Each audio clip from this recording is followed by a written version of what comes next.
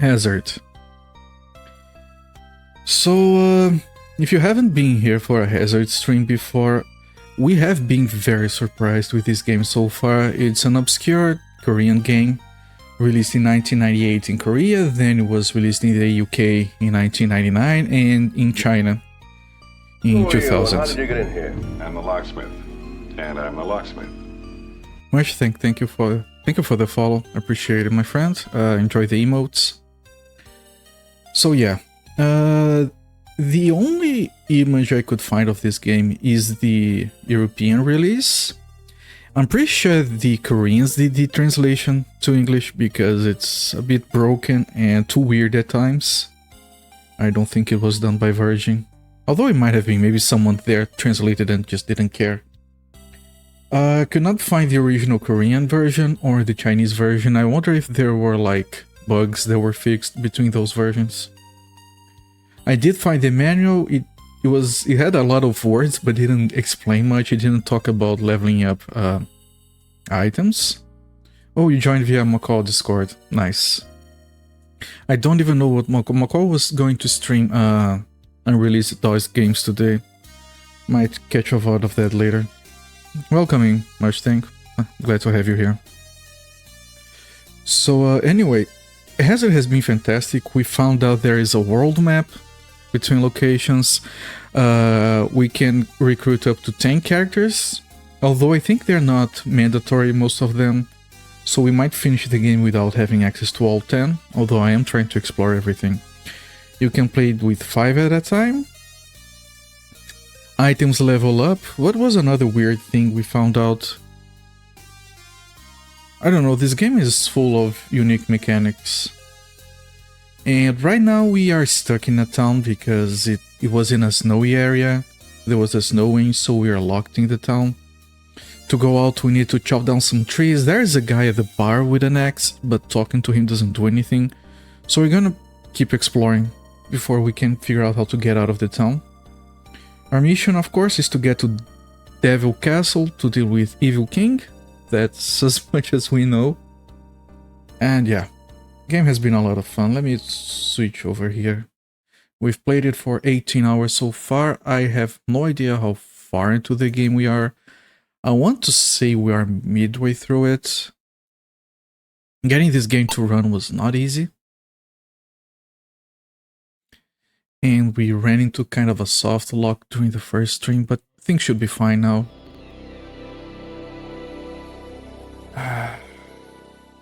Listen to that. Music to my ears. Anyway, I'm gonna start by muting the game, because the first video has broken audio and it sounds really bad. And again, this was just probably pasted on top of the original video, which is why it sounds so broken. Okay.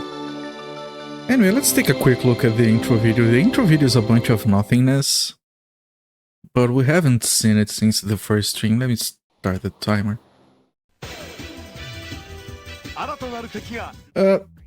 Sorry. Sorry, wrong button, I guess. Start the timer. That's the panic button.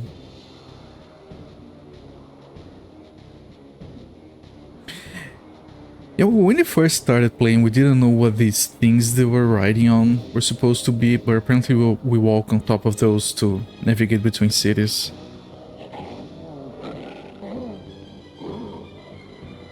Right, these are Bellon and the woman, I forgot her name. Right, yeah, this is actually the start of the game, where Rick is at his father's grave. And the girl's coming along with Bellon, and they get separated. This character we don't know yet.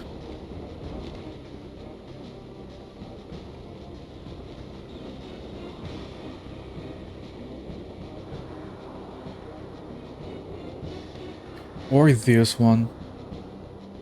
Right, this one is actually on the cover art.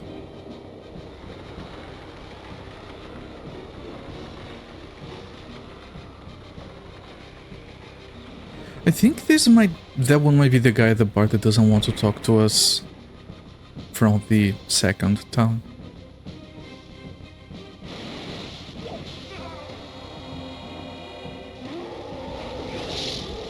We haven't seen that animation. Here is not Diablo. You kind of look like Frank Fritz from American Pickers. Okay, let me see if that's a compliment or not. I have no idea who that is.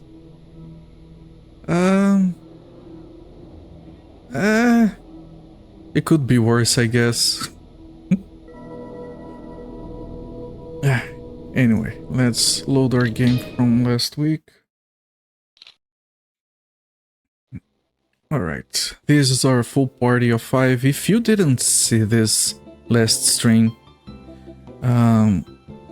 when you get to level 20, the character sprite changes. This is the original sprite. Now we got some pauldrons, some armor. Same thing happened with Balin. Look at his armor. Finally he got a shirt on after the mayor complained. I'm thinking of he's a good guy. Well, that's what matters, I suppose. It's fine.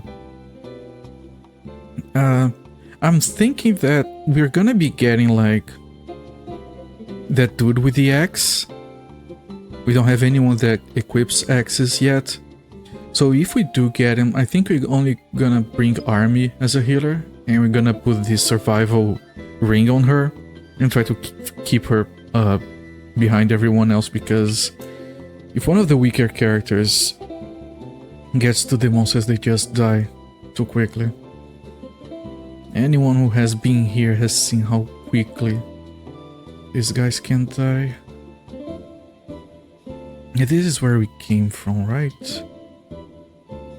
Where was... yeah, here. We have to find our way to a cave. Maybe we do something there that enables the X guy to join us. The game shouldn't be running fast because I'm running this on 86 bucks. It's a Pentium 100 and this game is from 1998. But the animations do look like they're going a bit fast. And in some cases it does affect the game, but for the most part it seems to be running at the correct speed. So I'm blaming the game, actually. But some of the animations, they seem to be running fine. The fighting is running at the correct speed. The spell casting runs a little bit fast sometimes, kind of weird.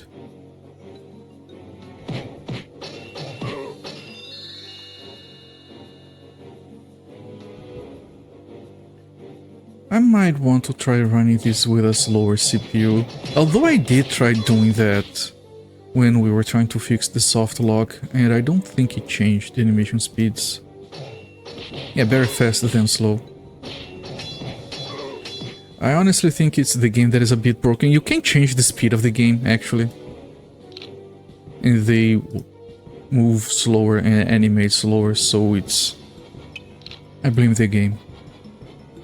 I mean, just so you have an idea, like, the game does not pause when you open the menu, right? They just keep doing their thing.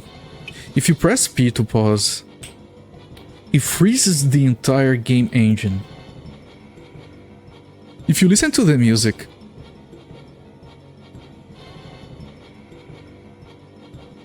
it's stuck in a very short loop because the engine is frozen, so we can't refuel the music buffer. The game is like held by chewing gum and silly string at this point. I'm glad it didn't crash. Did it crash? I think it... no, it crashed once. Never mind. But at least it's working. Where do we leave? Oh, right. It's the way over here. Very interesting way of doing it. Yeah, I joked that if we went to the task manager, it would say that the program was not responding, but I didn't check. Actually, let me see if we can take a look at that. Just out of curiosity. Before we get into the game too much. Yeah, the mouse cursor doesn't move even. Let's send it a Control-Alt-Delete. It doesn't say it's frozen. Alright, it's just the entire engine that is frozen, I suppose. I believe we... Oh, we didn't get this chest. I believe the path we have to go to is here, that we didn't go to last stream.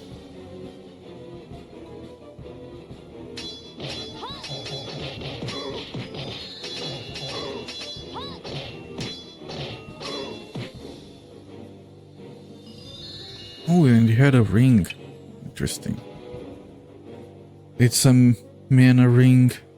I don't think any of our characters wants to equip it. This gives more health. We do need the health. Yeah, same thing here. No, we're not equipping that.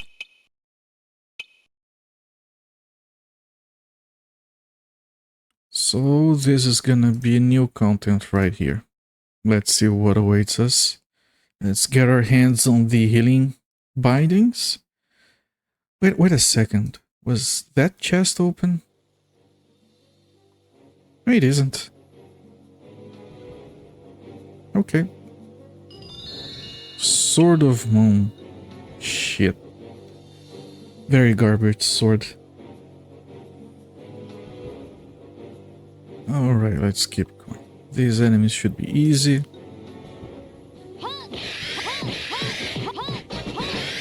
She's almost dead. Let me heal her.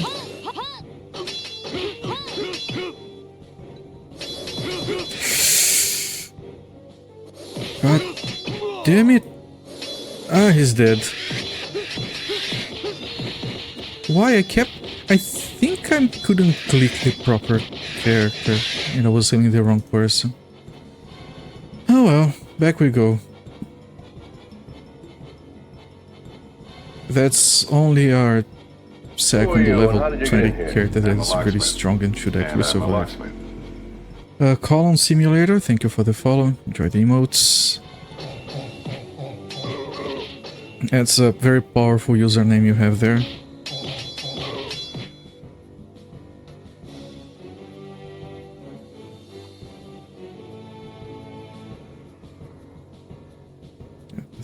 Just like the simulations.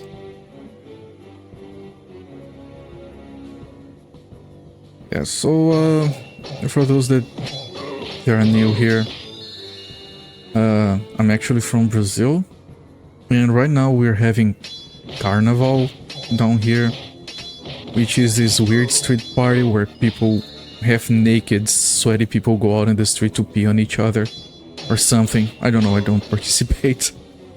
The good news is that it's a national holiday, so people can go out and catch diseases in peace, I suppose. And so I had a very productive day today. In the morning I spent all of it sleeping, which I needed to do and was really good. Then I had some lunch, and then for the afternoon I spent all of it sleeping as well, which was also very good. Where do I go to grab my guy back?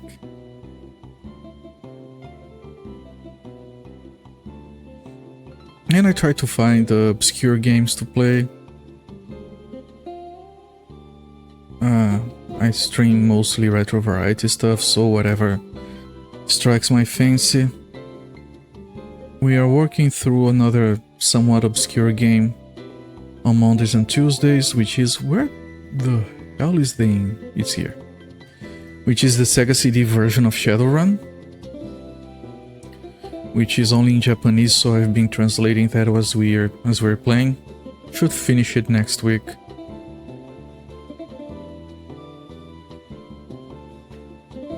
Okay, let's pick the guy back, I suppose. We want to change our party? Yes. Let's put people in the correct order. Like this. Okay. Yeah, we can't heal inside towns.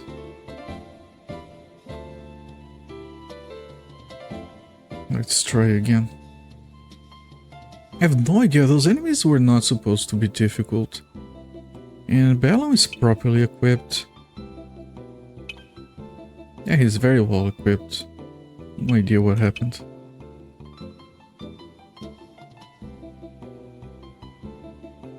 And sometimes you have to wait for the rest of the people to arrive. Sometimes they get stuck.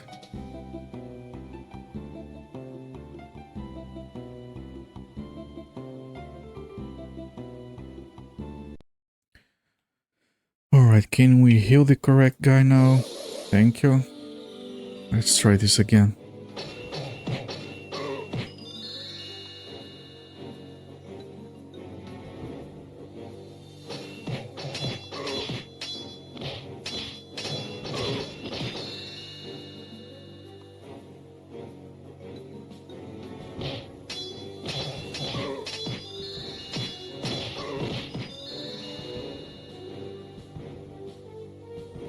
Alright, just straight away to the next scene again.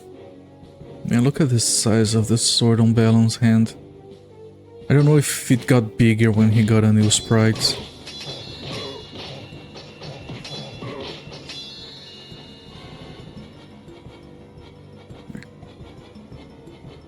Look at this. Can you... There we go. Yeah, it's a very large sword. Which is good, of course.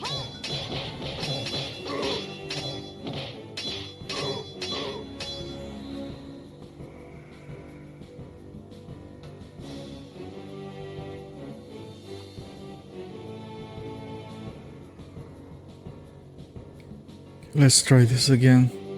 Are these, like, because they're different color, maybe these are a lot stronger.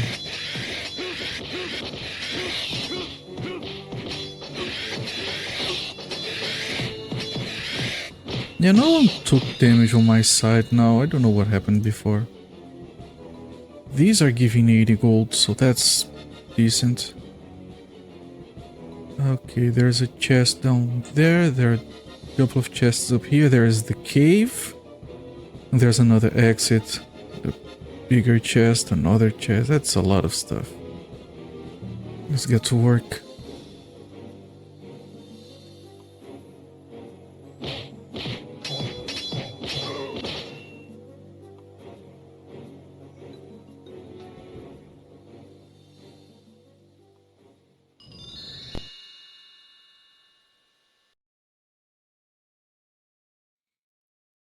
Alright, any chests on this area? No. Although we might want to check it anyway in case there's some wanted characters in there for us to kill. The wanted posters, those give a lot of gold.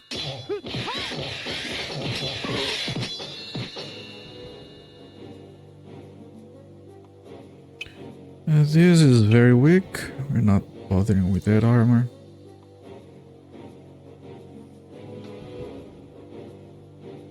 Yeah, just some enemies. Don't need to go there.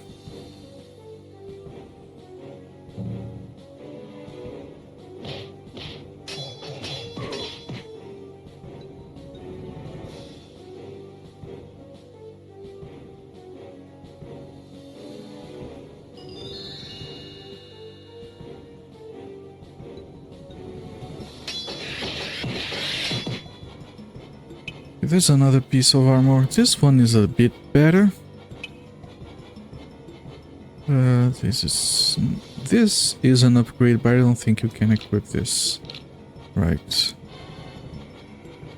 23. You can't equip this, and you can't equip this. Okay.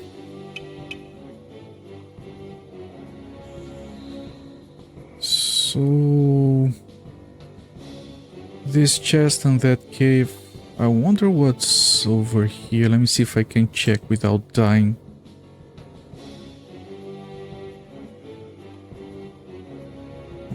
One chest, another chest, another chest, and another way out. Okay, let's clear this cave first, I suppose. Then we can go there. That's a large group. Be careful. Speaking of be careful.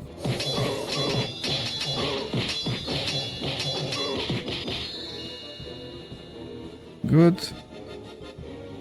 Grab all the gold.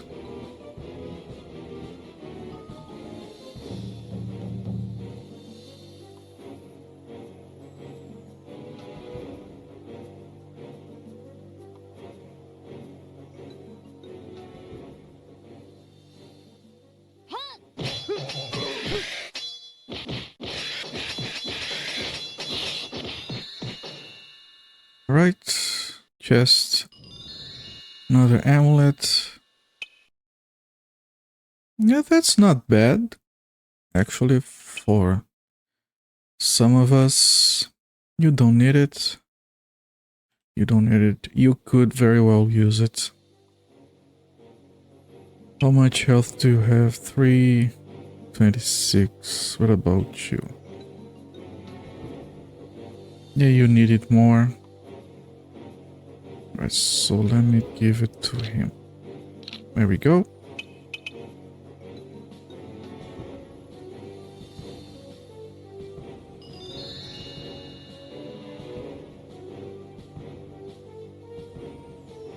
Oh, you can't get inside the cave. Oh, it's just scenery. This is the first time we've seen one of these. We've seen entrances that do not look like entrances. This is the first time that it's not an entrance. It looks like one. Okay. It's tricky. Maybe we come out of it at a later point. Come on, Rick. Let's go.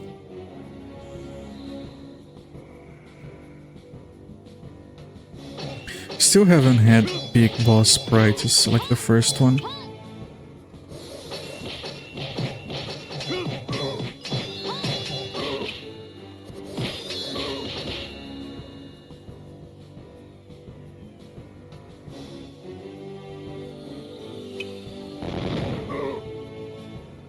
Freaking love armies. Nuke, tactical nuke from a distance. Saved us a bunch less stream. Let me do it a little bit here.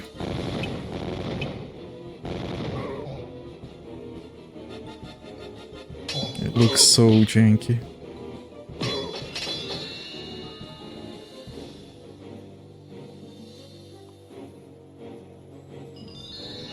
Another Sharons. I think Rick is full of Sharons already, yes. But you can still equip it.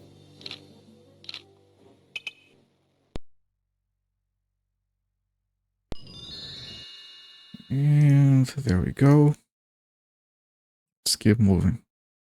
New areas. If everyone could go in, thank you. Oh, now it's a cave. I think this is an exit. Oh, there's a safe spot.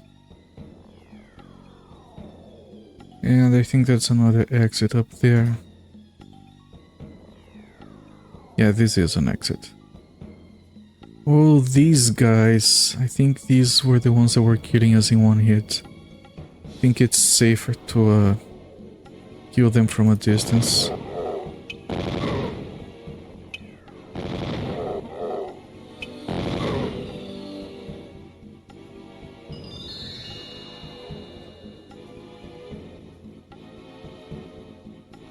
Yeah, this is another exit. I think we're going to the... And this is another exit. It's gonna be a very long cave over here.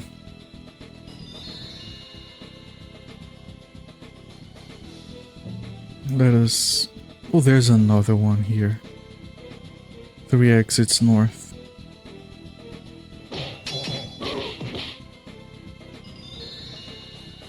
Another ring. We're gonna run out of space to carry stuff pretty soon. Do you want to save? Yes.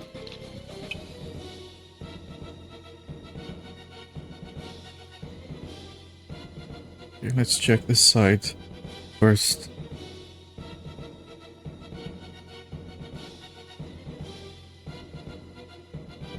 Exit south. Oh, one of those! You guys remember this from that room on the second dungeon that we couldn't get inside? And I don't think we can get to this one, actually. The mystery deepens. Yeah, we can't go down from here. I feel like this entrance is that cave that we can't go inside. Maybe these end up just being waypoints so we can get back to these places later. But yeah, right now we can't use this. Very interesting.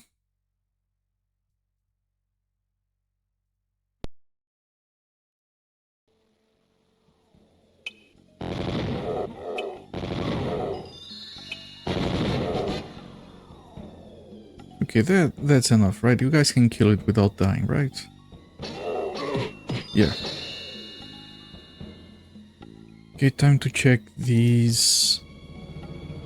Maybe I can send Rick up just to see if maybe some of those are dead ends. So we can clear those first. Oh boy.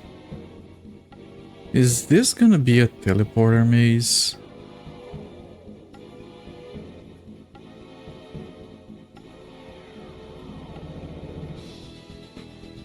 Okay, this is... We have to get this move over here before we can progress. Or over here even. Oh, there's more stuff. Oh, this looks like a very puzzly place. Let's check this.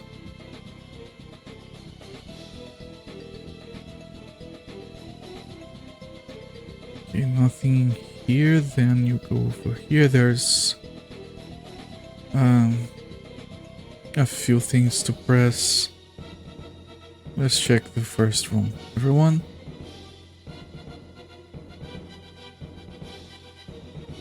I have a dungeon to figure out. I didn't expect a full-on dungeon over here.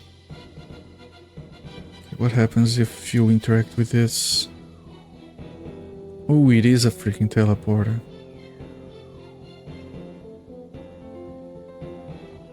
Ah, it is a teleporter maze. Okay, everyone.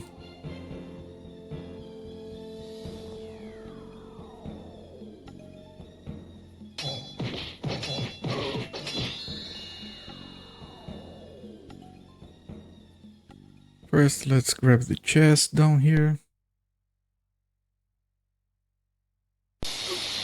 Ow. Freaking mages.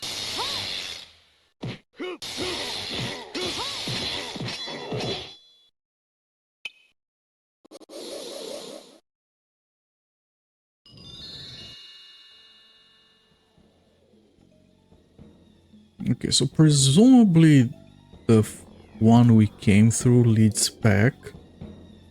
Let's go check for trickery. You walking. Yeah, he just goes back.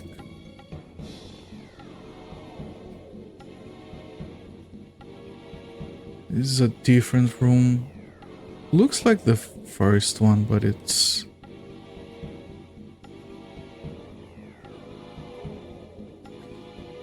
this one is a different color. What happens if we go in this one? Shit.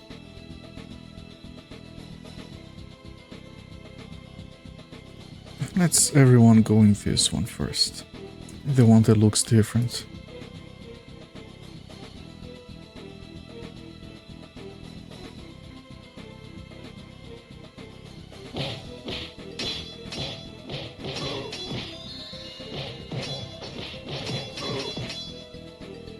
Okay, is this the same first room to the north?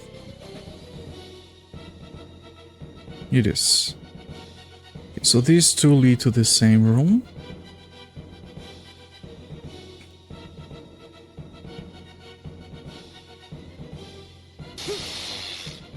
Ow. Ow.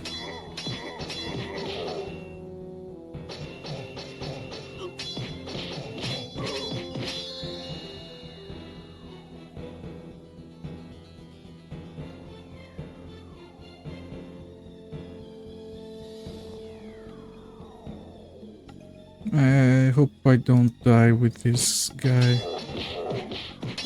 They do a lot of damage.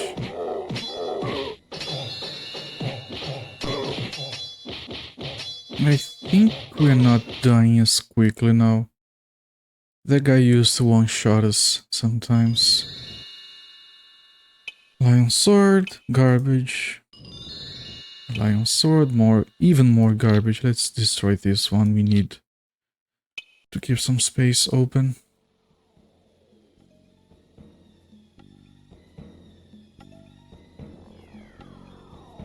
Okay, let's send one guy before everyone, so these guys don't respawn. Right, we did pop out here before.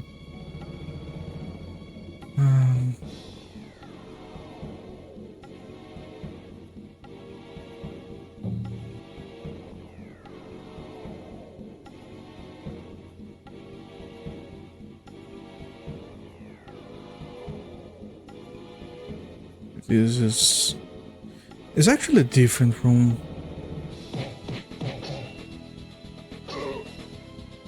Actually, I think that maybe the ones that have a different color might be the right way to go. Because this is different from that other room. So let me try it here.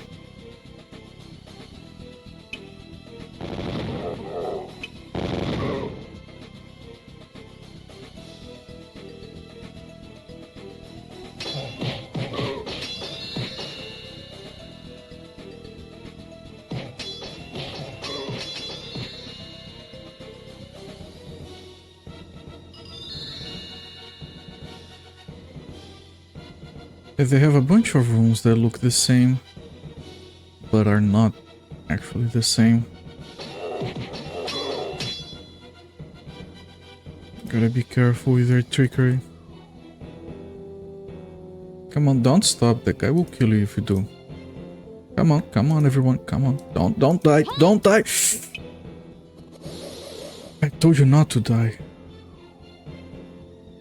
This is the first room.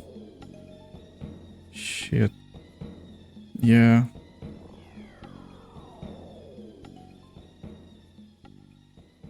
Okay, let's check the fourth. Until we find a place that it's actually not repeated. And the monsters keep respawning. This is gonna take us a while.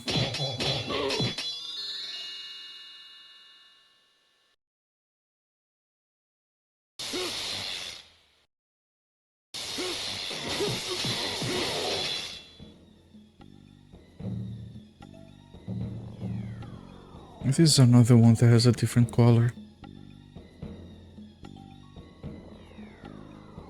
No idea still if it actually means anything.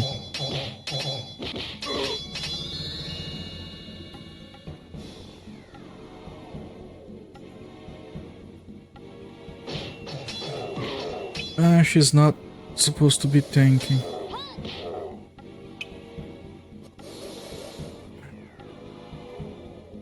Can I move only her out of the way?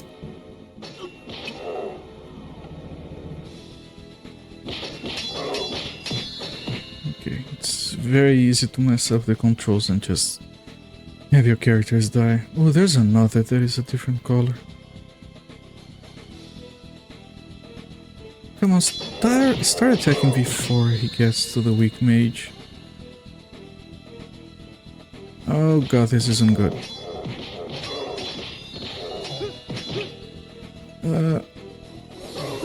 This guy shouldn't be tanking.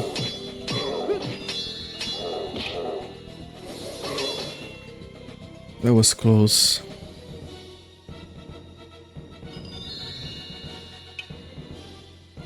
Useless.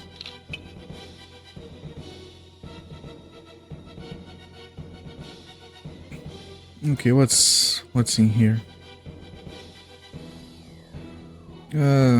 This one. Okay, let's go around.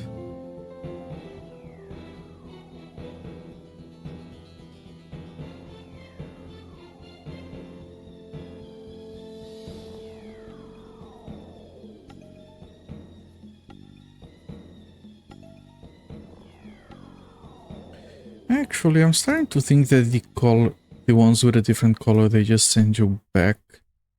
Yeah. Where is this? Oh shit, this is different. Can you guys... Come on, one at a time, you can do it. There you go.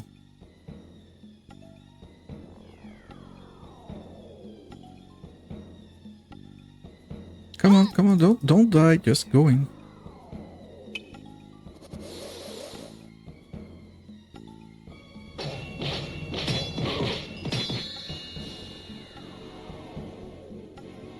There is a chest in there. Let's grab it just in case. I doubt it's gonna be anything relevant.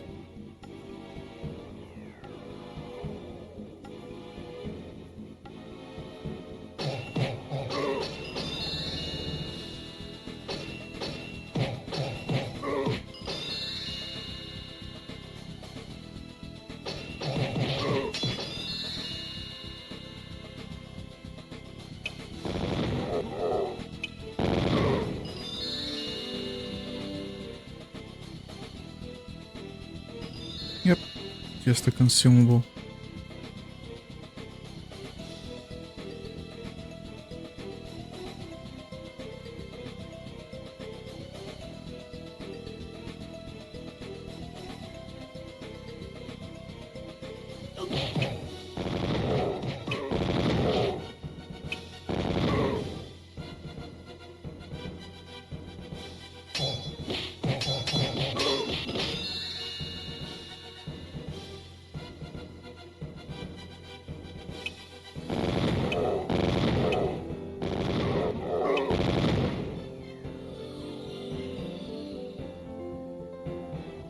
I'm just trying to find where...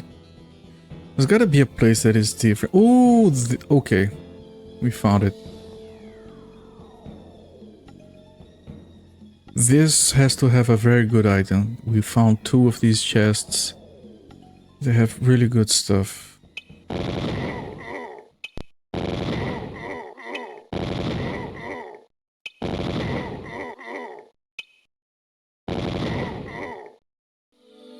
Seriously? Yeah, I get the impression that these mages are way too magic resistance. They have too much magic resistance. What about this guy? Okay. We can kill the mage the old-fashioned way. Oh, there's a lot of those enemies.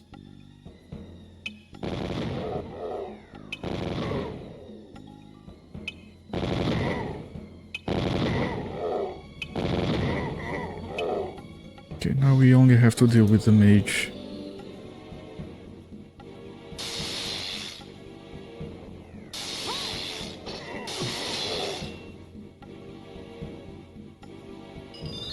Ooh, Amulet of Wizards.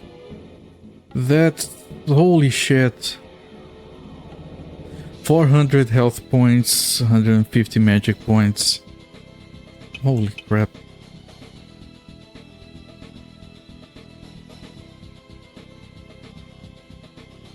Yeah, well, this is gonna be what she uses. We're probably gonna get rid of Shasha later. Only carry 1 mage around.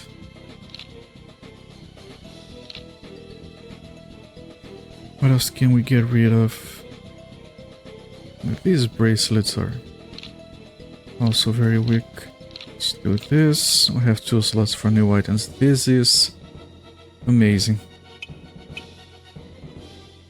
She won't get killed as easily now.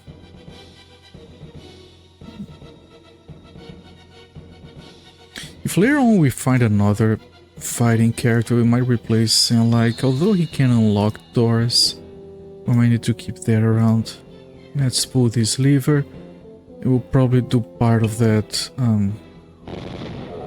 puzzle that requires the moving platforms. Oh, just one of you, thank you. We want it on the on position.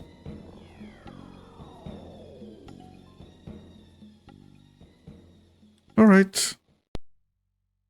I think that's it for this side of the problem. Let's put on a save. Let's check the room with the puzzles. Do you want to save? Yes. Here. Okay. This hasn't moved yet. Or these. That's weird. Let's go in here.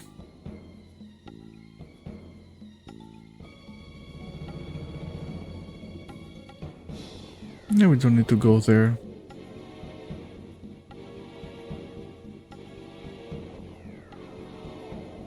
Right, we have 3 teleporters. Let's start with the left one.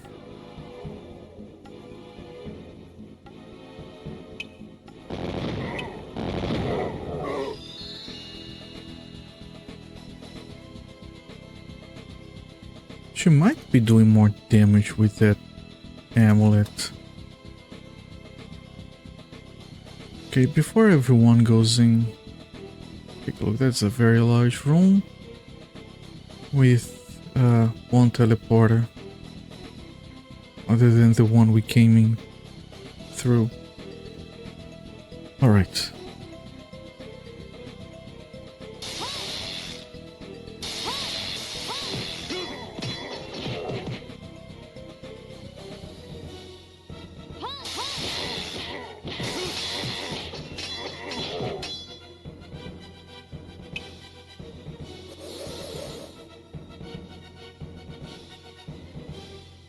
Oh shit, this one's even harder from the looks of it. There we go. Let's play it safe.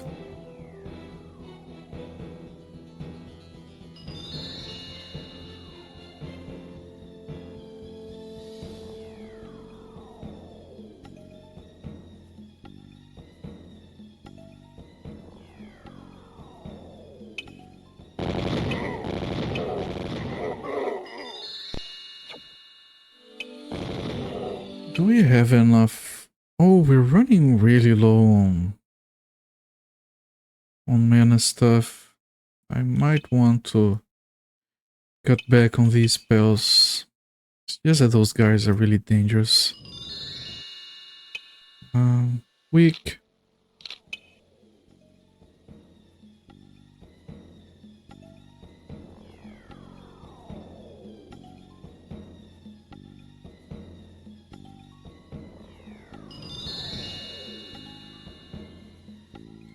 Okay, that's one of a different color. And one of a normal color. Let's try this one first. Maybe it just sends us back. Oh, it sent us to the right side. This is a different place. Yeah, one of those really confusing teleporter mazes. I hope I don't have to map this out.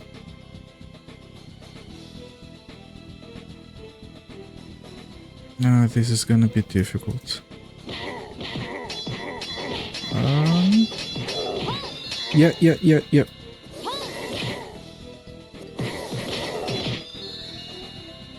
Yeah, as soon as I can get rid of Shasha, she dies too easily.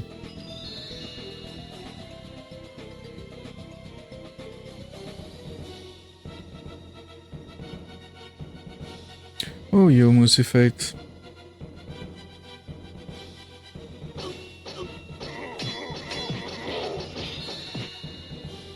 How does it feel to be first? Ah, that's not good. And as usual, the mages are up front. Please just be in the back. Also, you're not too much better, so stay there. You guys try to pull that. Rick, you pull it. You'll have a lot of health. Everyone jump in. Yeah, this is boring, but it's safe. Let me keep doing it like this.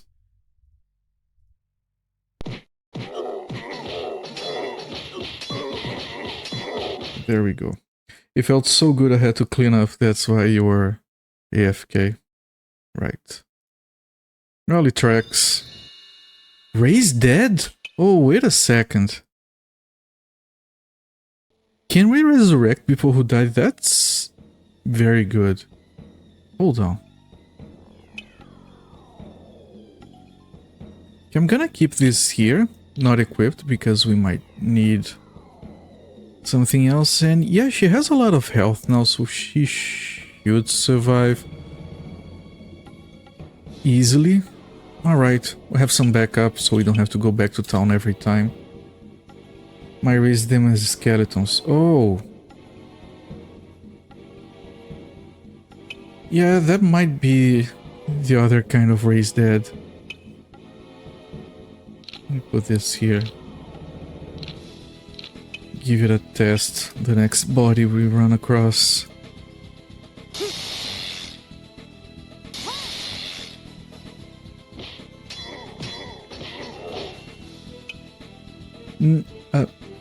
No, we can cast it on our guys, not on the enemies. I think it's the good kind of raised dead. Because I really... I mean, I don't... Yeah, no, this is right. I really didn't want to control even more characters. The good kind, yeah. I mean, can you imagine controlling like 10 characters all getting stuck on the corridors? In narrow hell, always. Rick can almost solo everything.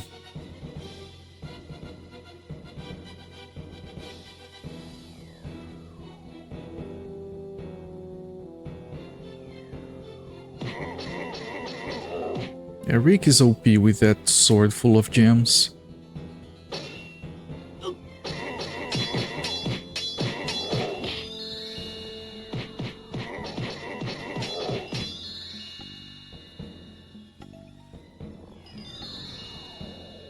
So maybe that's why Absentia always goes AFK after saying first.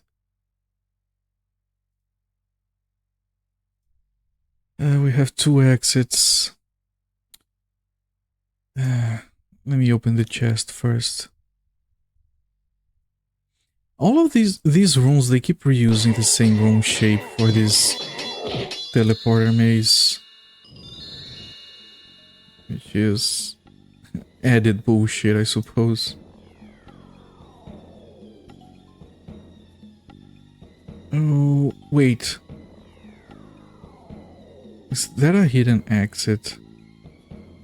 Okay, first let's grab these chests. Because we got freaking raised dead from a random chest. Ah, shit. Okay, just send Rick in first. So if he pulls enemies, it's Rick. Shit. Where are you guys going?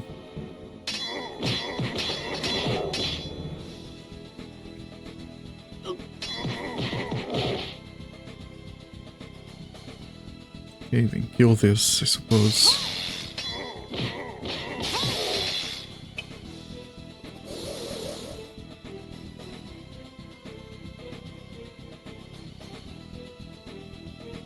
Break first, and everyone. Everyone, I said. Gauntlet of Great.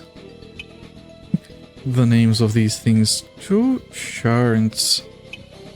Can I equip this? No, this slot is for boots. I have no idea where to equip gauntlets, if you even can.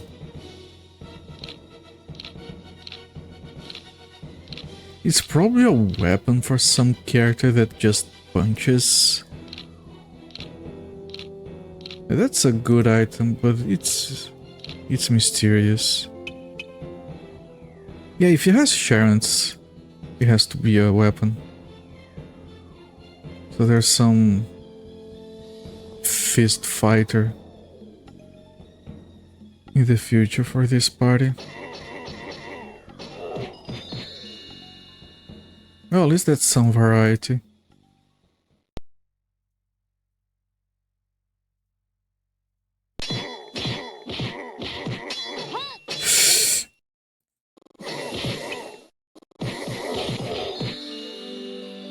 They die so quickly sometimes. Lion sword, I bet it's crap. It is. It's horrible.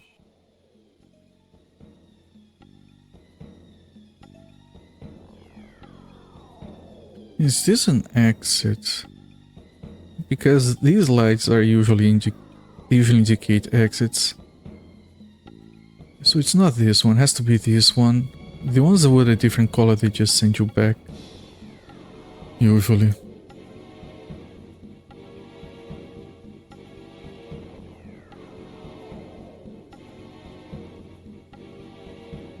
What's this? Oh, crap. The hell is that shit?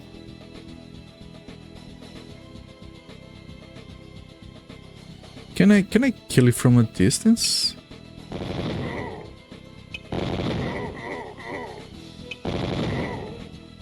I don't have a lot of mana to do this.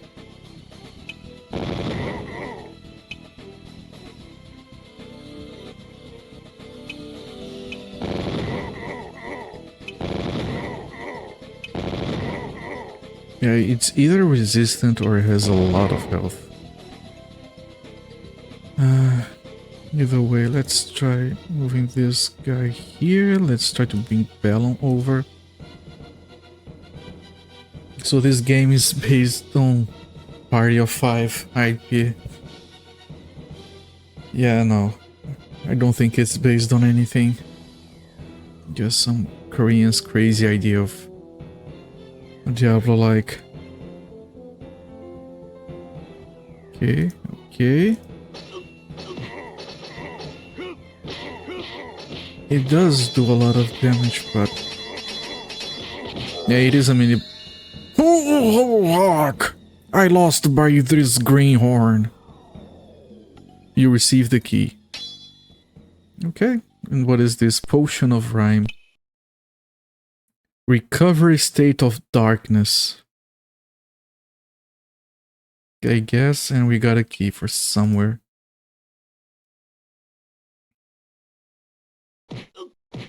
Okay, so that was a boss, I guess. For a boss, it was really easy.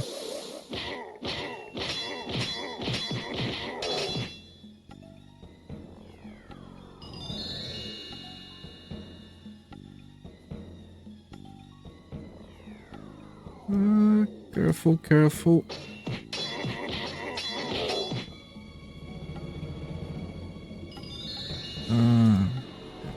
Drop behind. That's... shit, okay. Everyone back here. Rick, Paul.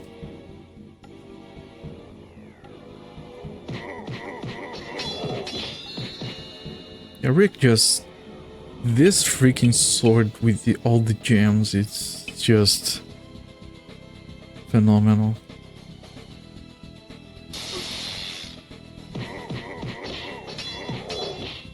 Yes, everyone getting range of the mage. Very smart of you. Rick can go in and kill the mage, maybe.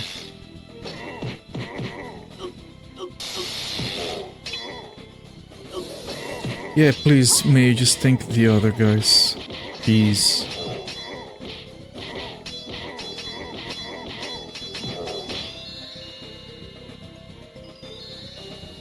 Amulet of Star. Not bad. Hold on.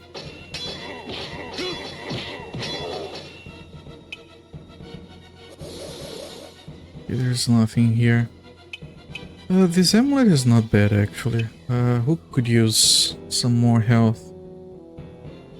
She doesn't need any. It's what, 60? Yeah, I'm gonna give it to her. I'm gonna delete one of these. Maybe these. Open up more space. Okay, nothing there. So we got a key, I suppose. This is not an exit, although it certainly goes back to the center room. Yeah, And now we have to check over here.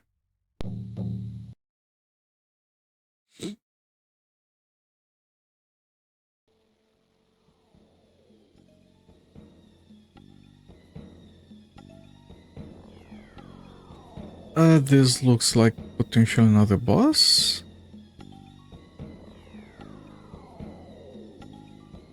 Nope, it's just a bunch of enemies. It's fine.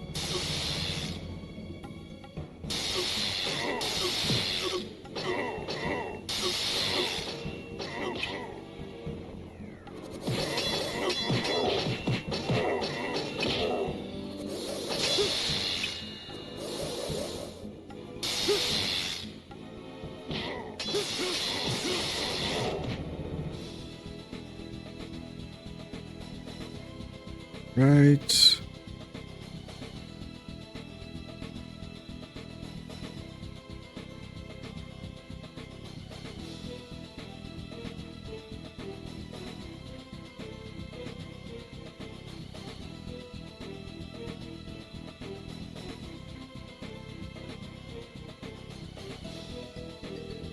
This place looks very empty.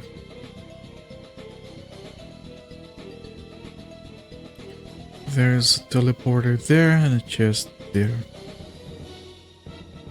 Okay, not so empty now.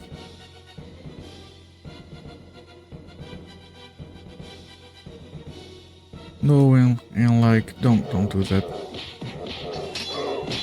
Don't think.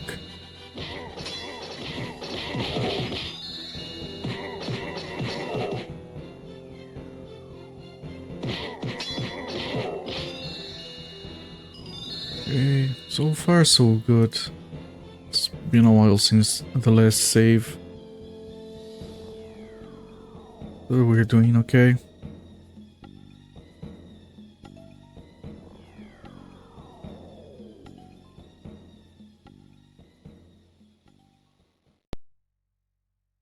Three chests. A ramp. Another ramp. Teleporter. And another teleporter. Both are the same color, so we don't have an obvious choice. Rick first, please. There we go. Stop dancing, stop dancing.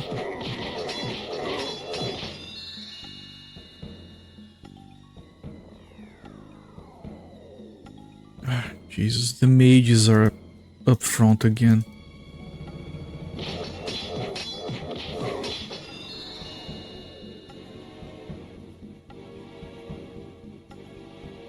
Stop dancing, you're gonna pull everything, holy crap.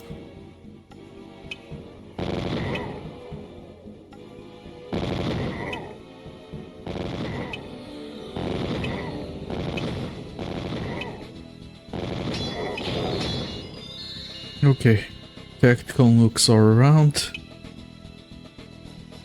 Good job.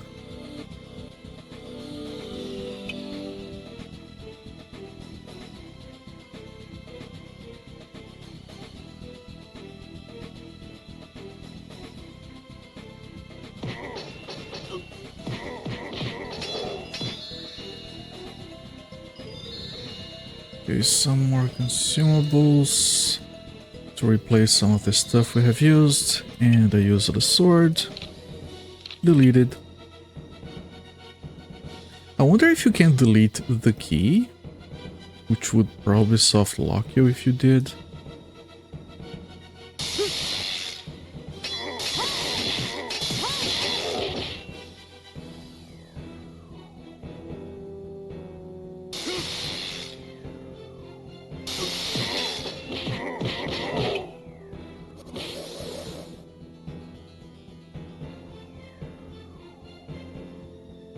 Okay, so we have two of these.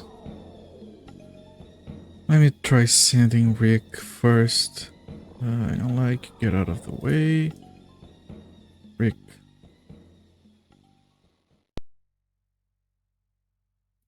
A chest, another one. Geez, that's a lot of teleporters.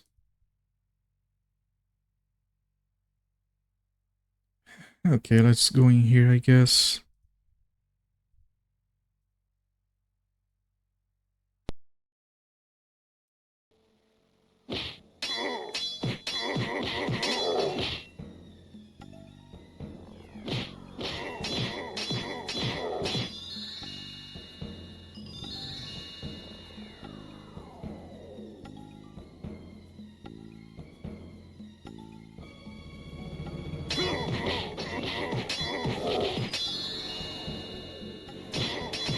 The enemy just waiting for us to start attacking.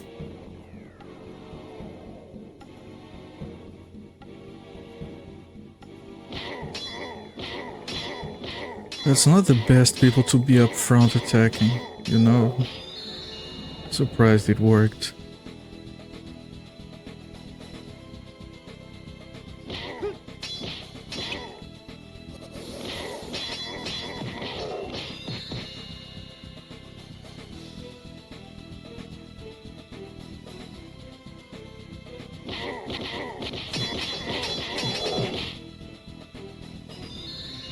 Ice Lump.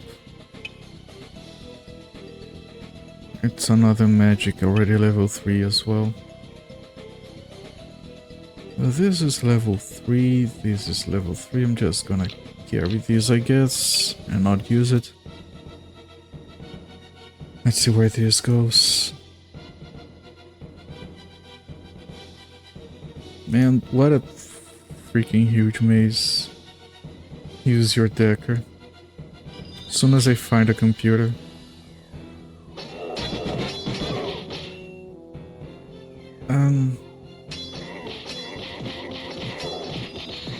Those hacking scenes on the Sega CD Shadowrun, they were so nothing because it's just a sequence of cinematics, and every now and again you have choices that either you resume the cinematic or you get stuck until you pick the right choice.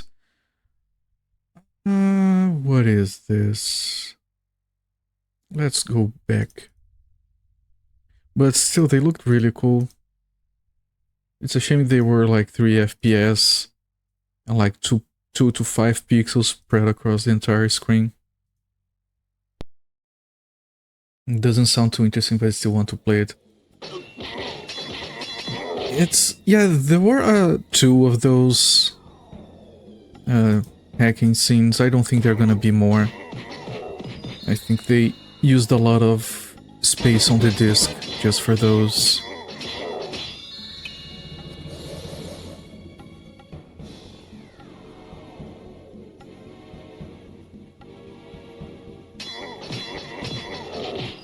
But it's for the narrative. That kind of game is all about the narrative and the build-up. It's not about the engaging gameplay most of the time. How do you do the translator thing? For your own use, not for streaming. So I made a Python program that captures the emulator screen.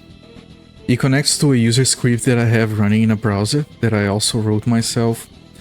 It sends the image, and then the user script clicks on the paste from clipboard button, and it pretends it's the clipboard, so it grabs the image that I sent from the translator. So Google Image Translate does its thing, because there's no API for that. Even if you pay for it, they don't offer an API for image translation. And once the browser receives the image back, my user script sends it back to my program, and my program saves it on the local disk.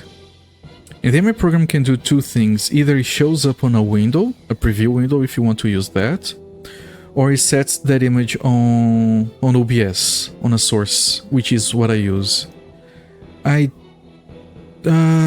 It's a bit difficult to set up, and I would have to write a lot of documentation for it, but if there is any interest, I could work on that and get it available. Okay, this is yet another different scene. There might be a boss in here. This is very suspicious. It's all automated, you don't take the screenshots. I do take the screenshots.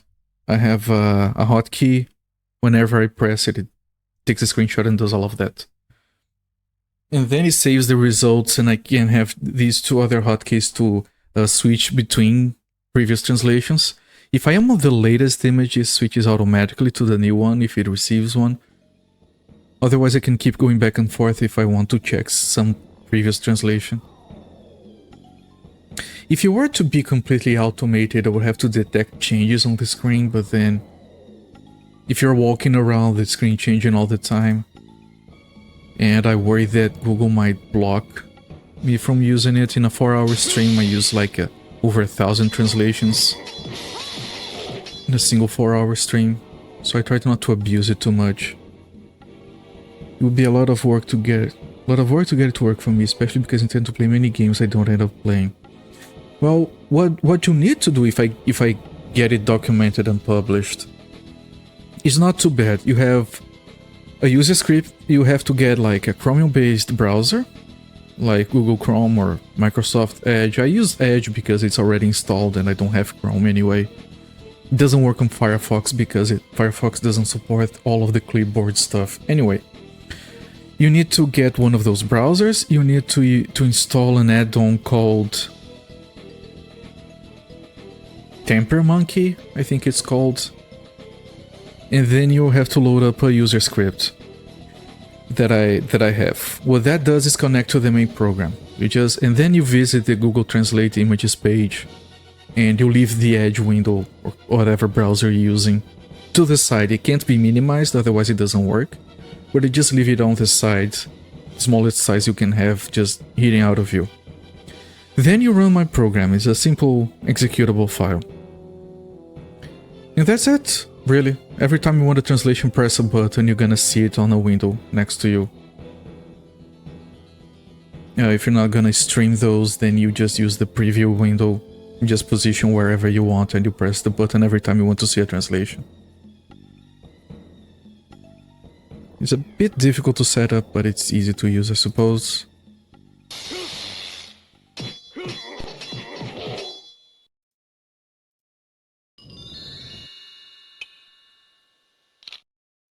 You set up the name of the window you want to capture. I have it set by default to RetroArch, because that's what I use for emulation. Oh, another one of those big guys. Okay. So that's gonna give us another key, maybe? It could be worth making available to the community at large. There's a lot of retro gamers interested in Japan on releases and the like. Yeah, it should work for any language that Google Image Translate supports. It's just making that easier. But yeah, I would have to like finish all the settings because it works for me, but some stuff is hard-coded. I would have to get a build system going on GitHub so it automatically publishes the executables. Then I'll have to document how to set it up. And maybe set up a Discord for help with that. Yeah, sure. Of course, if Google goes ahead and just changes the name of some class on their page, it already breaks everything. Because again, they don't offer a public API. I wish they did, so we wouldn't have to have a browser running. But then it would be paid anyway, so... yeah. Come on, yeah, they're dancing. Look, everyone, they're dancing. Now there's 3 of them dancing. How many can we get to dance? That's bad. We don't want to pull more people. We just wanted to dance. It's all the hands-on things with people that will get some time consuming. There are also phone apps that can do that if you take a picture. Yeah, no, if you install, like, I think it's called Google Lens. Yeah, Google Lens. You can do that on your phone. It's just that I didn't want to, like... Some people do grab, like... they put a phone mount pointed at the screen for that. But I want to have something on the computer so I didn't have to deal with the phone, and something that I could capture from OBS so you guys could look at the translation as well. Yeah, I didn't know it was your own hard-coded thing. It is. Like, I did try to find some tools for that. There are some that kind of work, but like, the one I found Like there is text extractor, which works for mostly for PC 88, PC 98 games, where it hooks up with the emulator, detects text as it gets rendered and sends it to translation. But if it is like an image, it wouldn't work. If it is like a regular console game, most of the time it doesn't work, I think. And then there is one that like grabs the image, it does test recognition, and then it detects a bunch of text and then sends that to translation, then you get the text. None of that works with like just seeing the image with the text on top of it, which is kind of what I wanted. Otherwise it gets like, okay, here's that screen with the stats, wisdom, agility, whatever, unarmed, weapon, skills. You just get all of that text and not know where on the screen that was supposed to go. So yeah, I ended up hard-coding my own thing, and I took the opportunity to also learn how to program in Python, which I had never done. It's not bad, but I'm not a fan. But it is one of the most reasonable. I lost by this green horn. This one was a lot easier. You receive the key and we get a stone. What the hell is a stone? It's a spell. Alright, it's a dumb spell. So yeah, Python was the right tool for the job, so I decided, you know what, I'll take this opportunity to just learn how to program Python and do everything all at once.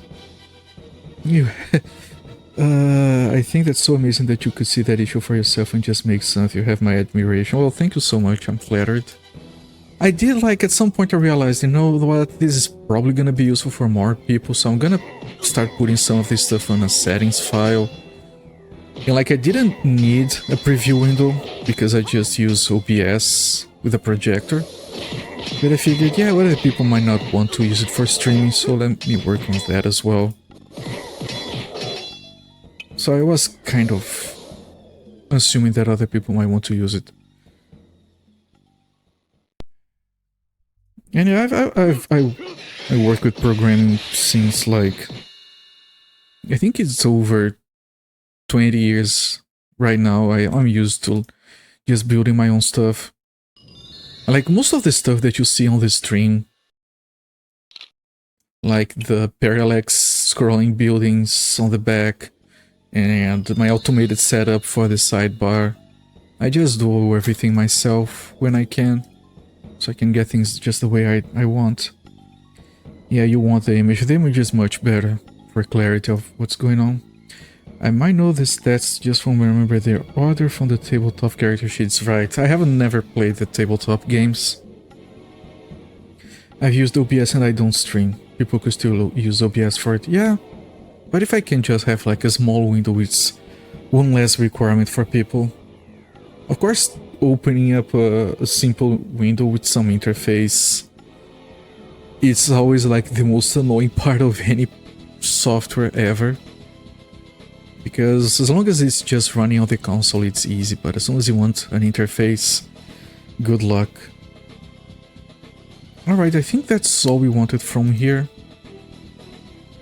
So now maybe that other room should be working somehow.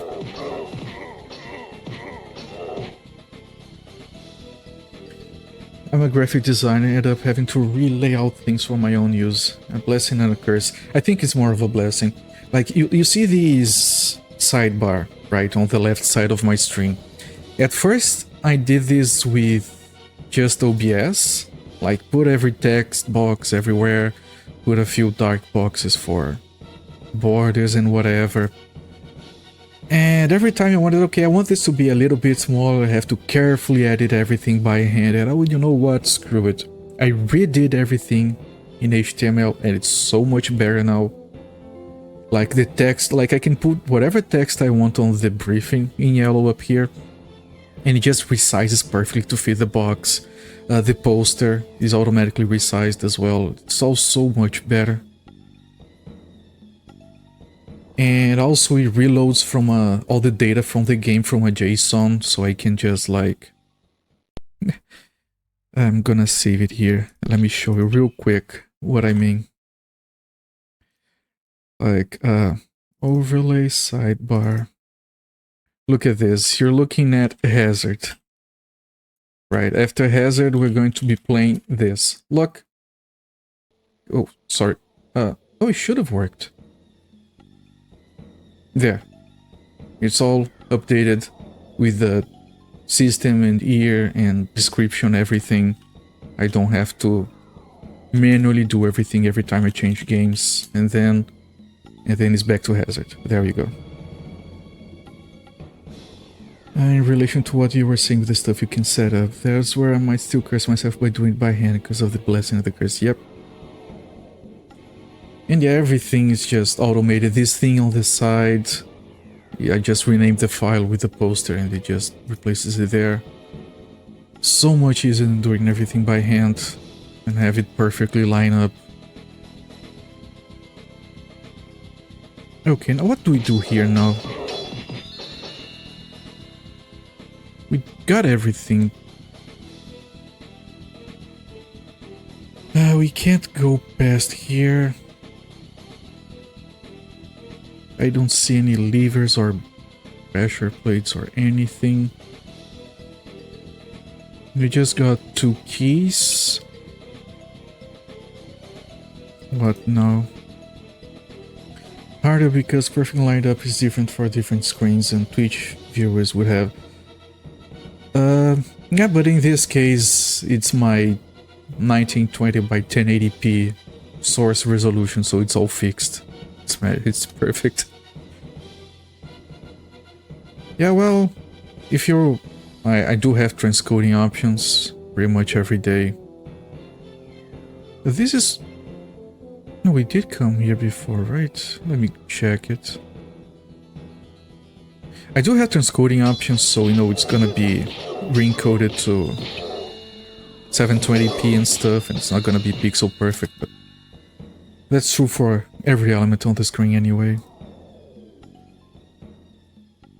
And then I spent way too much on building my emote throwing stuff back here with physics and everything. I'm trying to build one up for save and raid. Yeah, this is still a mystery. I'm building one for save and raid, which is the same, but it also drops down like a big text whenever a donation comes in. I don't know if I'm gonna get it working on time. I hope I do.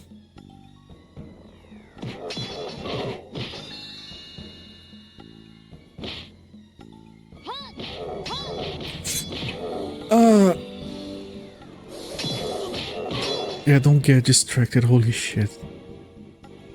Okay, I guess we'll have to just keep walking around fighting how to...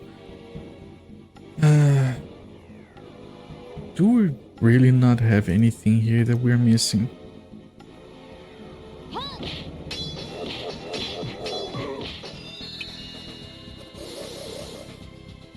Yeah, I don't think there's anything here. I have to activate these from somewhere else. And it's weird because you have to activate this to come over here. And this over here. And we don't know how to get here even. And then we have to get these over here. Which is, okay, also reasonable. But then, unless this splits into 2. If this is one over here and one over here, that's fine. But where are we finding all of these? I have no idea. I've seen other people have the problem I'm talking about, but I could just be that way, don't see it, but I think it could be perfect. I am very particular about my stuff, how it looks, make sure it looks properly, lines up properly.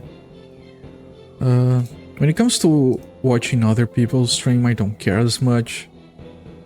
Like, I'm perfectionist with my stuff.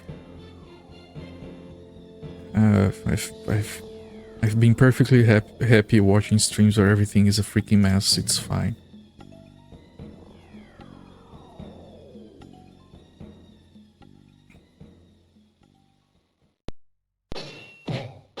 Alright, this is back here.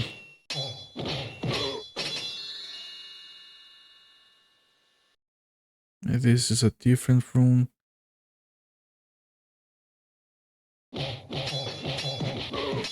we going to be finding those levers? We did find one lever and didn't do anything. Now that I think about it, I thought it was gonna move one of those. Okay, we haven't been here.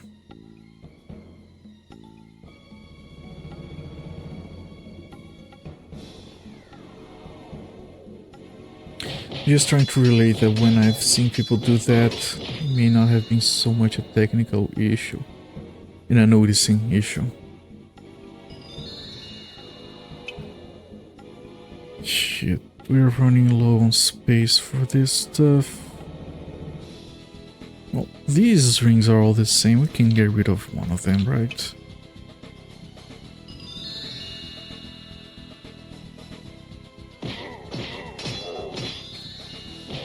Yeah, you're talking about the once you see it, you can't unsee it kind of issue. Oh, it's unaligned. Well, crap. There goes my afternoon.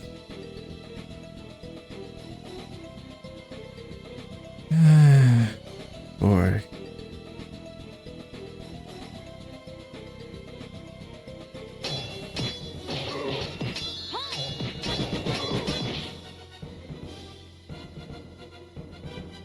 I'm not a graphical designer at all, I'm just a programmer. So getting stuff to look decent is a challenge for me most of the time. So whenever I have things like, they don't have to be appealing to look at or anything, as long as they're aligned and they achieve their purpose, I'm happy. Just being able to say exactly how many pixels tall something should be without having to navigate through 500 different menus on OBS is already a gift.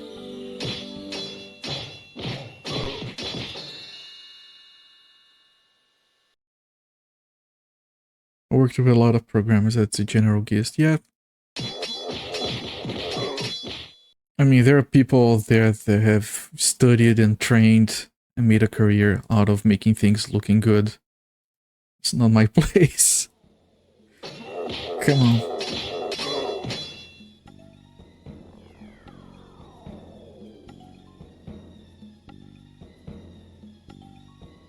A lot of them that I worked with wanted to learn. I do like to learn. I mean, I just mentioned that I learned Python just for this one project. But there's a difference between learning and having good taste, having an eye for it. I know that I don't. Like as soon as an actual reasonable good graphical designer comes along and is like, oh no, let me just like change this class a little bit, and in 10 minutes it looks like 10 times better and actually professional. I know it's not for me to do that. Like, first time I worked with an artist, I think I might have mentioned this before, and we have a full description of what the characters should like for our game, and we're pretty much just programmers. And then he reads the description, goes to work, we forget about it, 15 minutes later he has a sketch that is better than anything we could ever come up with in years of tries. I just know that, like, it's not that I can't learn, but they obviously spent a lot of time practicing. You can't be good at everything.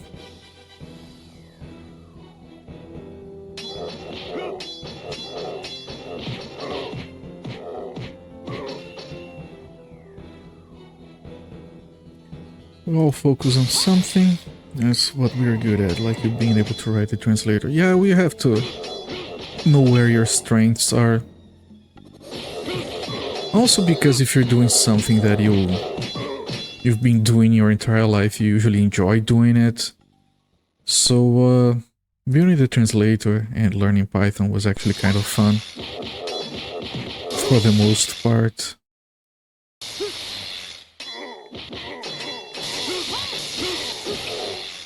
I had the entire thing working, and then I went to implement WebSockets, so I could connect to my program from the browser. And the correct way of doing WebSockets in Python involves using a thing called a sync, which I didn't realize at first, but it required me to rewrite everything to be async, and then I had to delete a bunch of libraries that did not support being asynchronous as well. Like, it's probably boring technical stuff, but the library that provided global hotkeys, it called my callback methods from another thread, which broke everything. So I had to encapsulate their calls back into the sync format. Oh, here's another lever.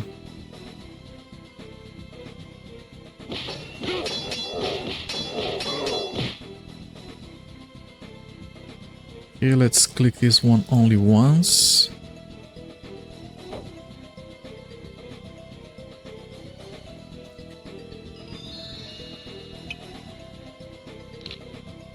So yeah, I do enjoy taking those opportunities to learn every now and again. It's harder to learn if you're just like not actually building something interesting. Because then what is your goal other than learning? It's harder to learn when learning is the end goal, I guess. Yeah, she's dead. We're gonna be testing Raise Dead momentarily.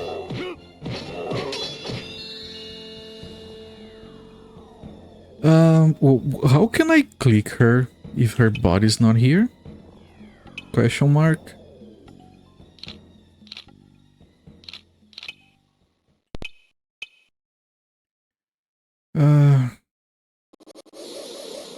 I think it just heals everyone. It's not actually Raise Dead.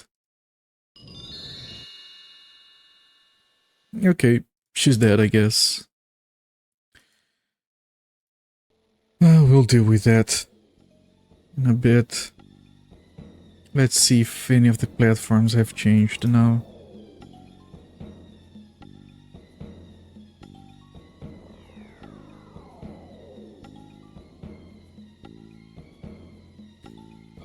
Yeah, I don't get it.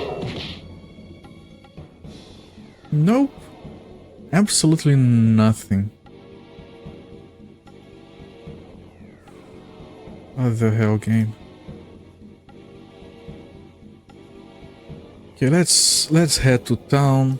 If Donna save somewhere else. Let's head to town, revive her, sell all of this excess garbage.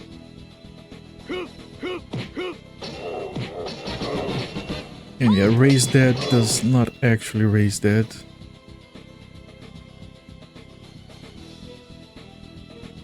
Did anything change here from the levers? Nope, same thing.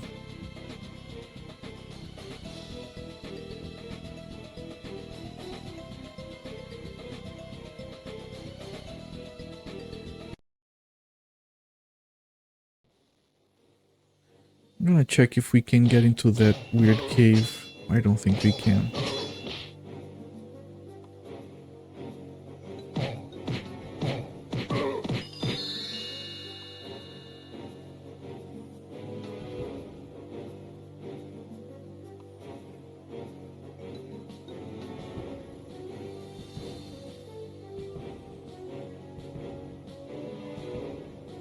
Yeah, I'm pretty sure this cave leads to the other entrance we can see.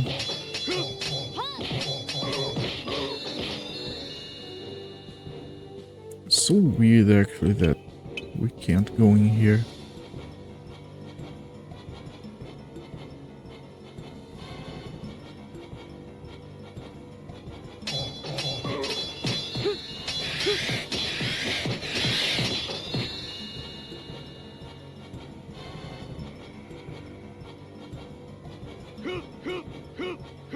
Oh shit.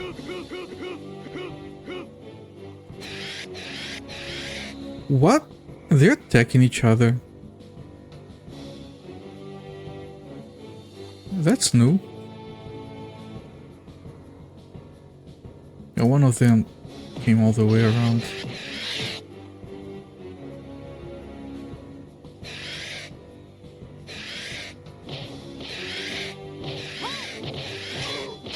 Yeah, I think they might be fighting each other somewhere.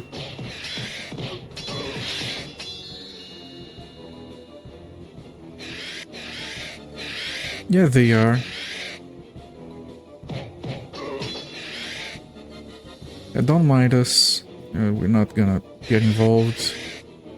Enjoy.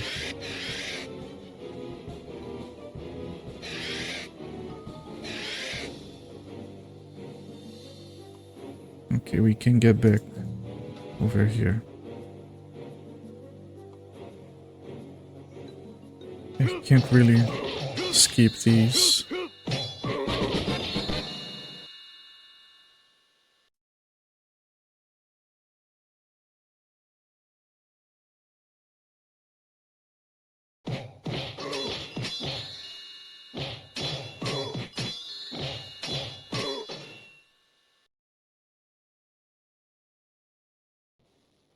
I should have more time to work on that.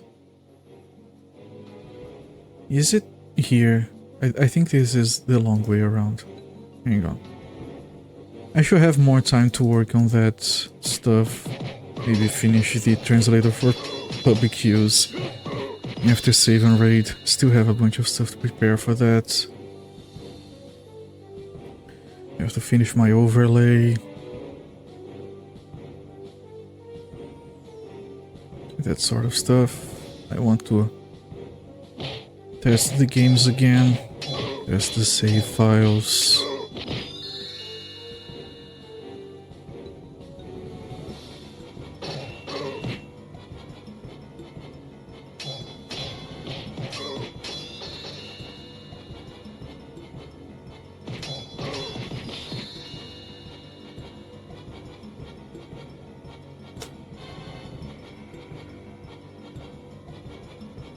Come on. Alright, the dude from over here still doesn't care about us, right? Best case for me, he'll probably play in the summer anyways. Yeah. Summer. I did mention that yesterday we had a thermal sensation of 45 Celsius over here. Yeah, he doesn't do anything still. I'm really sick and tired of the summer. Can't wait for winter to come back. Yeah, Southern Hemisphere. And then yesterday during the stream it started to rain and I was like so happy about it. And today it was like 25 Celsius instead. I discovered that my cats are still alive because they resumed movement. They just refused to move in the heat. And I don't blame them. Yeah, this is how much health she had before the killing blow. She took over half her life in damage. Yeah, rain relief. You like about 17 Celsius? I don't have like a lower limit to how cold I enjoy the weather. The colder the better. We don't have like heated homes over here because everything's built for summer anyway. And we don't care much about insulation either, so you guys are gonna see me in the winter just being all suited up inside the house. Well, at the worst of winter I have to wear gloves while inside the house. It's gonna be funny to look at, I guess. 17 is your upper limit. Yeah, I can see that. I really don't operate well in the summer. Okay, I think we sell all of these except for this. Yeah, I think we sell everything. Screw it. Just keep this.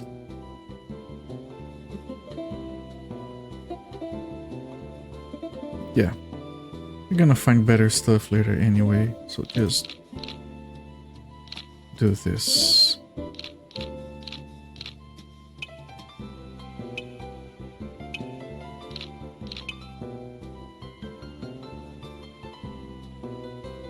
But it was so hot here yesterday that like I had my air conditioner running at full bore and it wasn't keeping up.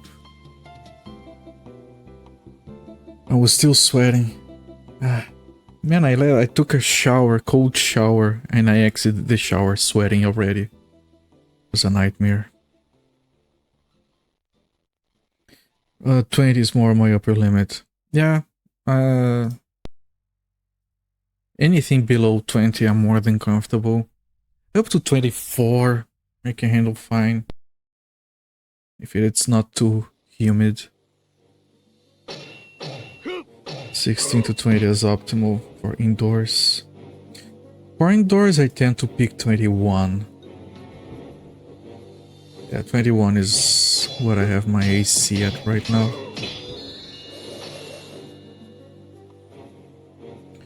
Okay, so raise dead is actually just raise the kind of dead but not quite.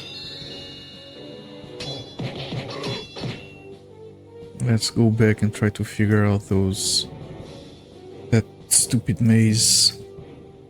I just get slow in the heat, moving and thinking, and any more of my age is making me slower anyways. Yeah, I get what you mean, man. I used to get weird rashes in the summer. At least that's no longer a thing. But yeah, my brain does not operate above 30 Celsius. I mean, I just realized, considering how well I slept this afternoon, that part of the reason I haven't been sleeping well is because of how hot it is. It's also physically exhausting, I suppose.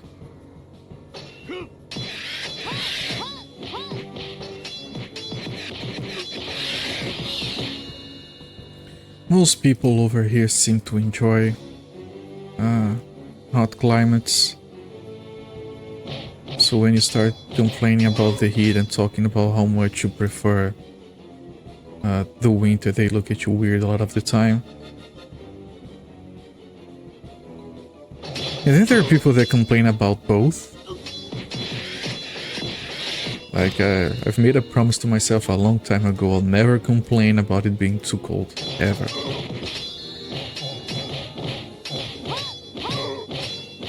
If it is too cold, there's always a solution.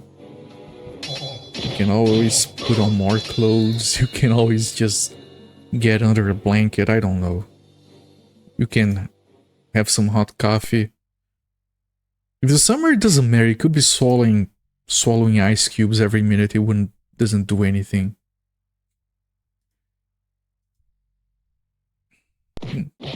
There's dead, mostly dead, yeah.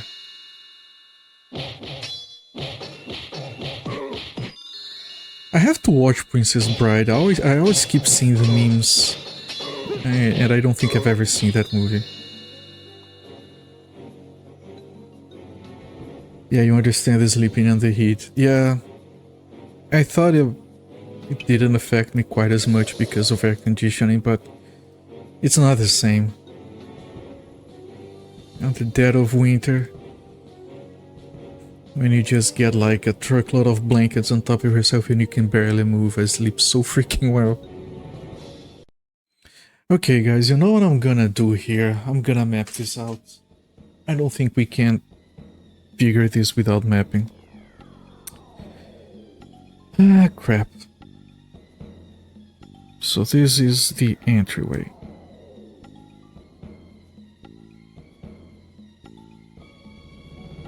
And this has an exit to the left that is nothing. and 3 stairs up. So you have 4 here, and you have 1, 2, and 3. Okay, time to map it out. 4, I know that leads to a room that I don't know how it works. And I know that 2 leads to the platforms. Yeah. It has an exit up here. I'm gonna call it 5, and then it has platforms. And it has 2 teleporters on the bottom. Travel deep into Antarctica. See if you say the same. It's quite beloved. Oh yeah, the movie is quite beloved. I don't know, man. I have a very high tolerance for cold temperatures. I can't be holding my notebook while I'm doing this. These fights are too risky. So let me tell you a story. I used to spend, I'm getting old, so I'm getting a little more sensitive to cold weather, I guess. But I used to spend the entire year wearing slacks. Like no pants. Doesn't matter how cold it is. And it would be like 5 Celsius, 0 Celsius early morning, and I would be in freaking slacks, and people would sometimes look at me weird, but whatever. Let me map this. It's gonna be 6, 7, 8, and 9.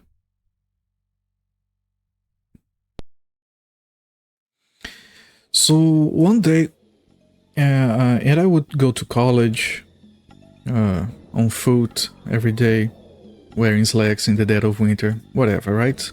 Everyone would be all suited up for winter, wearing trench coats or whatever, that I just didn't care. I saw a video of those over-engineered exploration vehicles that travel Antarctica, almost built like a land-crawling submarine, with quarters and everything. They had something go wrong, had a very limited time until they would have died from the cold. Not enough clothing and so that. Yeah, sure. Like I'm talking about my story, but I know that Antarctica is a different deal. So one day I'm doing a presentation for a bunch of people from a different university or whatever that were traveled to my town, and we did a bunch of presentations and stuff. So I did my presentation. I was wearing slacks like I always do. And at the end of the presentation, some people came to me to ask questions or whatever, and I'm there answering their questions. And one of them goes like, "You know, I saw you here. You reminded me of this dude that they say that comes to this university that's crazy or something, that goes all winter when it's really cold, just wearing slacks."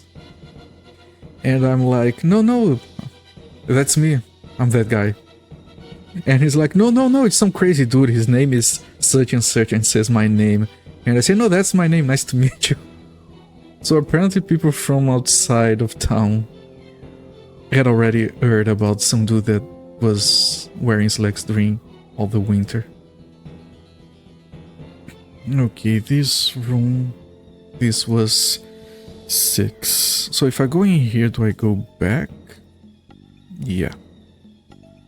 So then we have 6 in here.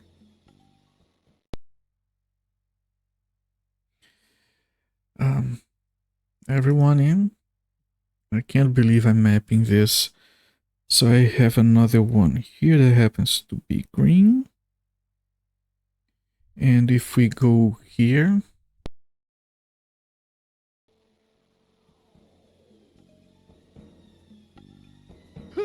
it sends us to 8.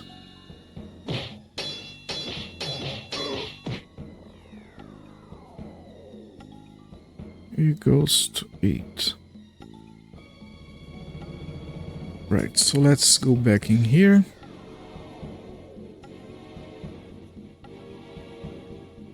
And then we have regular ones up here. So that would be 11 and 12.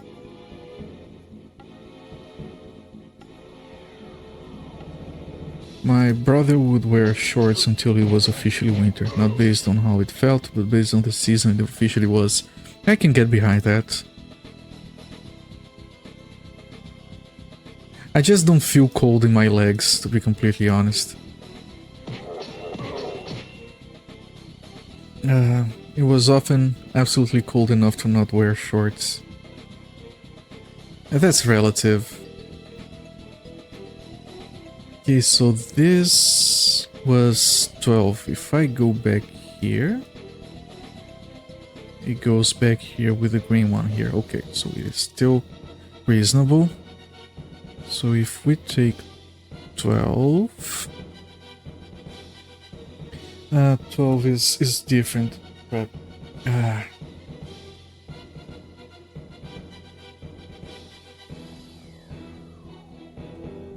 12 is one of those areas. Okay, trying to make a map that makes sense. So over here we're gonna have 13. Over here there is a green.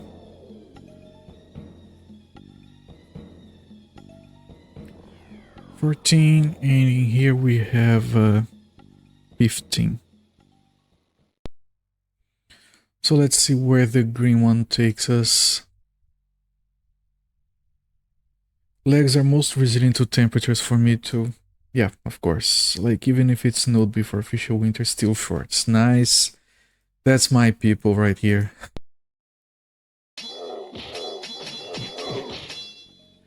Yeah, it would be the dead of winter and I would be wearing flip-flops and people would be complaining, and I'm like, it's, if it is below the waist, I don't care.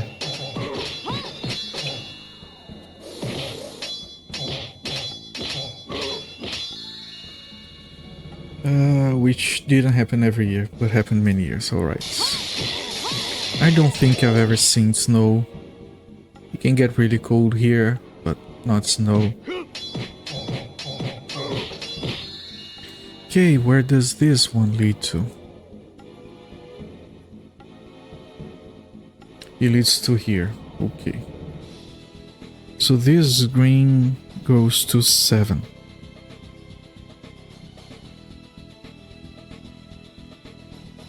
Right, and I can do this. Okay. I'm mapping it out, everyone. It's boring, but it has become necessary. Right, so we're here. We were exploring 12, which is up here.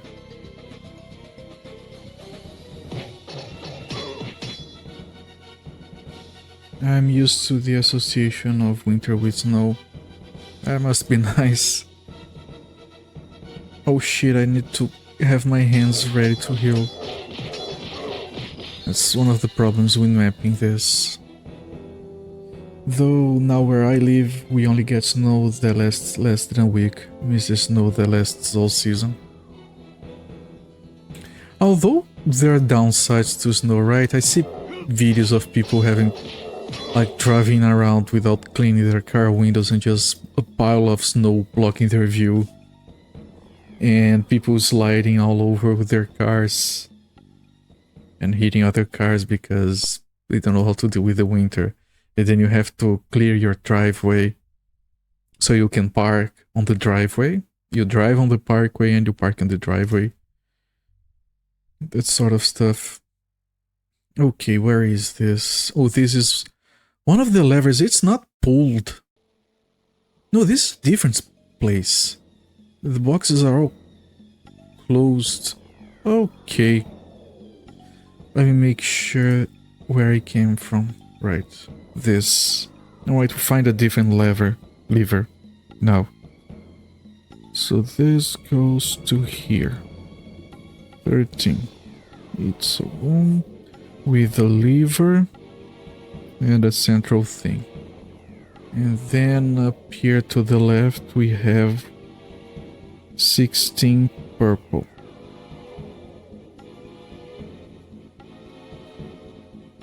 It's fun to play in, it looks pretty, makes the world more quiet. You like skiing and snowboarding a lot. I've heard that it makes the world more quiet. That sounds like absolutely best part of snow, really.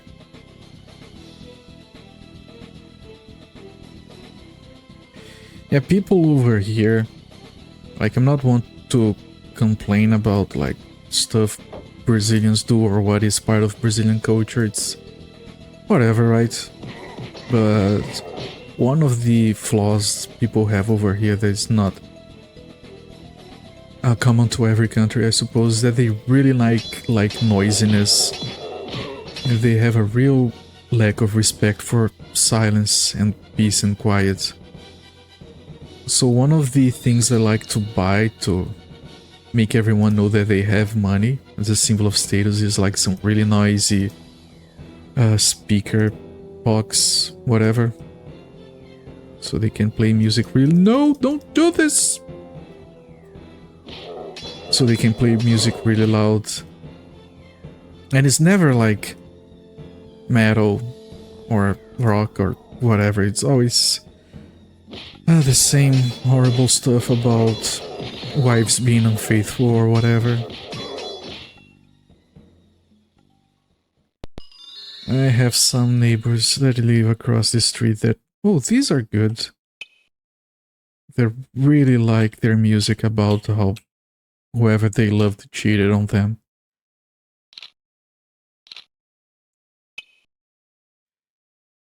When I was little, sledding was a regular winter activity.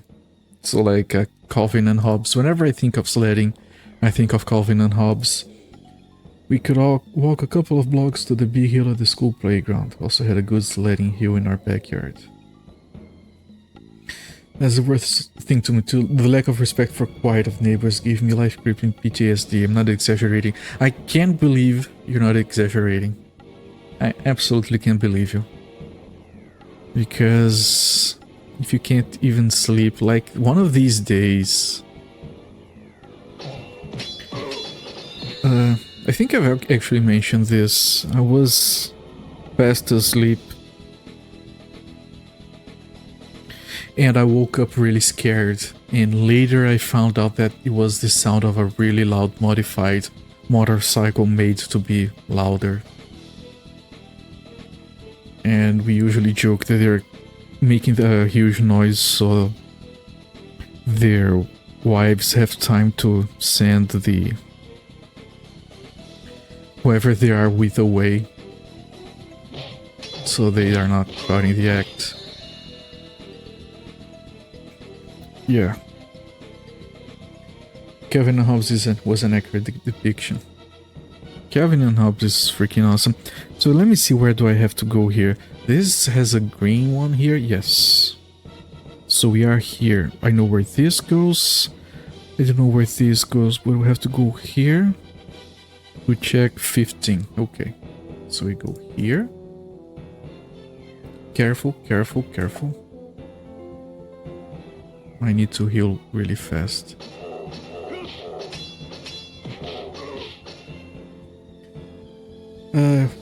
Hasn't been a sleep issue, but I can't watch a lot of movies, play a lot of games, go for a walk in the neighborhood. That sounds horrible.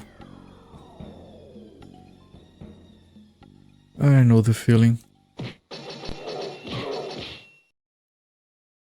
And the thing is, I do have a very decent, loud, potentially loud sound setup for my TV and my consoles. And I don't use it very loud, because that's just disrespectful, you know? So I could, if I wanted, I could just open up my windows and put this thing at full bore, and the neighbors wouldn't be able to listen to whatever crap they're playing. But what's the point? I'm not them. I don't want to be them. So where does this one lead to?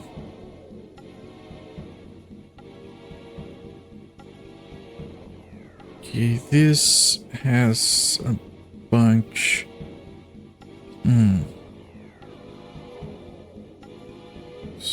So 15.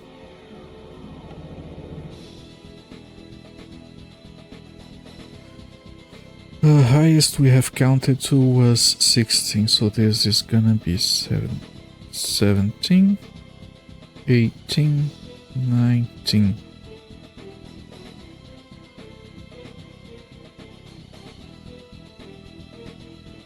I have a loud setup too, but I have it for quality, not for noise. I wouldn't play louder without neighbors. Yeah, for quality, that's for sure. Because then you can have it at a good volume without having to max out the system, so it can sound better, just because it's not maxed out anyway.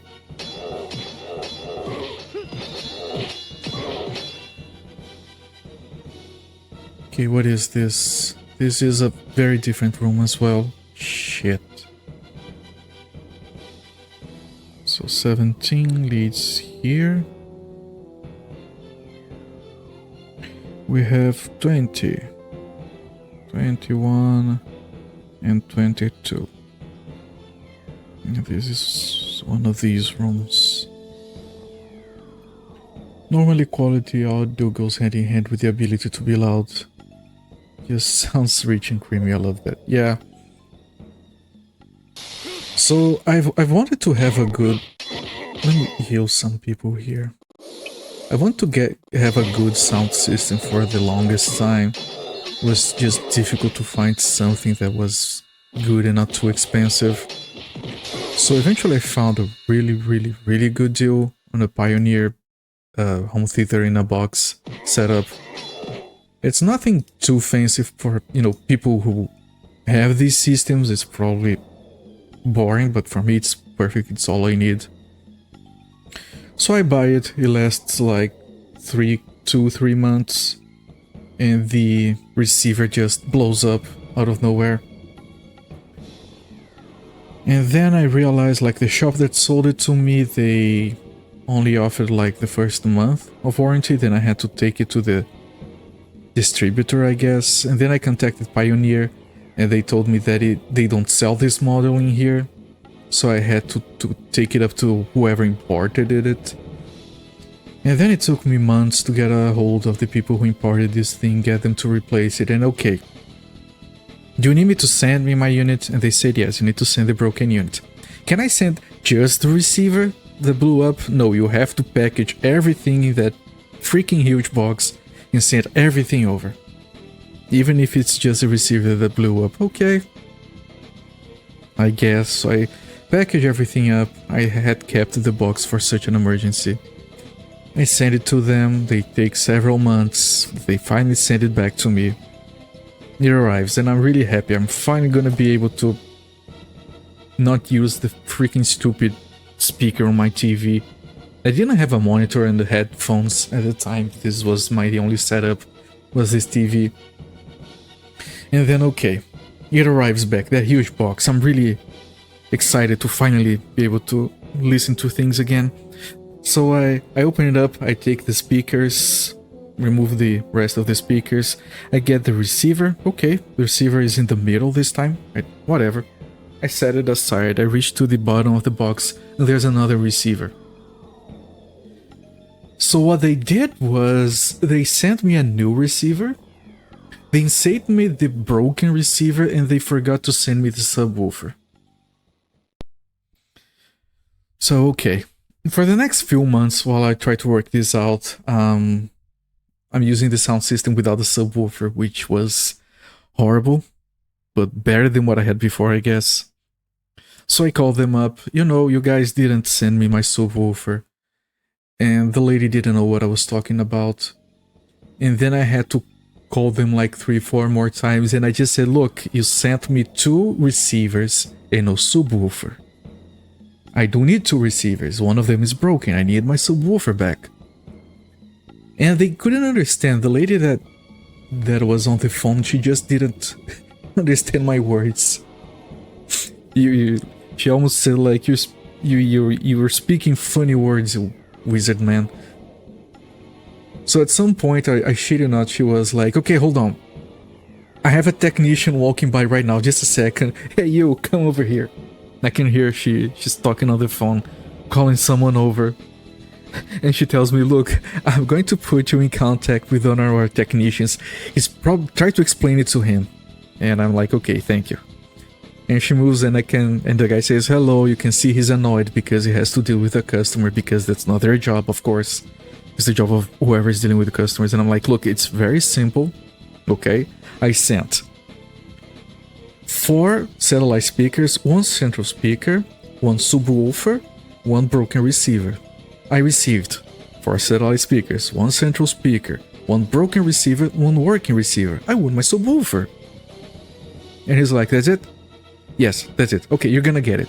Do you want the broken receiver back? Yes, we do. The guy finally comes after like another 2 months. I get my freaking subwoofer back. And I keep insisting, look, you have to take this big box here with a broken receiver. And he's like, I'm not picking up any heavy boxes. So I have the broken receiver. I sent it to a shop if they can fix it somehow so I can have a backup, but I don't have my hopes up. The magic smoke already left. Another point, but I've never had a subwoofer. It depends on the whole setup if that's needed. Well, there are full spectrum speaker boxes that wouldn't require a subwoofer. I have oh, this has a green. Is this? Oh, this might be this one. This might be 11. Did we go to 22? Yeah, this was 22. But I have a friend that has the best audio setup that I've ever seen. It's a really old Sony home theater. He has 2 huge subwoofers. And it's so clean. Like, it's incredibly deep and strong and loud, but it's incredibly clean. And it really makes you want to have just more subwoofers in your home.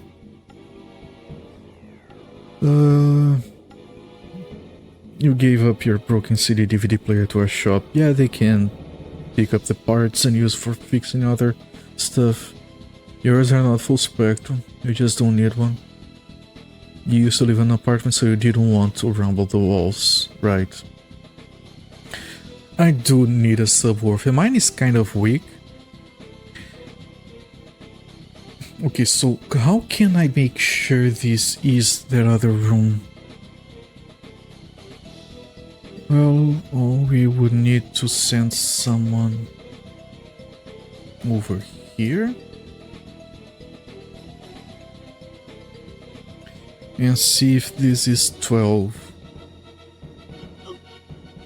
Well, kill this. You can kill this on your own, right? Thank you. 12. Yeah, this is 12. Okay. So 22 connects to 11. And 11, of course, connects to 22. Okay, so that's a whole nother side of the dungeon we don't have to check. Good. So we can all go back through here and pick another destination. 2 more teleporters to check on this side of the dungeon.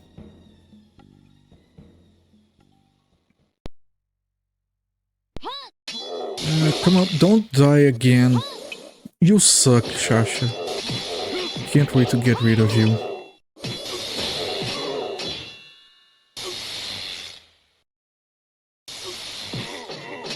You suck, Shasha. She's probably the daughter of Sean Connery or something. Ever since you got a house, you haven't really thought of it. I don't know what your setup is, but depending on the receiver you have, you might be able to just buy a subwoofer and add it to your setup. Just have to make sure if it takes a active one or a passive one. Now I don't really have money for it. Oh, okay. Yeah, no, I definitely get that. Oh, you do have an overkill receiver. Nice. You get a preamp for it. You wouldn't need to. Yeah, just like honestly check the impedance that it wants from your subwoofer, whether it's an active or a passive one, and get something like that. It's gonna improve your sound. It's not gonna be that expensive. You were used to it. You sent yours in. Definitely should expect it back, of course. To add insult to injury, try to talk them out of sending in the speakers. Yeah, I didn't want, because I knew this shit would happen. I've already checked when I bought the system. It's all passive. Good. You can buy some cheap subwoofers. Gonna improve your setup. Yeah, mine is passive. I didn't really have much of a choice, really, because this was like the cheapest I could get. Like, if I discount taxes and try to convert it to US dollars, it would be something like $200 at the time, which was honestly still... The stuff over here is really expensive usually. I'm really happy with it, and I've only used it at max volume to test it. I'm not even sure it is a max volume because things were falling off the shelves and I didn't want to test it any further.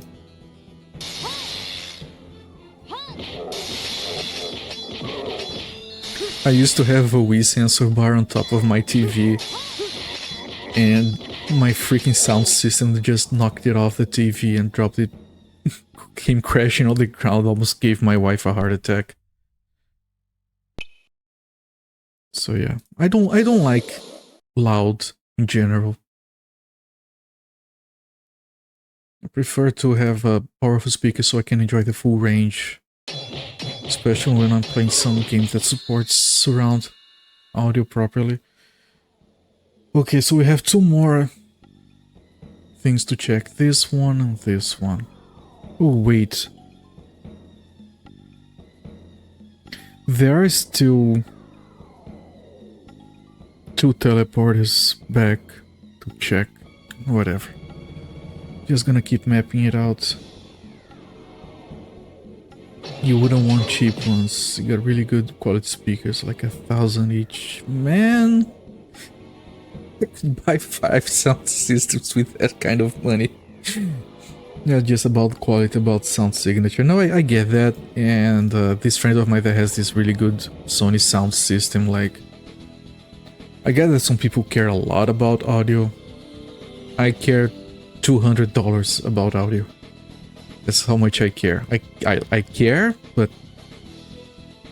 I'd rather spend that kind of money on a stronger GPU if I can. Okay, this is a lever we have used already. So, okay. Lever. A purple one that goes somewhere, we don't care. We can't leave this here, we can lever. Eh? My speakers have outlasted many GPUs. Well, that's a low bar to clear. GPUs don't last as long as they should. When I can't sell my previous GPU when getting a new one, I'm considering myself lucky. I don't know what is it with these things, they just like to stop working for some reason. Where is this?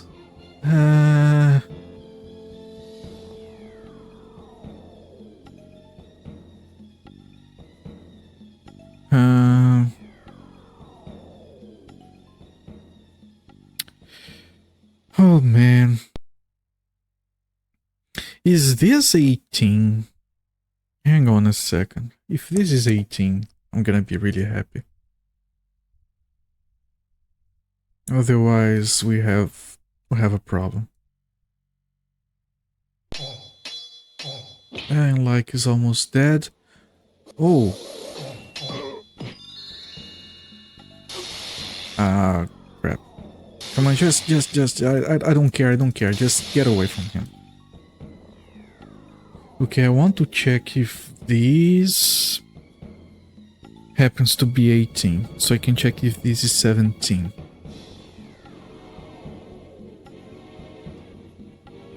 This isn't 17. No, this is something else entirely. Ah, jeez. Okay, so 20. Game. Teleporter mazes. Screw you, game. 23, 24, 25. I'm running out of paper. Because of course I am.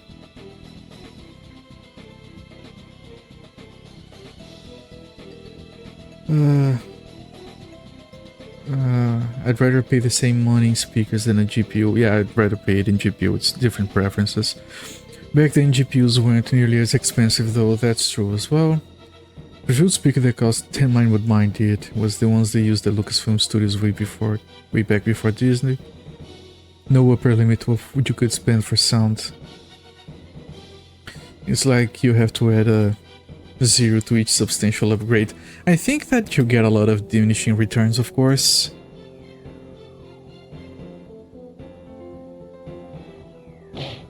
I'm just glad I don't care about it that much.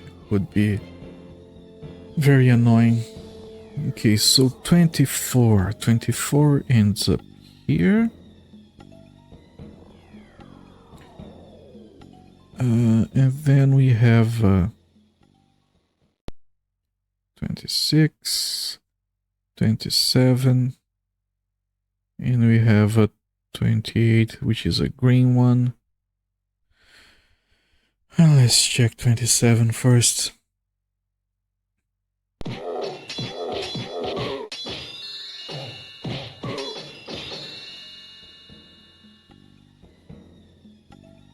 Okay, first send just Ricken. Where is this? Where is this? Why do you have a lot of things? Is there anywhere I've been to that? Okay.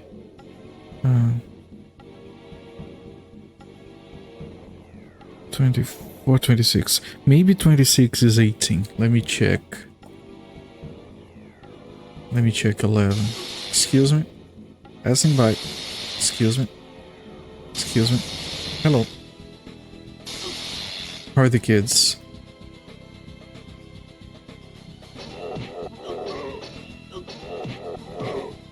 Okay, it could be 18 and this could be 17. If this is 18 and we got to 17, we could go up.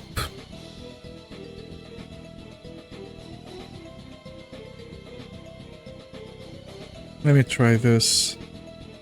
I hope I'm right, otherwise this is gonna be a very annoying run.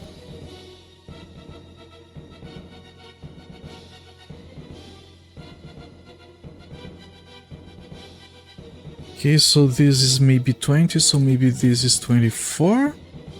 Come on, please be right.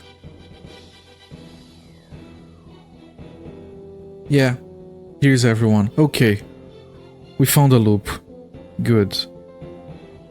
This leads to 18, and 18 leads to 26.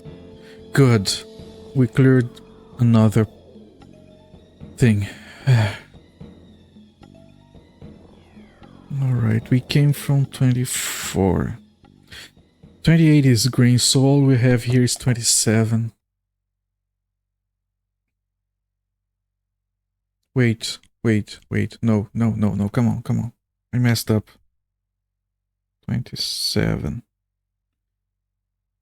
And 18. We have to check. 26 is up here.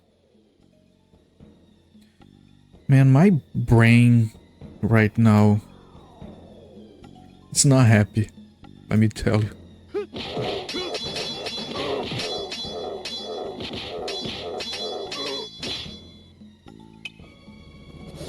What happened to linear dungeons? I have an inkling this game would run on the GPU cheaper than $1,000. Yeah, maybe. I wouldn't be so sure. Maybe you need a nice cap, a nice spec cap. Yeah, those things you plaster on your forehead. Okay, so this is 26. Where do you go, 26? Maybe I shouldn't have sent everyone. Whatever. Okay, this is a chest and a lever. We have done this. Okay, this is fine. This is fine. This is absolutely fine. So, this leads to 26, a chest and a lever and a purple. We did pull this lever so we don't have to go there.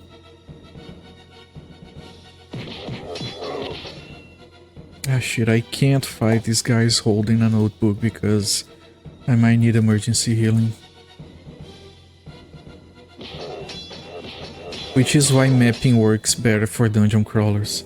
So I have a green here, I'm gonna take this, see where it leads us. No, wait.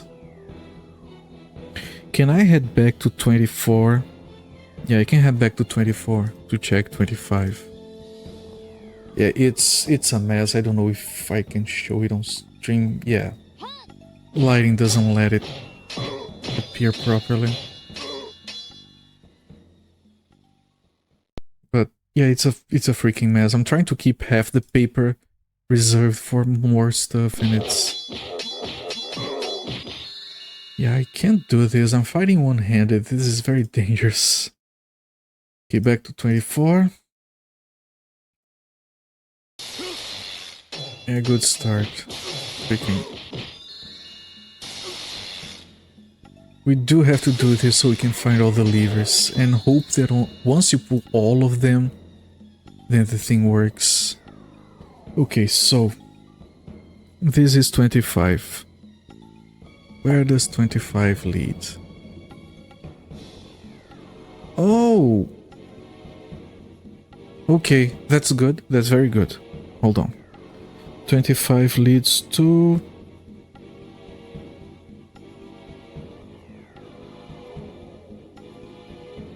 Seven. 7 leads to 25. That's good because that means we don't have to check 7. Alright. Now we only have to check 23. I can't believe this map is working. Like, I started doing this with no faith.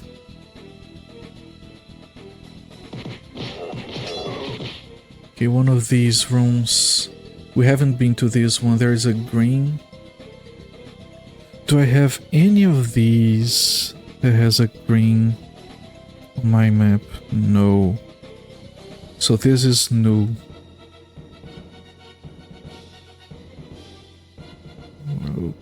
Okay. 23. We have a green on this corner. I'm up to 28, so 29 is a green, so it heads back to somewhere, and then we have a 30 and a 31. Now, I do think one of these might lead back to the stairwell, which would be 8. Here's hoping.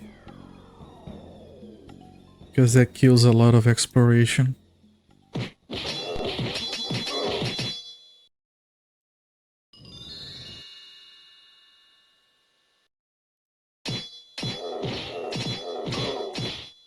Okay, so let's send Rick again.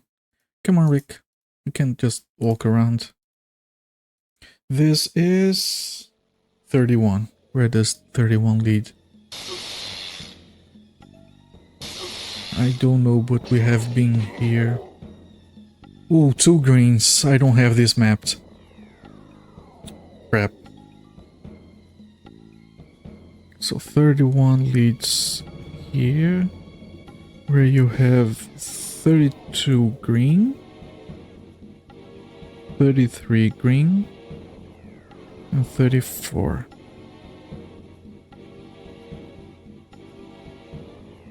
I'm gonna check 34, see if it might be the staircase. Really fast here. It is the staircase. But it's... What? 9?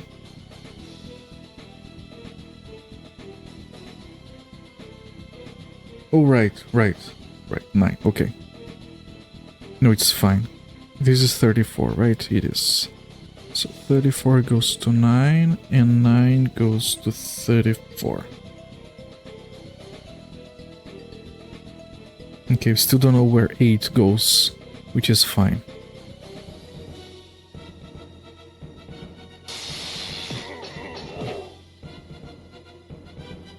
So we head back here to 31 with our friends. And we have to check 30 on the upper right corner. Drop the notebook, prepare to heal. Freaking Shasha.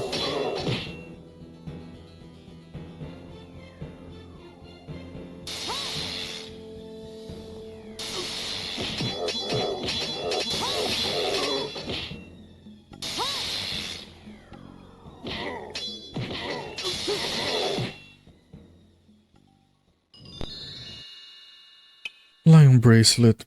Weak. Man, I'm so glad I had coffee today. I would be very sleepy going through this if I didn't. This is requiring a lot of focus. Oh, that's a lever? Yes. It might be the final lever. Because I don't think we need more than 4. Let me check my notes. We found 1, 2, 3, 4. Yes, this would be the 4th lever. So 30 would be here. It's a room with a central area. There is a chest, a purple that heads back, and a lever. Nice. Okay, I'm gonna bring everyone. And maybe this is it. And maybe the other side was for the 2 keys. If we need more than 2 keys, then we're gonna have to go back to that other side to explore. Hopefully that's not the case.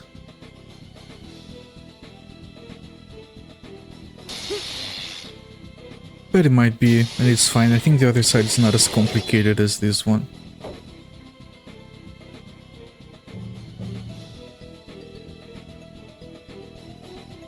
And remember guys, we have to figure this out on our own. There are no playthrough videos of this game. No written guides, nothing. If we get stuck, we have no recourse.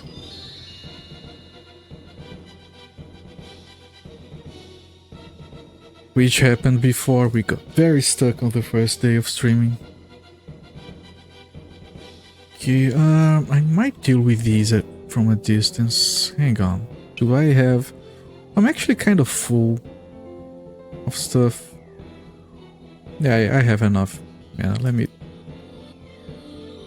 drink these. Let me kill these guys from a distance. Oh, I can't reach. Okay, now I can. No? Why? Do you have to be on the same level? That's dumb.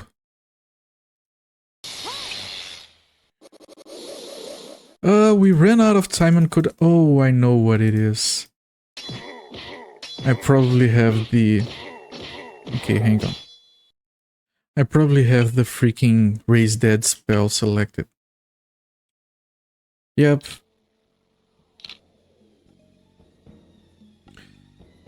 Yeah, we might switch to Raise Dead for our healing. It does require more mana, but it does heal more. Let me give that... You can't carry anymore. Yeah, I don't have... Shit. Ah, shit. Yeah, if you equip stuff before bringing it down here, it tries to drop here, then it goes down on the floor. It's... Okay. Okay, let's try this now.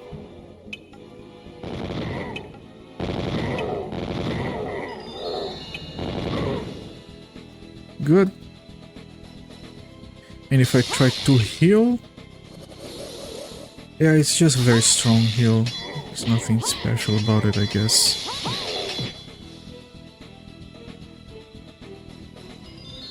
But might as well start using it because it's going to level up, I suppose. So, okay, this purple will lead us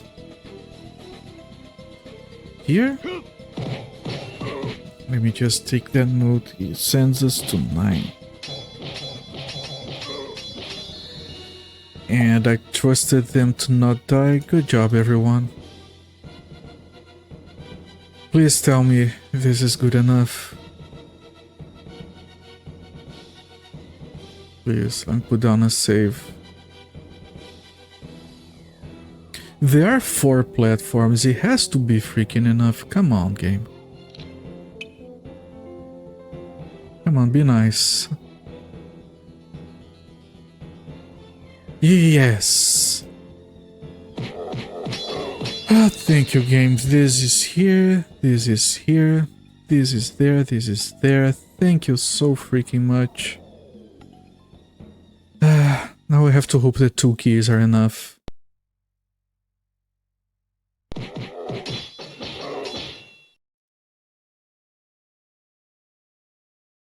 Come on, you can open the chest.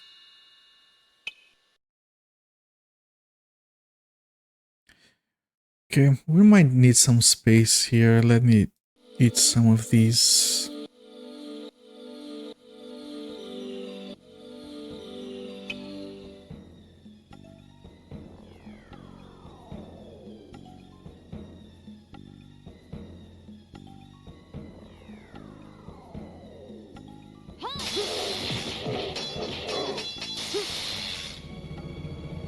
Shasho can eat some more.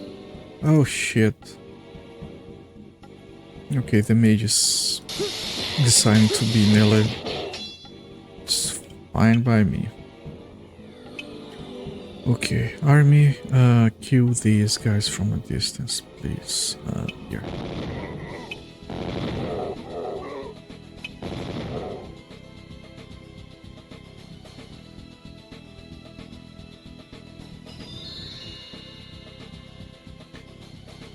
Alright. Let me see. I'm gonna pause the timer and take a quick 4-minute break. Hit the bathroom, maybe refresh my water. I haven't drank any water actually. Anyway, don't go anywhere. I'll be back in 4 minutes.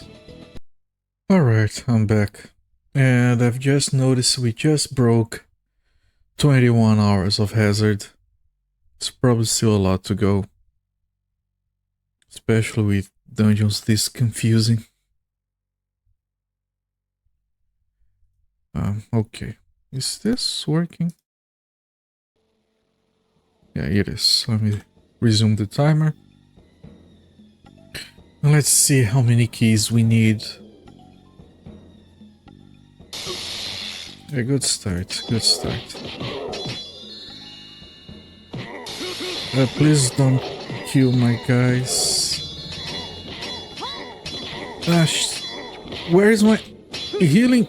I had no mana. Okay. We survived.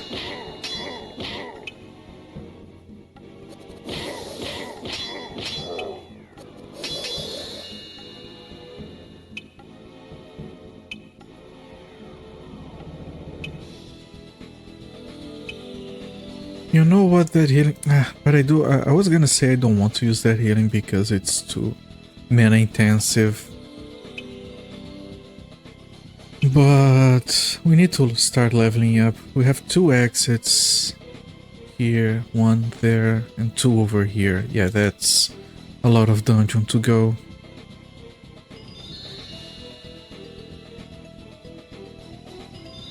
Okay, so let's not fight that guy over there. Let's check over here first.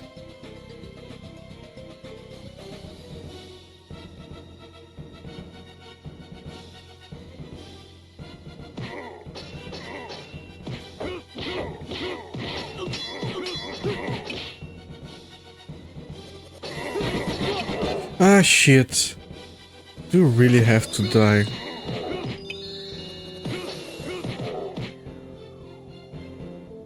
Ah, Christ. What's the point of this?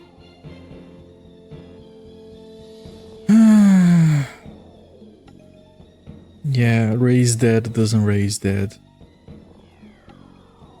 I think I'm gonna keep going. Okay, can I activate this? Or do I have to stay on top of it?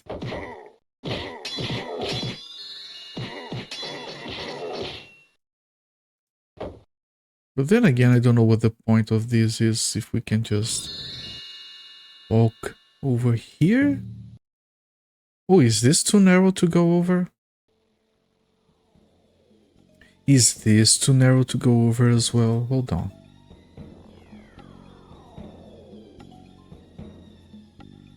Hello everyone. Goodbye everyone. Oh, it is too narrow. Shit.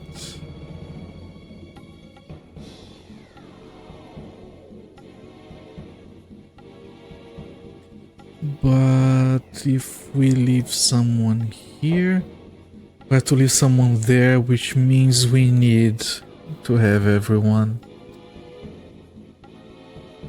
We can't do this with only 4 people. I mean, we could. Yeah, hold on a second. Yeah, I shouldn't have done that. Stop dying. Can you not die for 2 seconds?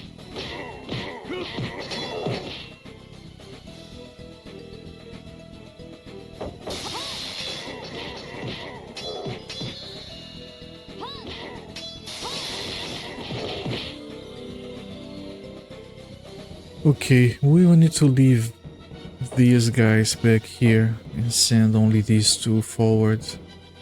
Depending on what we have on the other side, it might be fine. Oh, we can't go in here unless we find the teleporters. Jeez. Oh, yeah, we need to go in here, but it should be okay.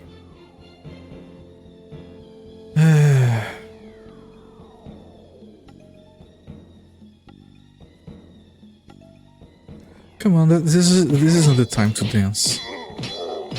Really, of all the times to dance, this is not one of them. Yeah, that's a lot of people. This isn't going well. Okay. We can do this. Although we might have to go back to town anyway, if this is leading to the final boss of the dungeon. We might need everyone. Oh, it used one of the keys. Okay, then it is just 2 keys. No, not very good, no. Okay, one of you click the thing, not both of you. There you go.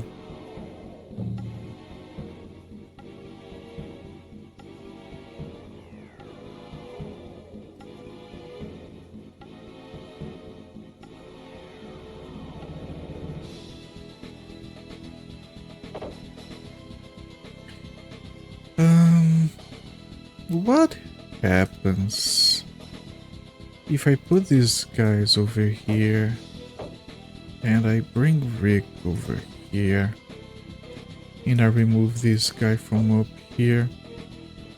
Because he's there. That means we can soft lock the game. We will have to kill ourselves because we could have people in here and get out of these and then exit on the other side and just be stuck. Right, I just wanted to see if this would move someone on top of it so we could get there maybe, but... Yeah, okay, let's keep going. Hopefully the other side is the same.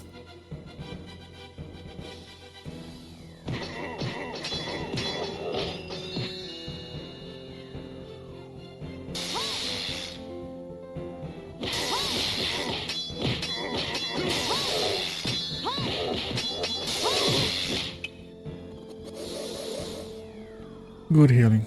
You hit both the people who needed it. Someone just pick this up. Thank you. You probably have to go here after dealing with the lever on this side, supposedly. Yeah, it's the same, except we can go here. Right, this is very suspicious.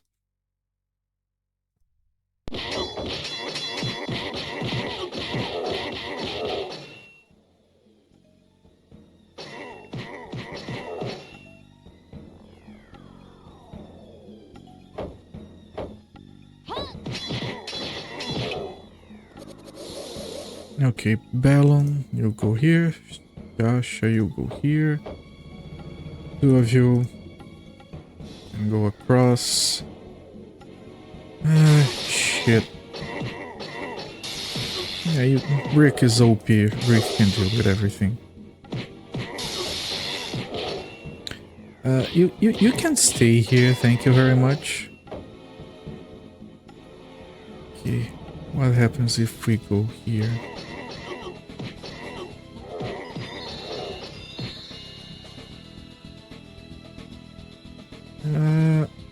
Okay, no, this is fine. Mail of King. That's very freaking good. God damn it. Alright, Rick is already using a good one. I'm gonna give this to Ballon because Ballon is dying a lot more easily than Rick. Yeah, this is 29. No one can equip this other than these two. Alright, very good. Very simple puzzle, but give us a good reward. It's satisfying.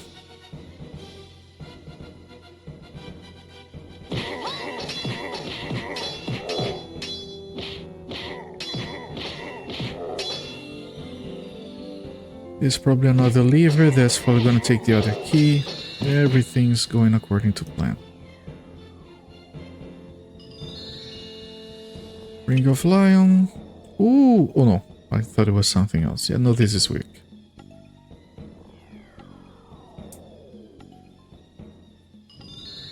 I moused over some item that had like 400 something. I thought it was gonna be a good item. It's just a consumable.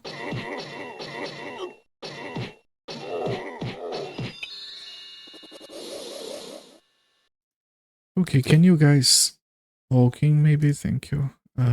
You throw this lever. And yeah, those are the two keys we got, so I think we are golden. Now you guys can come over here, grab everyone, move over. Maybe go back to town, resurrect the guy. I think we might need him.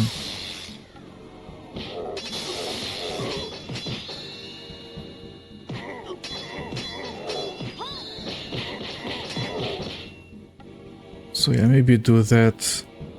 Apologies, but I think it's much safer to do it like this.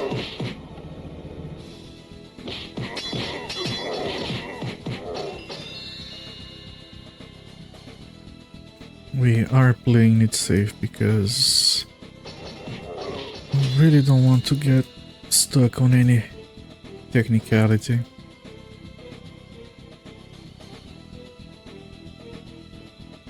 I just keep dancing. Yeah, 3 people dancing. I was wondering if it would be more, not just 4.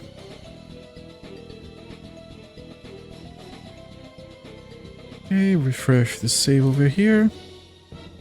Different slot. Here. Can we go straight to the exits without... okay, we can't.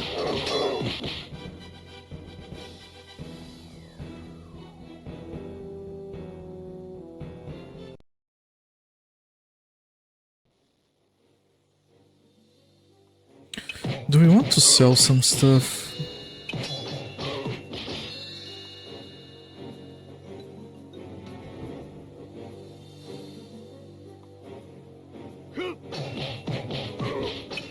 When we get to town, might keep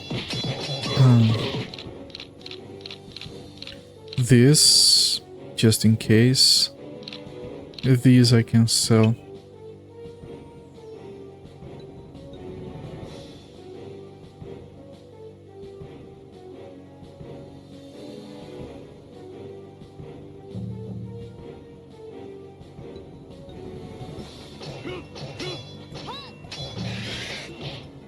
Come on, come on. Just go.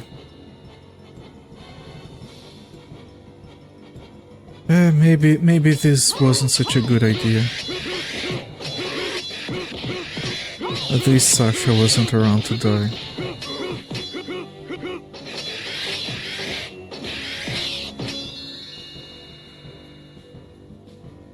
We do have enough gold for another powerful weapon or equipment. But we can't get to the shops right now.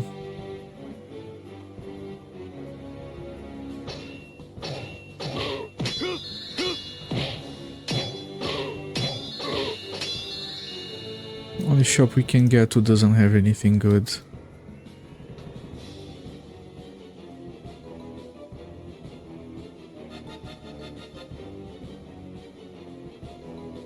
Right, and this leads to town. We can revive. And like... or Enrique, maybe. Don't die.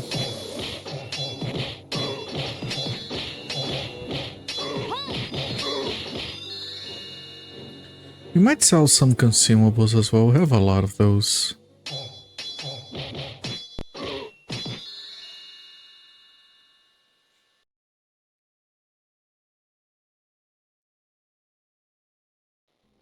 Okay, so we revive the guy here.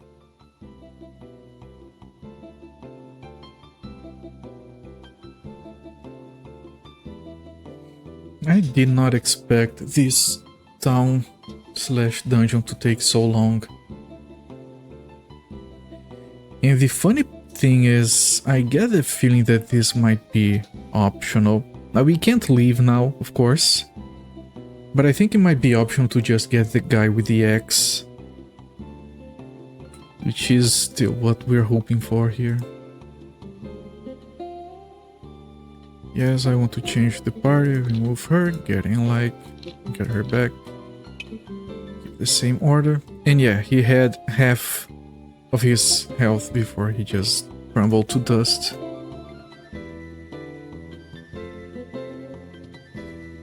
Let's see if at the shop they have some better gear for him, which I doubt. Can everyone go?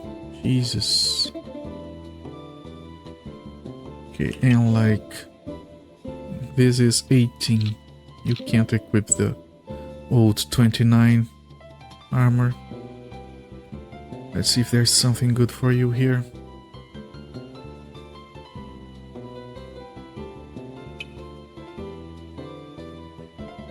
$22, $32. 32 when you can equip it. Okay, and it's actually quite cheap. So I'm gonna buy this for like... maybe for Shasha as well. We can equip either one. This one is a lot better. 32. Let me see the stats. 28. 25. Yeah, before I keep doing this, let me see. How much is her armor going? 23. Okay, so 2 28s would be fine. 32s, I mean. We can roll 32, there we go. Let's buy 2. And cancel, cancel. Army's still coming, come on. She has an 18, can she use this? Of course she can. Guess we want another 32.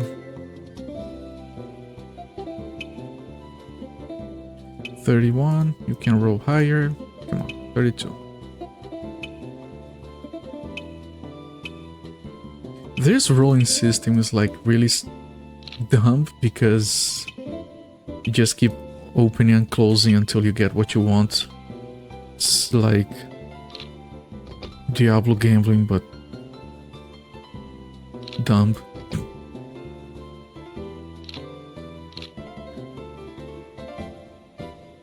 $23, no, we want... Alright. There are 3 weak ones. Everyone is better equipped now. The weaker guys at least. Let's sell this stuff.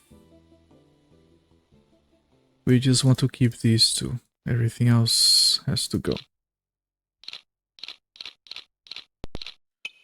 Alright. And we're gonna sell some excess consumables that we have. Not here. Where is the consumables shop? Here. And here's Piccolo, just hanging around again.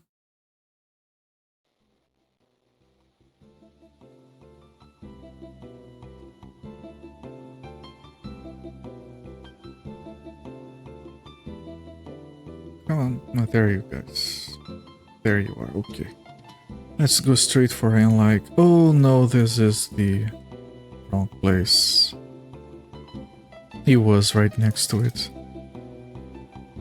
I confused the icons, I suppose.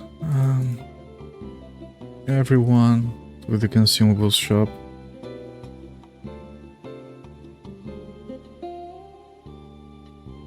Alright, and here we're just gonna be selling these. We have too many of these.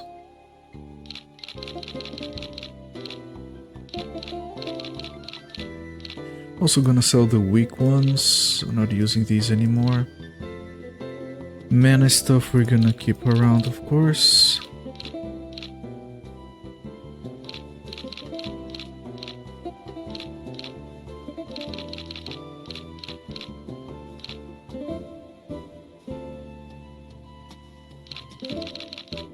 Good enough. What was this? Recovery state of darkness. I have no idea what that means. And now we can exit. Didn't like going, he did. And we can go back to the cave, save, and head to what might be the final boss room. Might not be. We don't know yet. Well, at least mapping it paid off. Got all the levers, all the keys.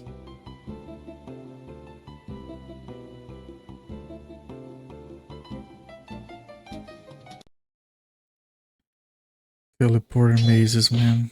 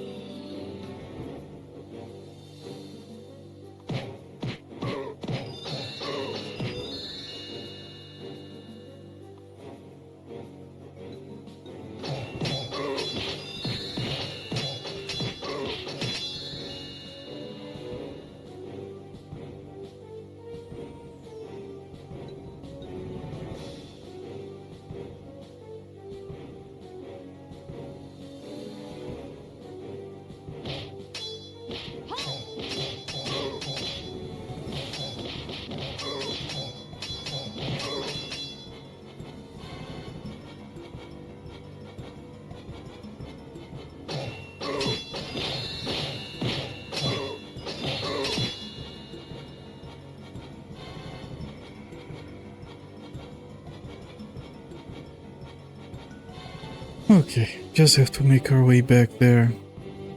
Just go straight to the right a bunch of times.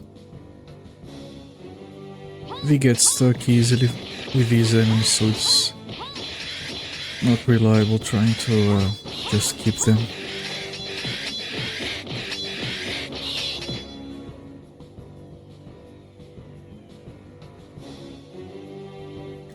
Sometimes you can.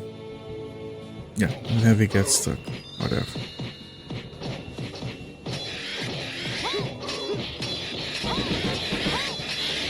We got another level on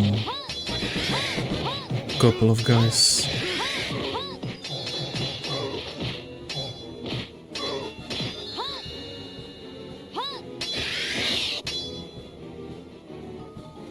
You know, the game is doing a good job at maintaining a... Like, you feel like you're getting stronger because enemies die more easily, but it's still presenting a challenge. So I think the game does a very good job at staying balanced. And not getting, like, boring. Like, combat is not boring at all. Still requires me to pay attention. And most of the time, most of these enemies, they don't require a lot of attention, so it's not too tiring either.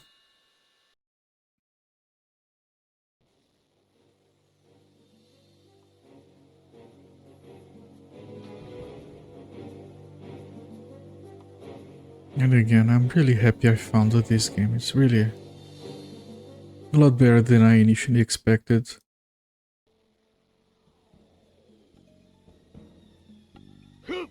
Even with all its flaws.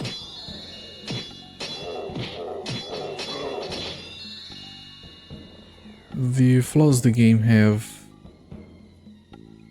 has are more related to the fact that they try to do a bunch of stuff differently from other games. Did that save work? These saves don't give you any kind of feedback. So because of that, I can overlook the flaws easily. Army should be getting to level 20 eventually. She's 19 right now. And we'll get to see a new sprite for her. Maybe she can put on some clothes now. That would be good.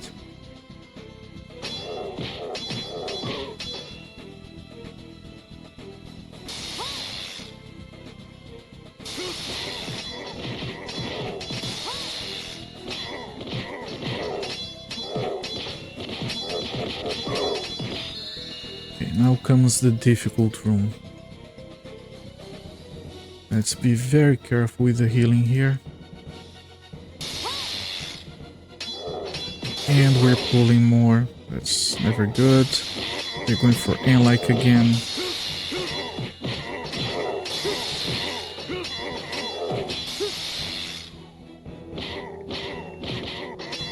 Okay, it's fine, it's fine.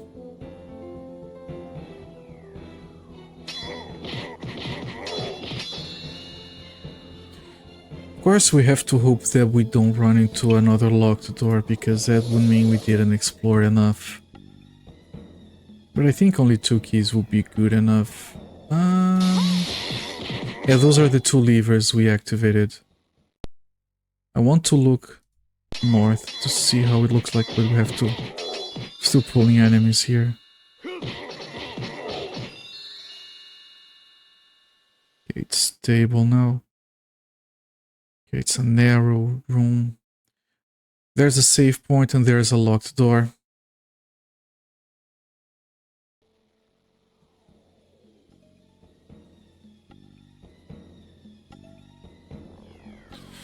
I think we have to go back. I mean, I'm gonna try it with Anlike, see if he unlocks that, but I think we're gonna have to go back. Find another key.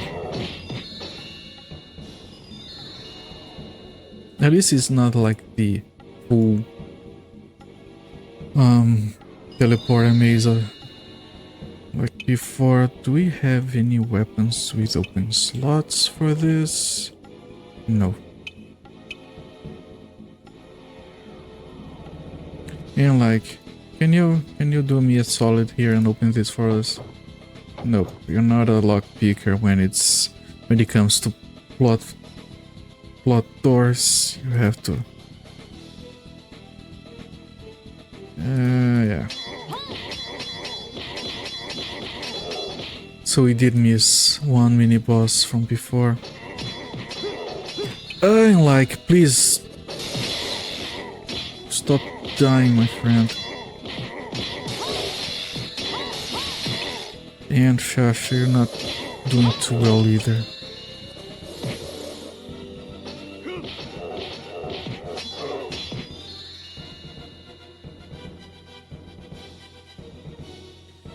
Alright, back we go. I'm gonna have to start a new map.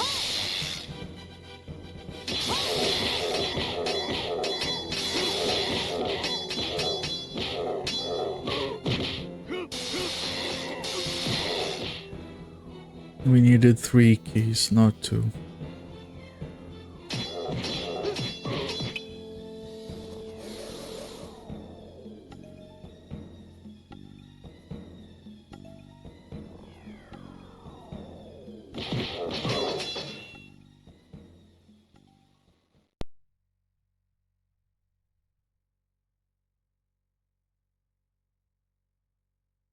Ah, come on! Seriously, game?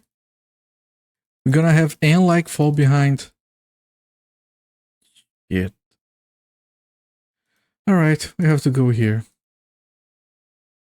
To find the last key. Alright. I'm going to start a new map.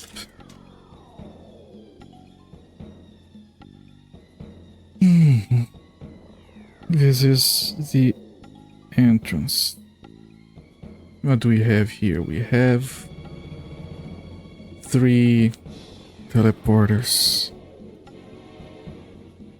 So this is 1, this is 2, and this is 3.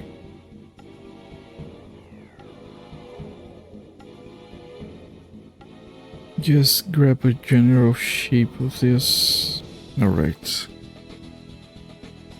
Let's check door number 1. And I can't be holding the notebook because I might need to heal really quickly. Yes, I do. I need to have all hands on keyboard. And then like also wants to die. All hands on the keyboard. Yeah. I really wish some of these characters were ranged instead. Okay, so just to make sure this is following the correct rules, this leads back, right? Yes. So this leads to a room that has 1 other teleporter. Okay. So this leads here.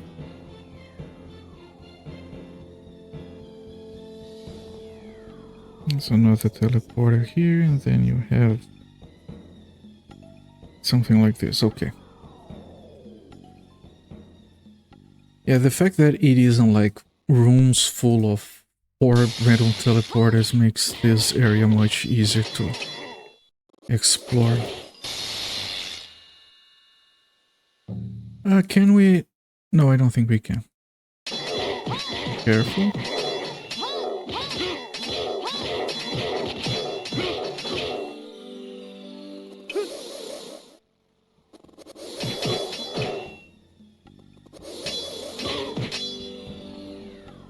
Jeez.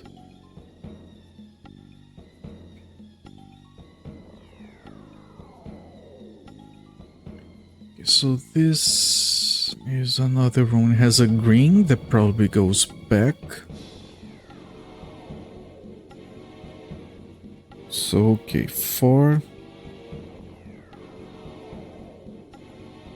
leads here. 5 is a green one. And then all the way down here we have 6.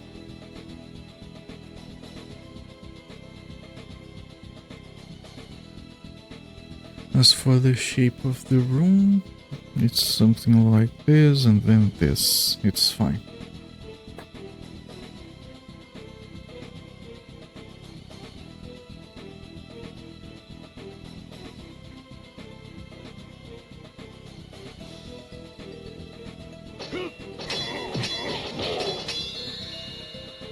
I know that you guys might prefer if you could see the maps I'm drawing.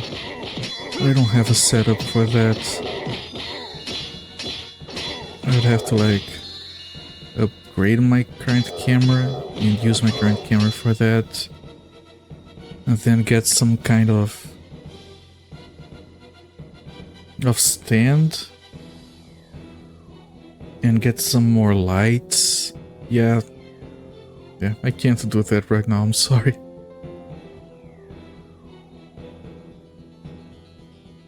Can't afford to spend anything else on my stream for a little while, at least.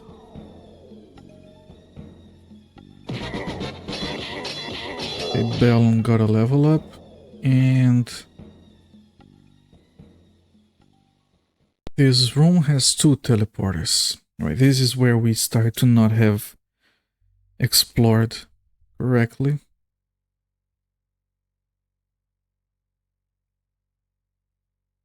So we have 6 over here, we have 7 over here, and 8 up here. As for the general shape, it's something like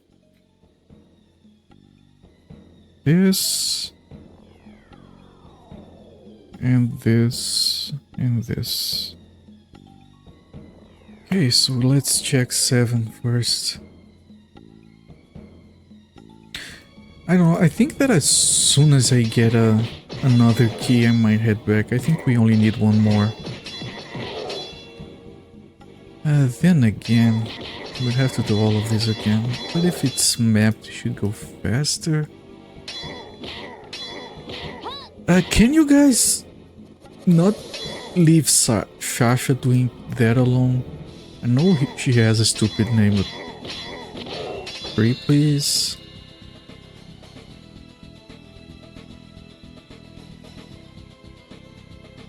Alright, so let's see what 7 has for us.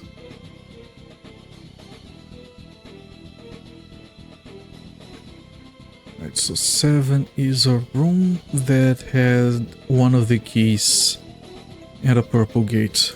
Okay. Okay, that's very good. We can skip this.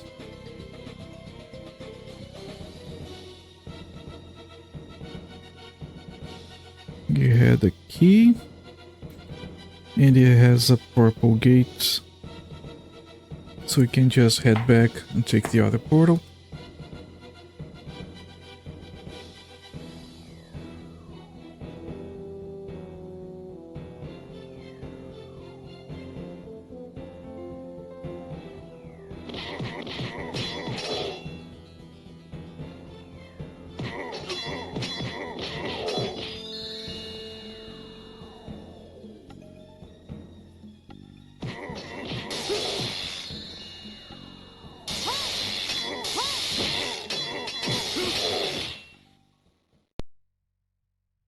Okay, so this is 8.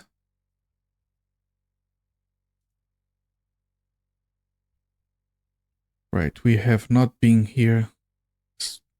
For sure, we haven't.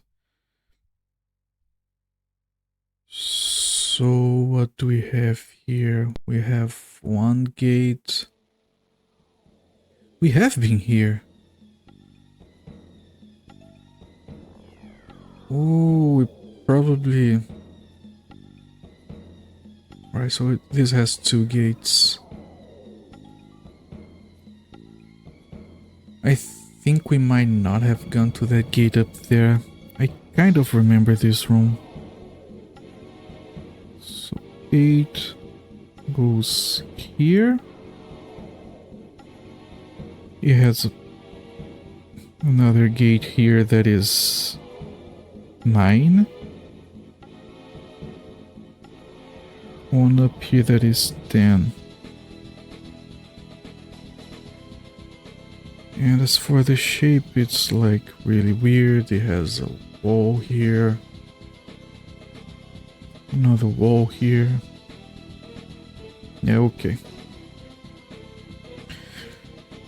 I think we didn't go. I think we came from this before. So I'm gonna go.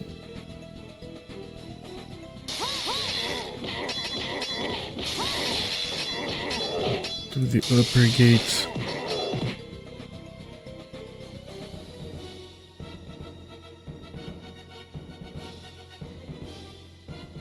This is gate number 10.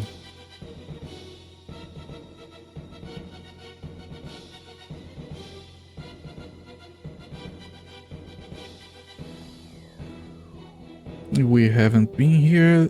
It has 2 other gates. Okay.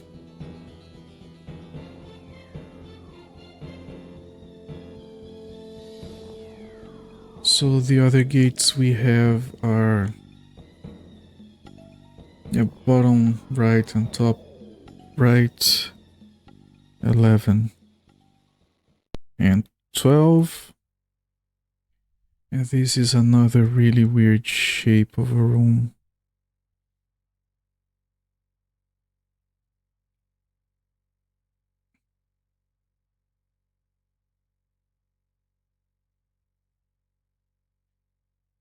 Just doing a very rough drawing of what it should look like so I can recognize the room if we get back here.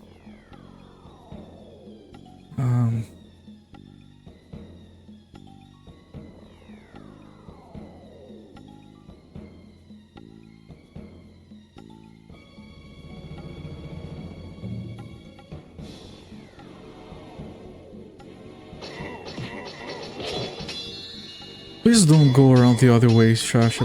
Holy shit.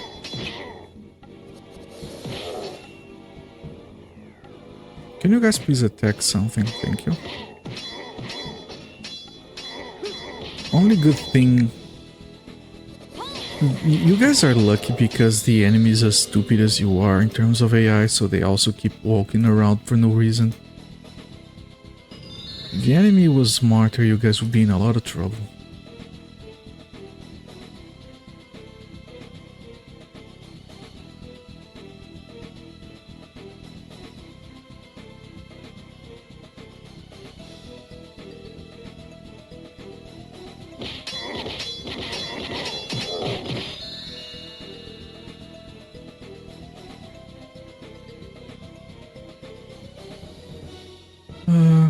I'm gonna check this one first. Oh, wait, there's a chest here.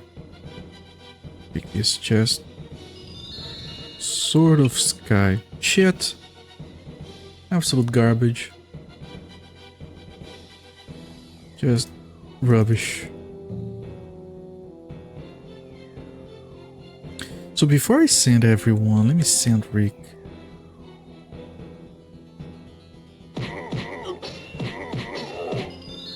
So we have been to this room at some point.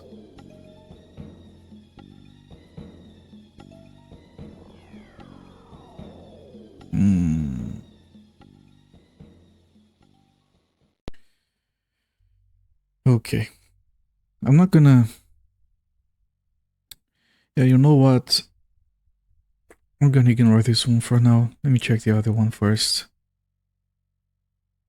Not even gonna map it, because if I map it, then I think that I've been there to map before. That's not the case.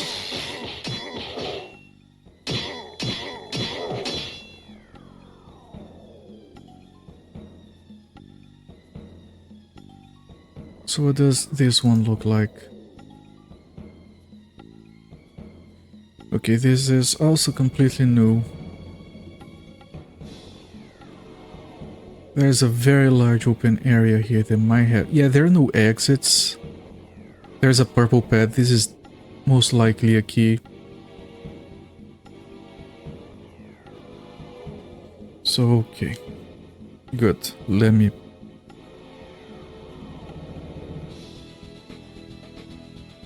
So, there's a purple pad. And he has like this and this and this.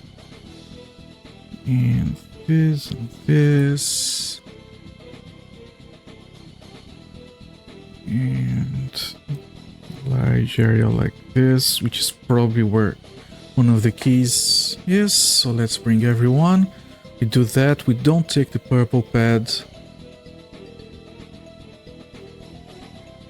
And we go to the other exit. And that's that. Is everyone here? Rick, come on, Rick. Stop selecting.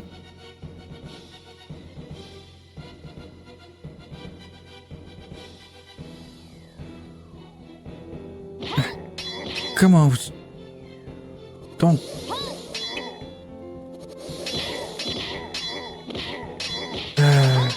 And then they're not doing anything, so the mages keep dying. Again. Yeah, that was very bad. Almost lost Shasha.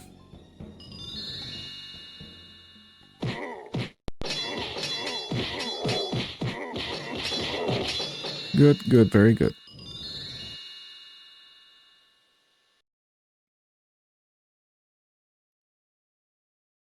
Ooh, we haven't seen one of these in a while.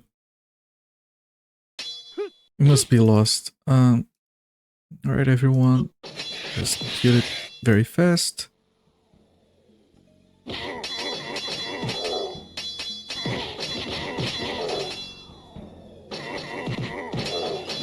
As long as you have a lot of characters attacking one of these guys, they get kind of stun locked and it's fine. But if your characters can't get to him, then it gets complicated. So as I walk here, I still can't see the mini-boss.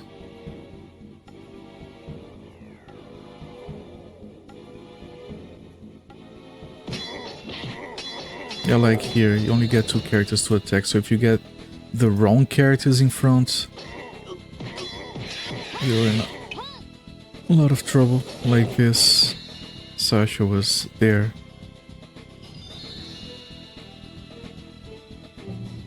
And I can't wait to drop Shasha from the group so I can't stop saying her name wrong half the time.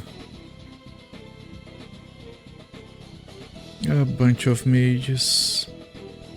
Okay, you guys stay back here and Rick will scout. Yeah, that's a new enemy.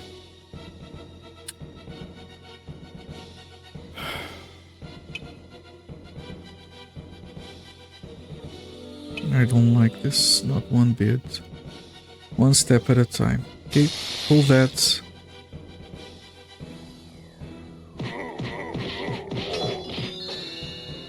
Everyone, fall back.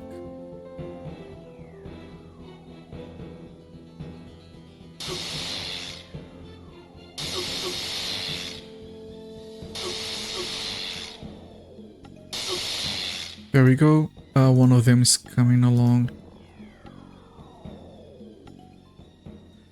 Please don't do that to me. Okay, you leveled up. My life ends here. You receive the key. And we can kill the other guy, right? And we get a fire pillar, which is the spell army is using. Here. Fire pillar level 3. There's another level 3. And we got the key we were missing, but we're gonna finish exploring this side of the dungeon anyway. If we only have mages here... No, we have other stuff, but I think we can handle this.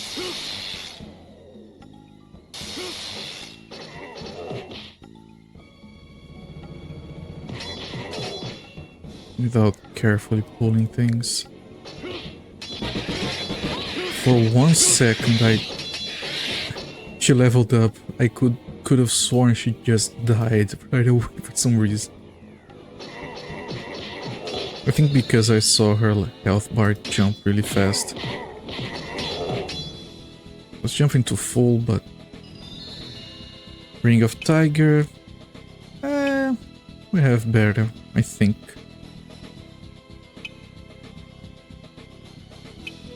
Yeah, Ring of Sun because we want extra health. Yeah, we're not worrying, not caring much about magic points on these, on the equipment. Alright, so now we head back. We got a key from there, as expected. Now we check the other exit. It's probably going to loop around at some point.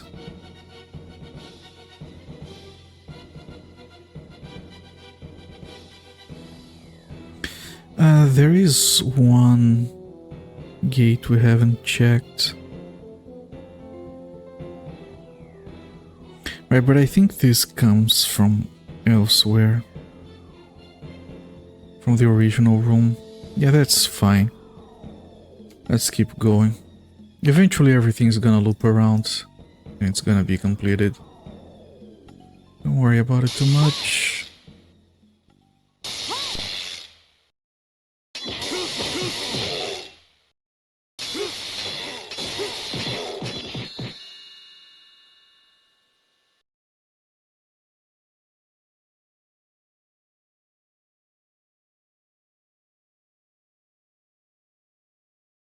Okay, everyone going here.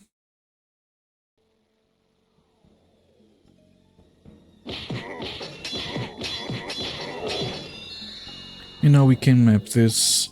This was door gate 11.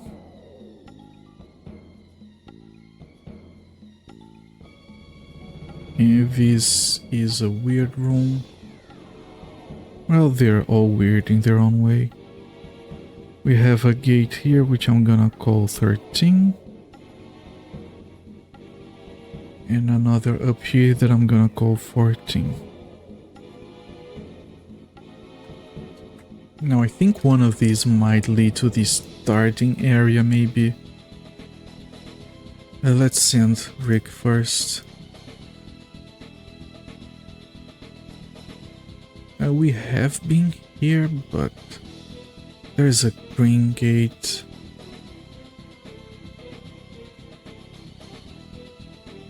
I want to check the other gate first. Because if one of these goes to the starting room, makes things a lot easier for us. Okay, Rick. Wait a second, everyone else. Or just the two of you, I guess. Okay, Rick, what is this? I don't know, but it's not good. I'm sure Rick can handle himself, but... So this is yet another room. Unmapped.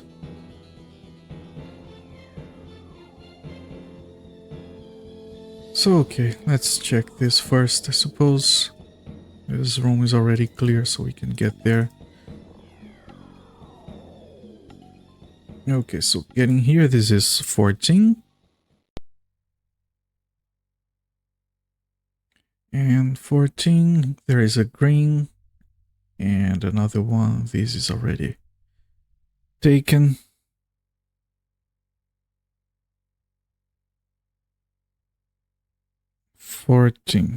Then there is a green gate here, which is one way, of course, and then we're gonna call the other one 15. It's a very simple room. We might not have a lot of enemies to deal with.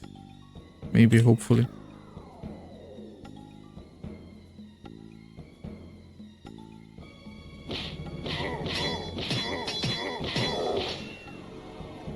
skip the green gate, of course. Go for 15. Rick first.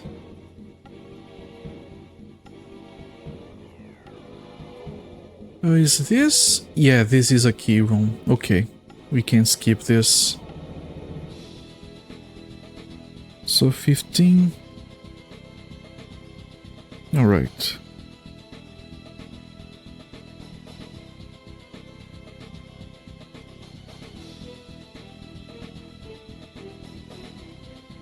As for the general shape, it's like this and like this.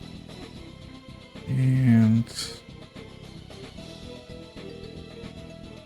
yeah, something like this. It's not important. We can leave. Okay, so this green gate is nothing. We can ignore it. And that's 3 keys mapped. Right, so if there are more keys, we haven't found them before. This goes back to 14. Now we go to 13 over here. Come on. You guys can attack anytime you'd like. Okay, let's start getting everyone in here. There's a... Oh. There's a bunch of these in here. Let's seal in like, just in case. And again.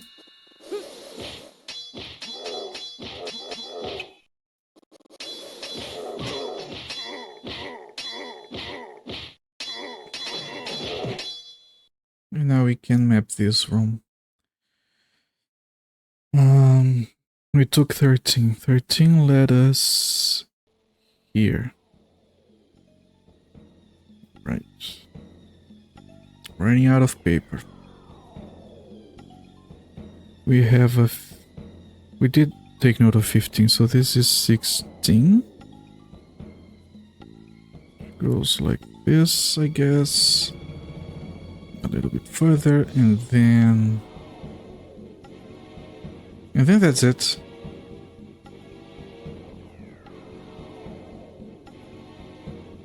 Alright, so we go straight to the next gate.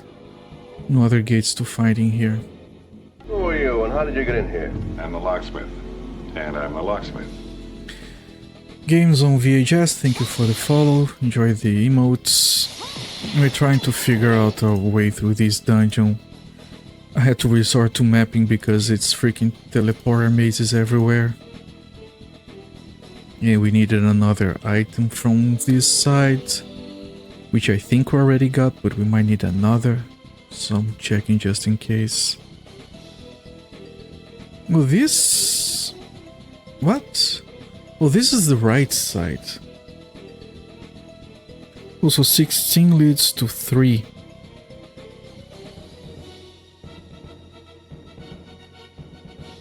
Okay, so we explored everything except the middle room. Yeah, games on VHS, I'm so old now. We thought this was gonna be a short cave. And instead it's being, what? 3 hours of teleporter mazes. Okay, this... there is an exit there. Right, we're gonna have to get there. But it's only one exit, right? On the other side, so... Gate number 2. And we have gate 17. All the way on the other side. And this is a large room, so I can keep my bearings. I'm pretty sure this is gonna... No, we have the other keys mapped. Where could this lead, actually? You better not try to skip it.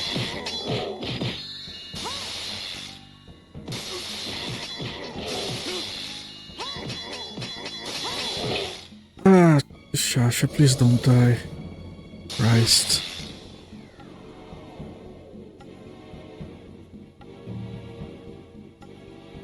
And yeah, let the mage take point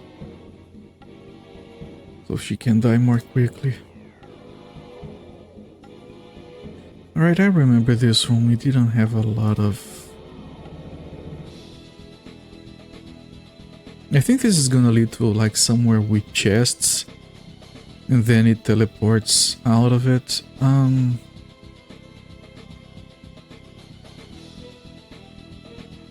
Oh, wait a second. I think I have this mapped. Yep, this is door number 9. It's a good thing I keep rough drawings of the rooms so I can recognize it. Okay, everything is mapped. There are only 3 keys. We got all of them. We can go for the final boss. Freaking finally.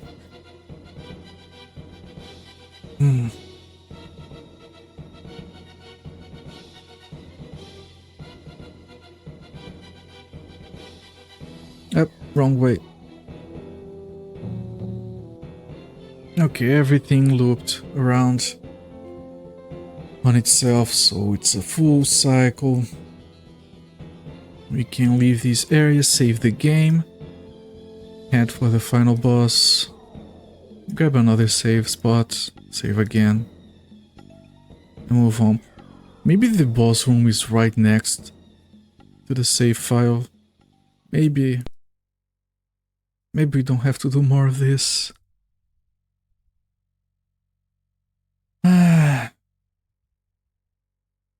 This hurts my brain. Freaking teleporter mazes. Yes, I want to save here.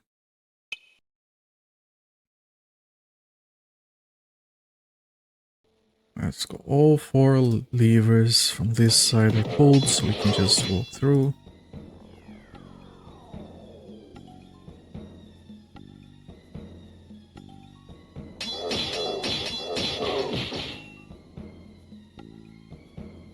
We don't know how to get to these, whatever.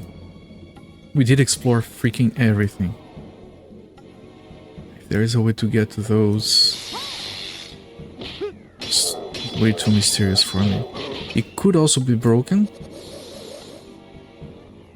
Like, I found one person online talking about this game, as if they knew the game, had played it before.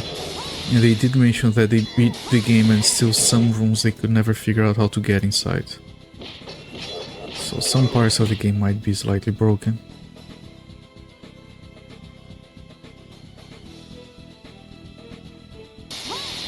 Okay, careful here.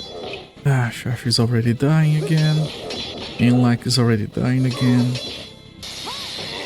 Freaking supporting staff just dies too easily.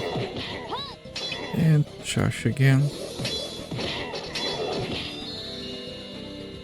Okay, that was most of it.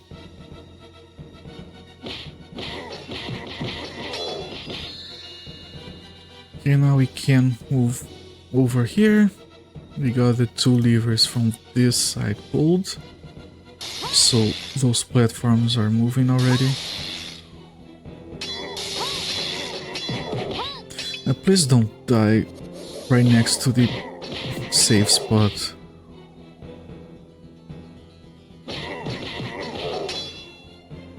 Okay, other side, one more guy.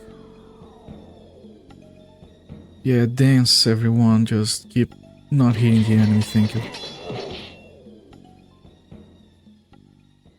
And here's the final door for the final key. You want to save? Yes. Here. You open the door, and maybe this is the boss of the dungeon. Yeah, it's loading alright. Very long corridor, a room with 2 chests, empty room. Long corridor, chest, chest, and this has to be a boss. and then a teleporter away from here. Alright. It is the boss room. It's just very long. It's fine.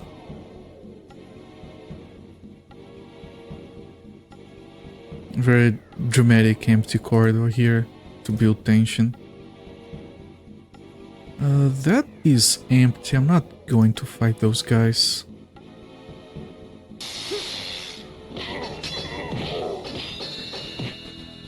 I'm down right there, already dead.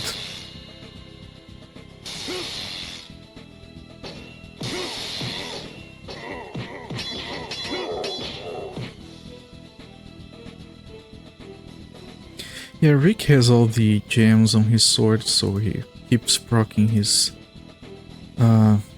sequential attacks, combo attacks. And if an enemy dies at the start, he just keeps wailing at nothing. Wait. Yeah, there's a chest there. We have to go there. Just make sure Rick goes first.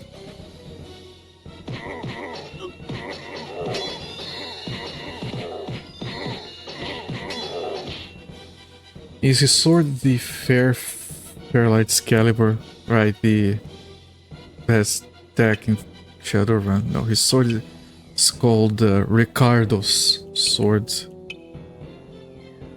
Which I suppose is supposed to be Ricardo. They have some names there almost... Well, that's decent, I guess. They have a bunch of names in this game. They're almost Spanish. But not quite, like Ricardo and like, which may be supposed to be Enrique. Can you rename the sword? Man, that would be funny. Yeah, it keeps leveling up. It's at 88 power now. And this is the only item we've got in all game that has question marks for the maximum level, so I think it doesn't stop leveling up. I'm glad we got it early. We got some levels in. Yeah, we have to preserve our mana consumables. I'm not gonna blow these guys up. I'm gonna just do regular fighting.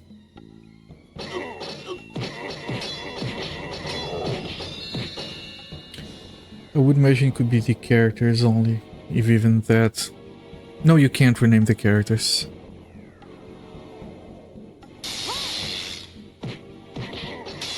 You can't even name your save slots.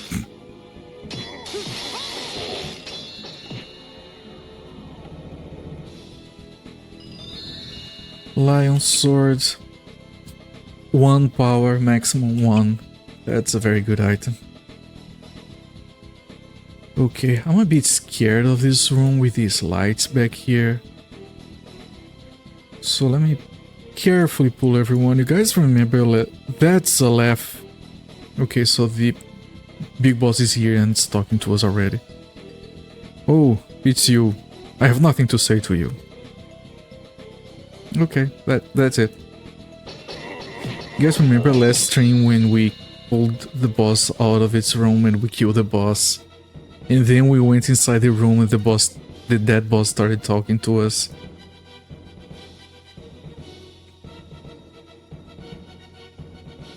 We might want to slow down the game. Oh, a big sprite. Alright. Not as big as the first boss, still. It's a much bigger sprite.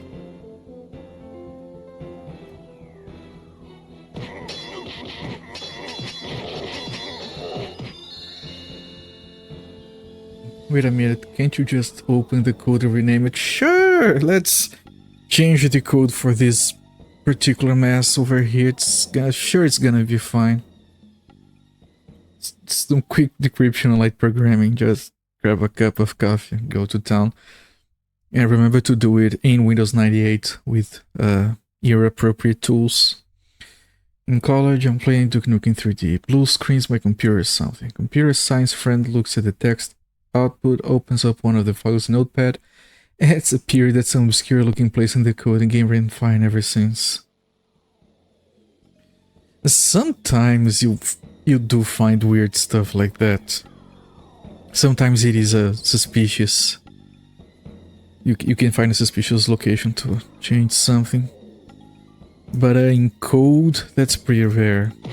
Usually it's some weird setting file that got broken. Okay, so let's make sure everyone is healed up. And like, let's slow down the game. Because these bosses usually one shot or two shot you. Let's put the characters in a line of strongest to weakest. And actually unlike is weaker than the mage. And let's send everyone here and hope for the best. I don't think that's the norm. It isn't. It was a jaw-dropping moment for me, and it was a DOS game, which were less encrypted it seems. Your text output said missing dot. Sometimes it does. Sometimes it does. I remember this one time, a long time ago, like, I had a friend that had a computer that kept freezing. Like when they opened, like, this was like in the 90s, right? He was opening like Outlook to check his emails, and his computer would sometimes freeze just from that.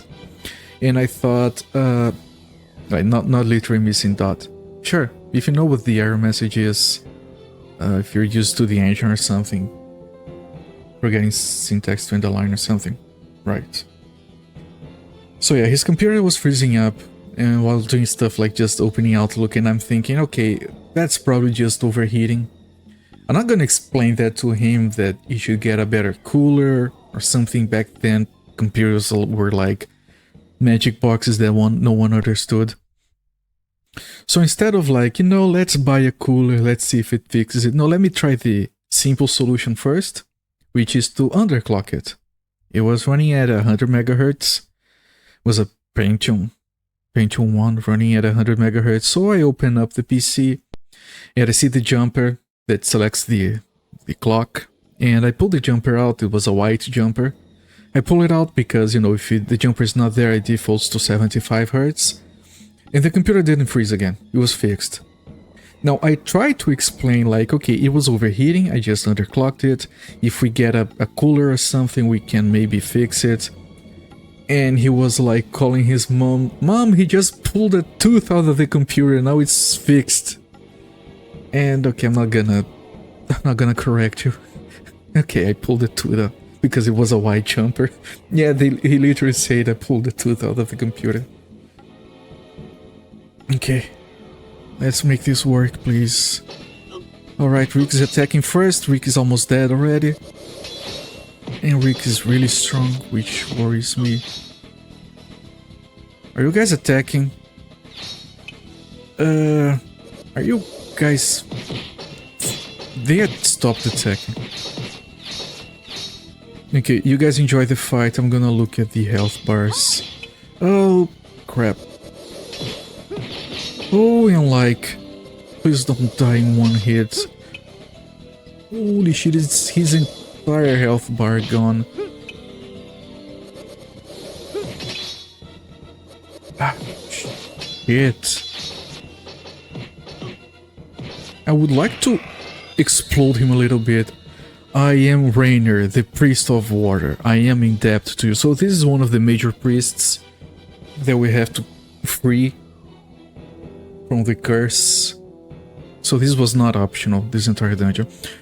We have to find the sword of the spirit, which will banish the evil king. The evil king is very powerful. His power comes from the dark side. But his weakness is the power of light. Not generic at all. Don't forget what I said. It's on the VOD, don't worry.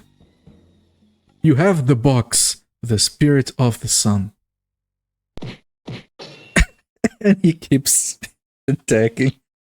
And stay dead, stop talking. Okay, this is one of the major priest spells, Ice Ball, that we never use because... And yeah, it's a recall magic. Because he uses all the mana points and it's weird. Ice ball, it's oh no, we picked the ice ball, but we also got the Rainer Recall Magic is a different thing. Okay. Let's put this here, I guess. Is there anything else in here? No. What about the box? We didn't get an item called the box. Maybe it was just this? Or maybe it's some plot related stuff that doesn't show up here so people don't delete it. Okay.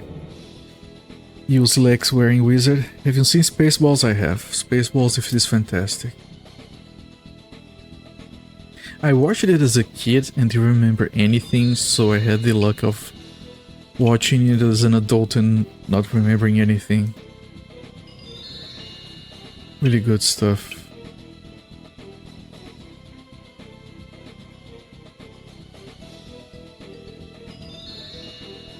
Knight Sword.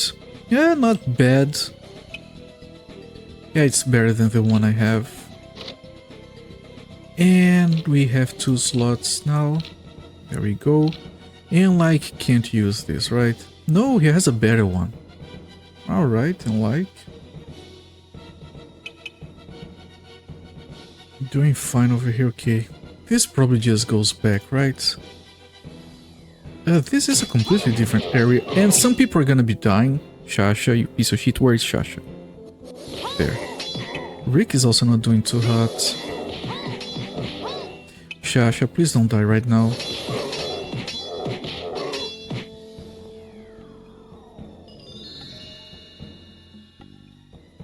Okay. Where is this? What is this? Oh!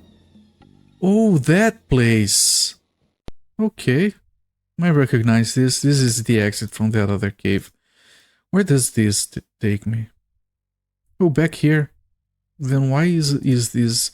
Like, instead of taking me between the teleporters, this one is a one-way. And the other one is also one-way. Yeah, whatever.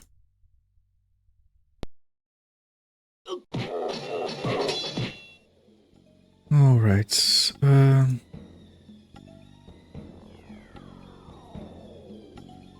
Yep, this one. And we can't go back in here. It's fine. Now we go back to town and we hope the guy with the axe blends his axe to us. Otherwise, we might be stuck. I don't want that to happen, of course. Ah, shush, I can't wait to remove you from the party.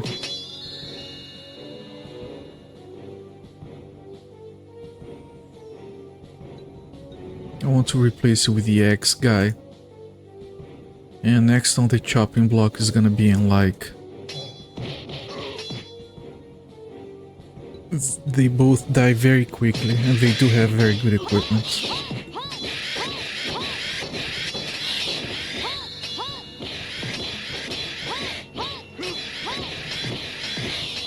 So there's the part where they watch the DVD of the film Spaceballs. Right, I think I remember that. They talk about all the merchandising stuff on the movie. When a streamer checks the VOD for something that happens, always reminds me of that moment. Alright. You asked about Spaceballs and I started to remember something like that. I might have to rewatch that movie.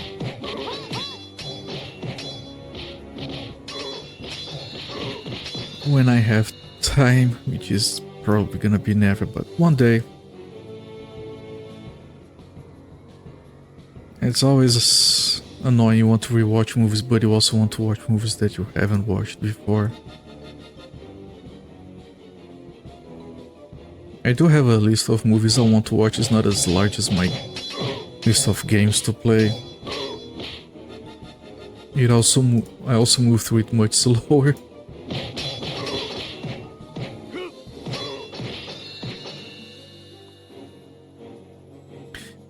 And then sometimes people will be like, oh, do you remember that scene from The Untouchables? And I'm like, oh no, I never watched The Untouchables. And what do you mean you have to watch it?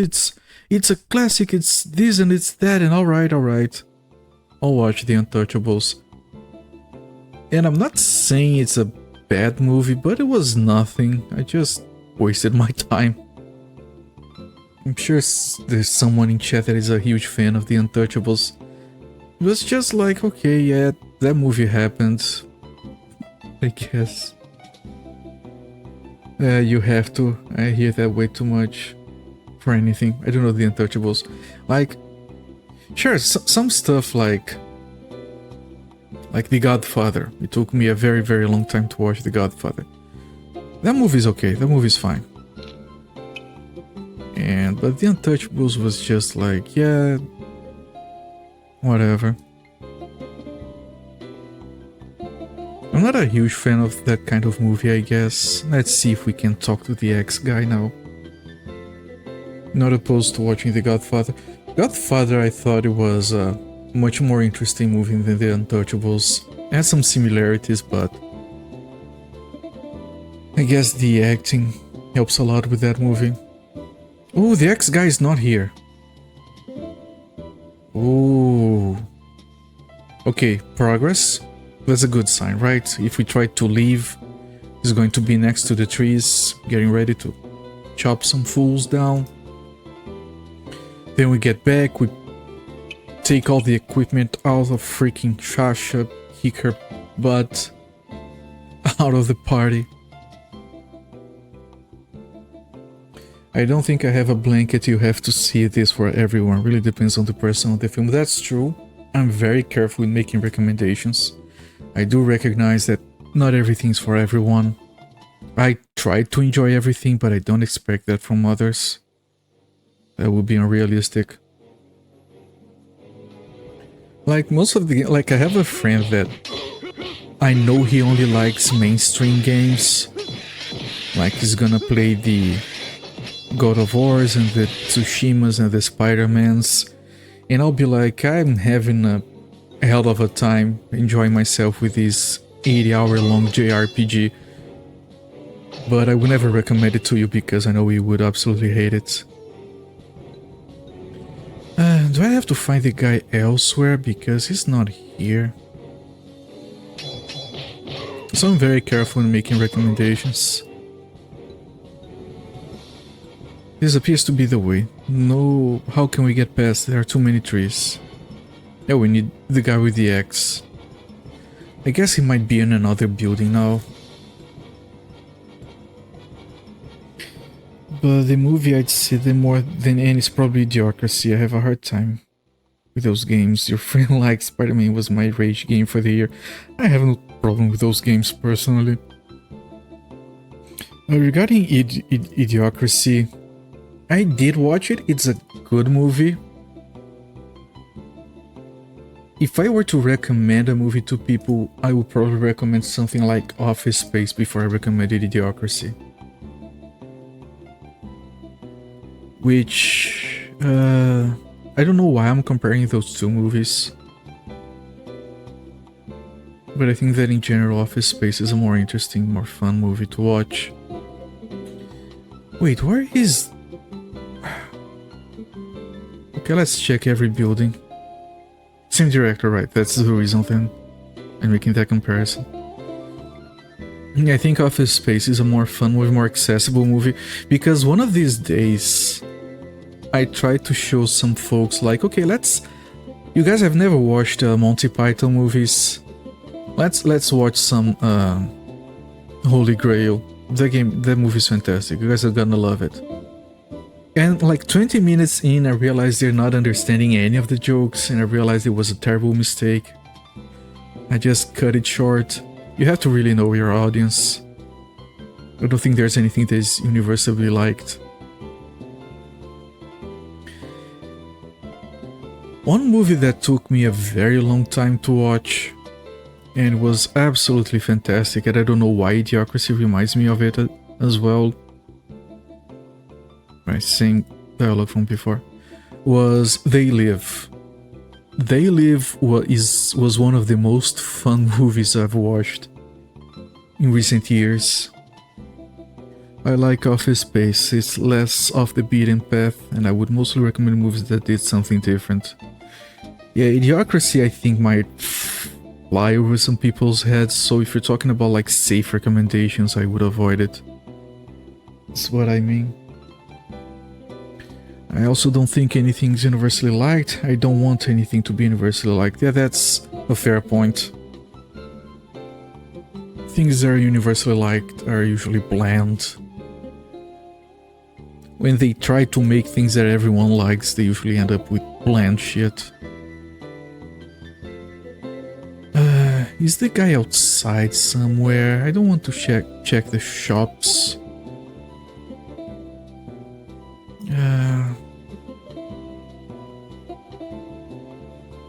Dude still has a cold. Let's go back in here. Let's talk to everyone. If you guys can get out of the way, please. Thank you. Same dialogue. Our differences in reception is what makes art interesting. It's probably the difference. I wouldn't do this safe recommendation. Oh, do this specific standout recommendation I think someone will connect with specifically, sort of thing. It's fine to do either way. Yeah, the reason I go for the safe recommendation is because I have messed up way too much trying to do like, oh, you should check this out, you're gonna love it, and they just hate it. So I try to play it safe, even unless I really know their preferences. Yeah, where is that guy?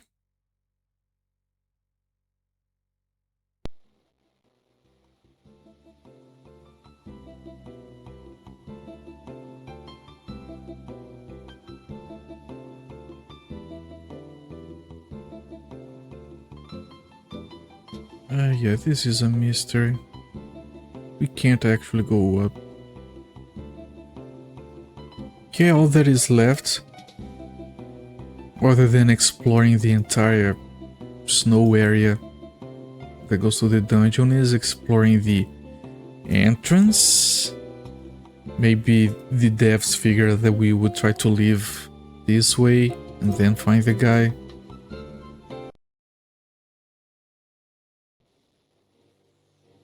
Well, can't hurt to try. Main actor from Office Space I grew up with is pretty much exactly the same in real life. That's interesting. And he does look like he is just like that. I did talk to one guy once that met the dude that did Mr. Haley from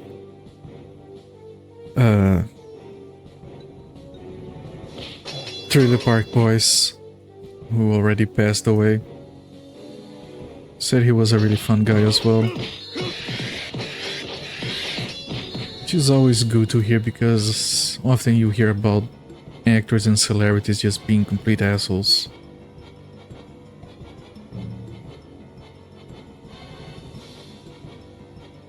This is locked in. I'm gonna go in there in case we can see the guy. Maybe he's trying to leave from that exit.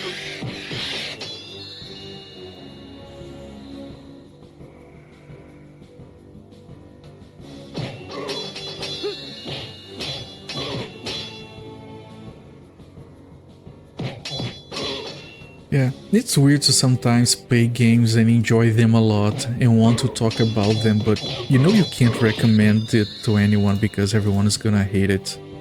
Mostly. Like, I've talked about the original Megami Tensei games before. I had so much fun playing through those.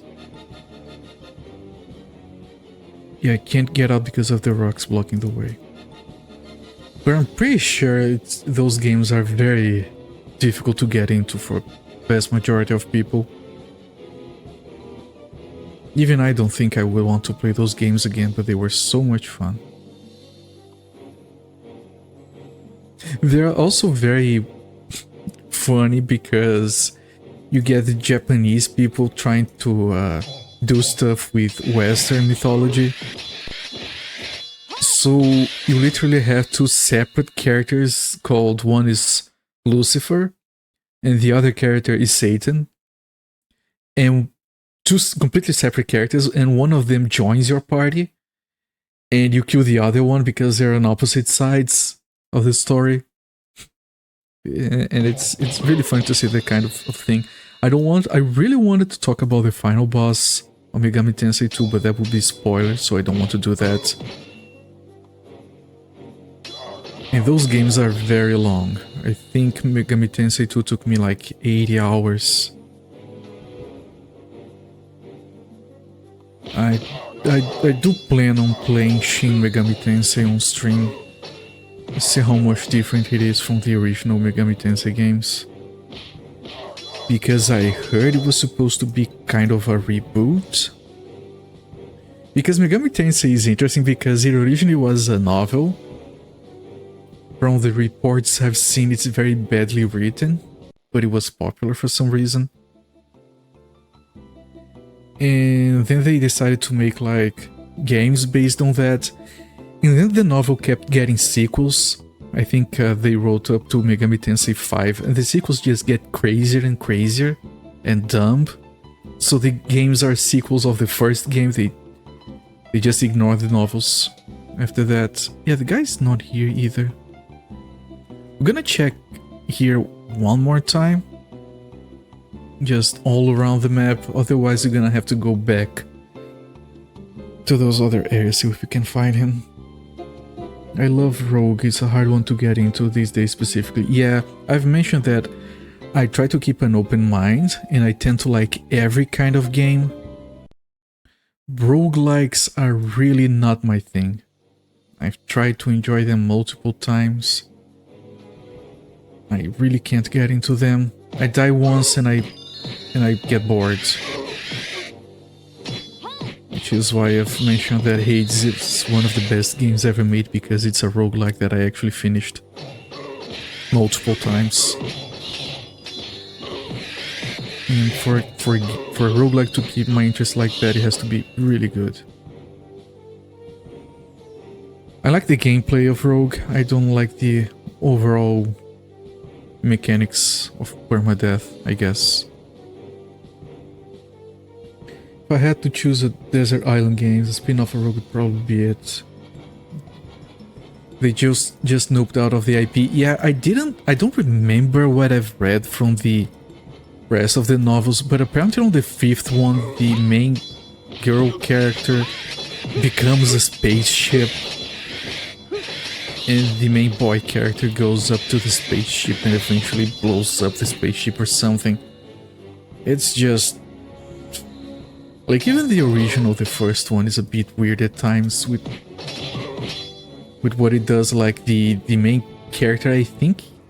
I forget the details because they adapted a bunch of it for the game, so it's not exactly like it, but I think he wanted to, like, get back at his buddies, and he was like a computer nerd. So he used the computer programming, something generic like that, to summon demons to beat up his buddies. So it's already a little bit problematic from the get-go. But then it gets worse from what I understand, so they just gave up on that. They did their own thing. I've read that it's written kind of like bad fanfiction in general. You can quite easily change Rogue into a regular non-permadeath dungeon crawl. It's how I played at first. I had no idea it was even intended to be permadeath. It's certainly very influential on the permadeath mechanic. Yeah, most games like I played Faster Than Light FTL. That game has like roguelike mechanics. You have to do a run and be successful. If you fail, just restart. That game is so good, but I can't stand just like, okay, lose all the progression, drop everything, get wrecked, I guess. I really don't like that stuff. I like progression. I want to see number go up, not number reset back to 0. Then on the second playthrough, I know it's not the same, that those games are made to have enough variation and replayability to always be different, but it feels the same. Right, so if the dude with the axe is not back in town, he's probably over here somewhere. You probably see him leaving the dungeon and I just missed him.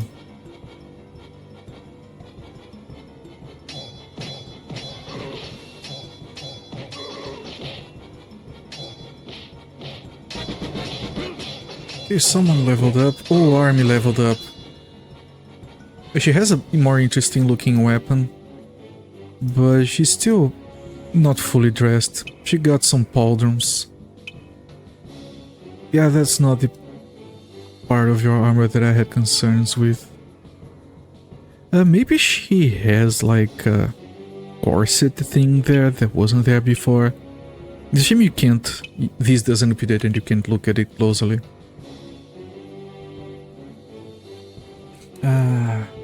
I think because Rogue just tried to be a tabletop role-playing game, and those were permadeath. Yeah, it's supposed to be like shorter sessions.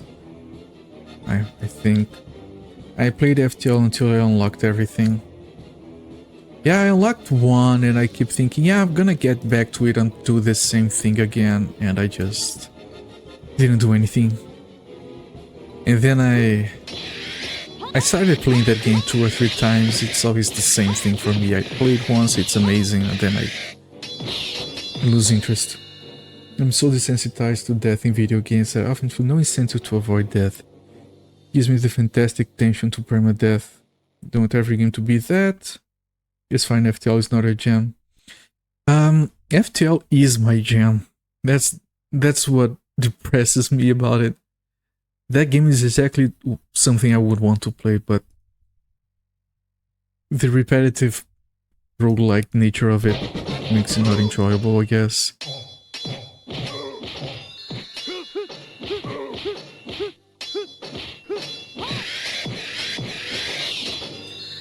Actually, one of my greatest achievements, my personal achievements, like what I consider an achievement, it's just video games, I'm not talking about actual achievements, you guys know what I mean.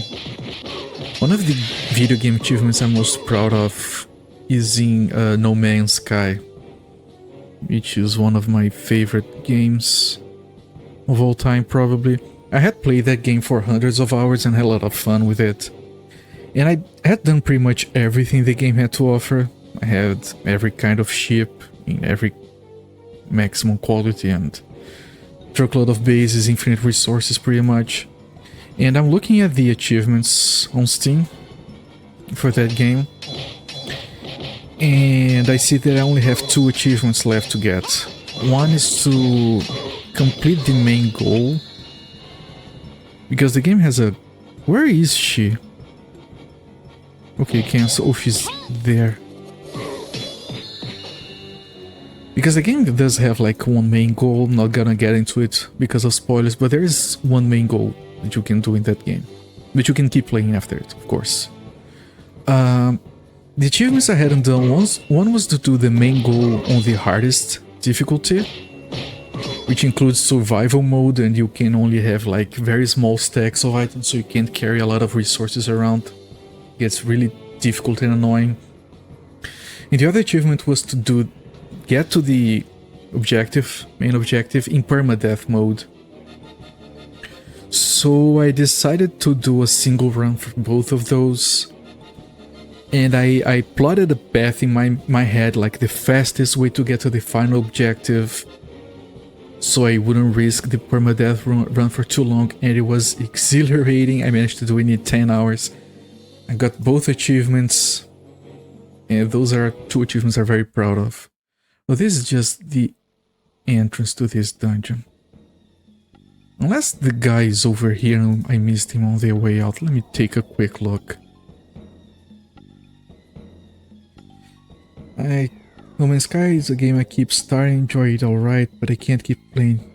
Thinking I will though. I keep getting to the part where you get your free frigate, basically. Oh, the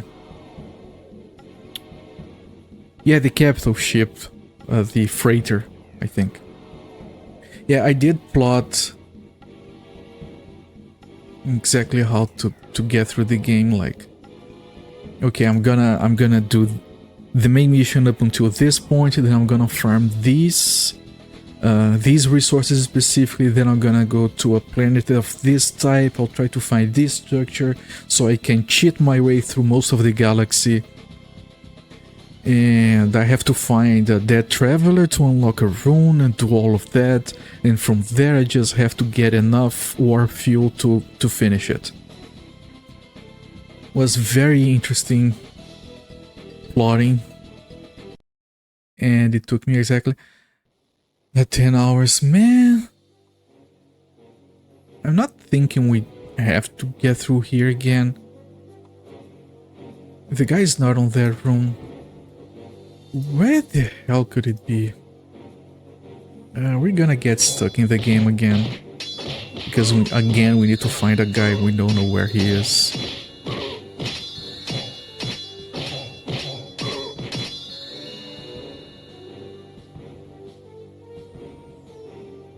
Yeah, that's the exact sense of thrill I was talking about, probably intensified for a connection with the game. Yeah, that game... It's surprising how deep and intense the storyline in that game can get. Like, it's difficult to talk about it without spoilers, and I don't want to ruin that game for you if you ever try to go back to it. But it has some stuff there that made me very, I think the word would be melancholic. I guess it's really... They work it really well, in my opinion.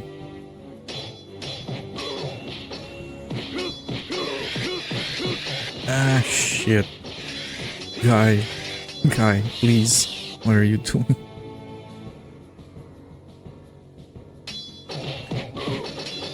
I like the feeling of, okay, what would I do if you're really in this life-threatening situation, play the caution. Yeah, on this playthrough with survival permadeath, I was very careful to always have the resources to survive. I started the playthrough, it was a really snowy planet, so I had to keep myself warm. It was really difficult the first few hours, but it was because I knew the game so well and I had a very specific goal with very specific planning. It was actually a lot of fun. If I had died, I would probably have given up. I can't, because again, starting from zero, I tend to lose interest, but it was a very, very fun quick playthrough. That was how I closed the game. Like, okay, this is it, I finished it, I'm satisfied. Well done, Hello Games. There's another large area we can check, I believe.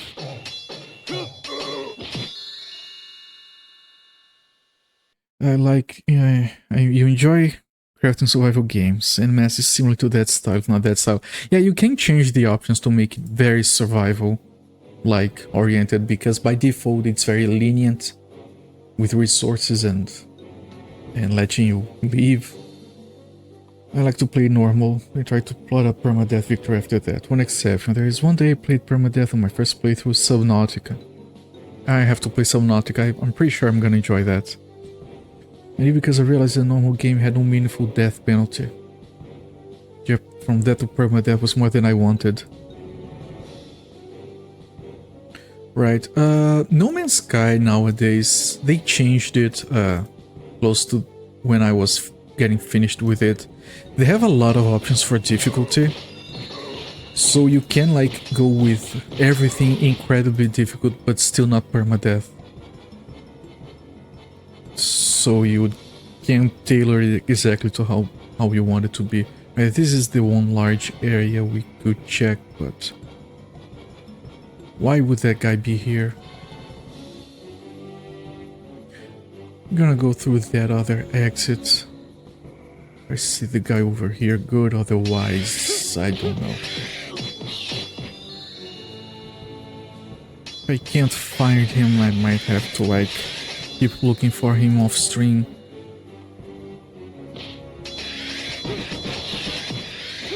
And meanwhile, we keep leveling up and leveling our big honking weapon here. 92, it just keeps going. Yeah, you had to walk all the way around to pick that gold. Right, nice, really nice. You like the default difficulty on No Man's Sky. I'm fine with it. I can see how some people might find it too easy. If I ever beat it, I want to replay, then I'll look into those options. You can change those options at will. If you make it too easy, you get a marker on your name if you go to the anomaly where you can meet other players. That is one game that, like, people will disagree with me here sometimes, but the only flaws that game has exist because of multiplayer support and online functionality. Those are the only flaws the game has. Like, there are items that you can't get because there were timed events for engagement, the expeditions, so you can't do those anymore, so you can get those items. Then you have the Twitch rewards that you can't get anymore. You can hack your save file for those, I didn't bother. And then you're gonna get to a system that looks fine, but then you realize all the planets have been renamed. Like, one planet is called My Dick, the other planet is called My Balls. And you're just like, yeah, this was a good system, I guess I'm just leaving. So for like half my playtime of that game, I had the game blocked on Windows Firewall, so it wouldn't do any of that. But then I wanted to get a living ship, and you need to have internet connection for that, so yeah. Bad idea for Judgment, but I don't care. I don't care either, and you can disable multiplayer so other players don't even show up for you. But yeah, people got very PC about it when they added those options. Oh, they added the marker because people were complaining that, oh, I have all this stuff, I had to work for it, someone just goes in and gets everything for free. You can't please everyone. Right, where the hell is that piece of shit? He has to be in town somewhere.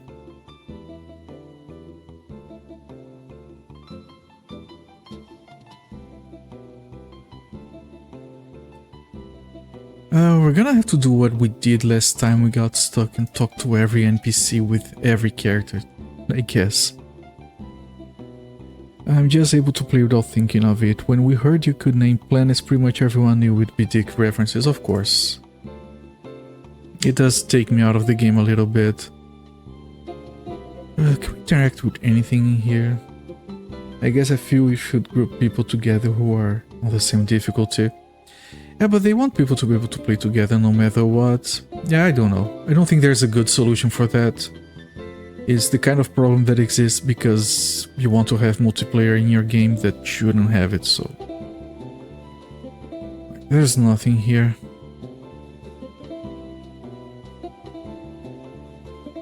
Right, is the guy hiding behind some trees?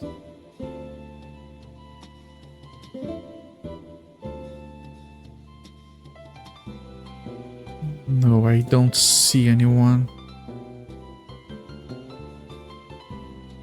Right? Yeah, no one here.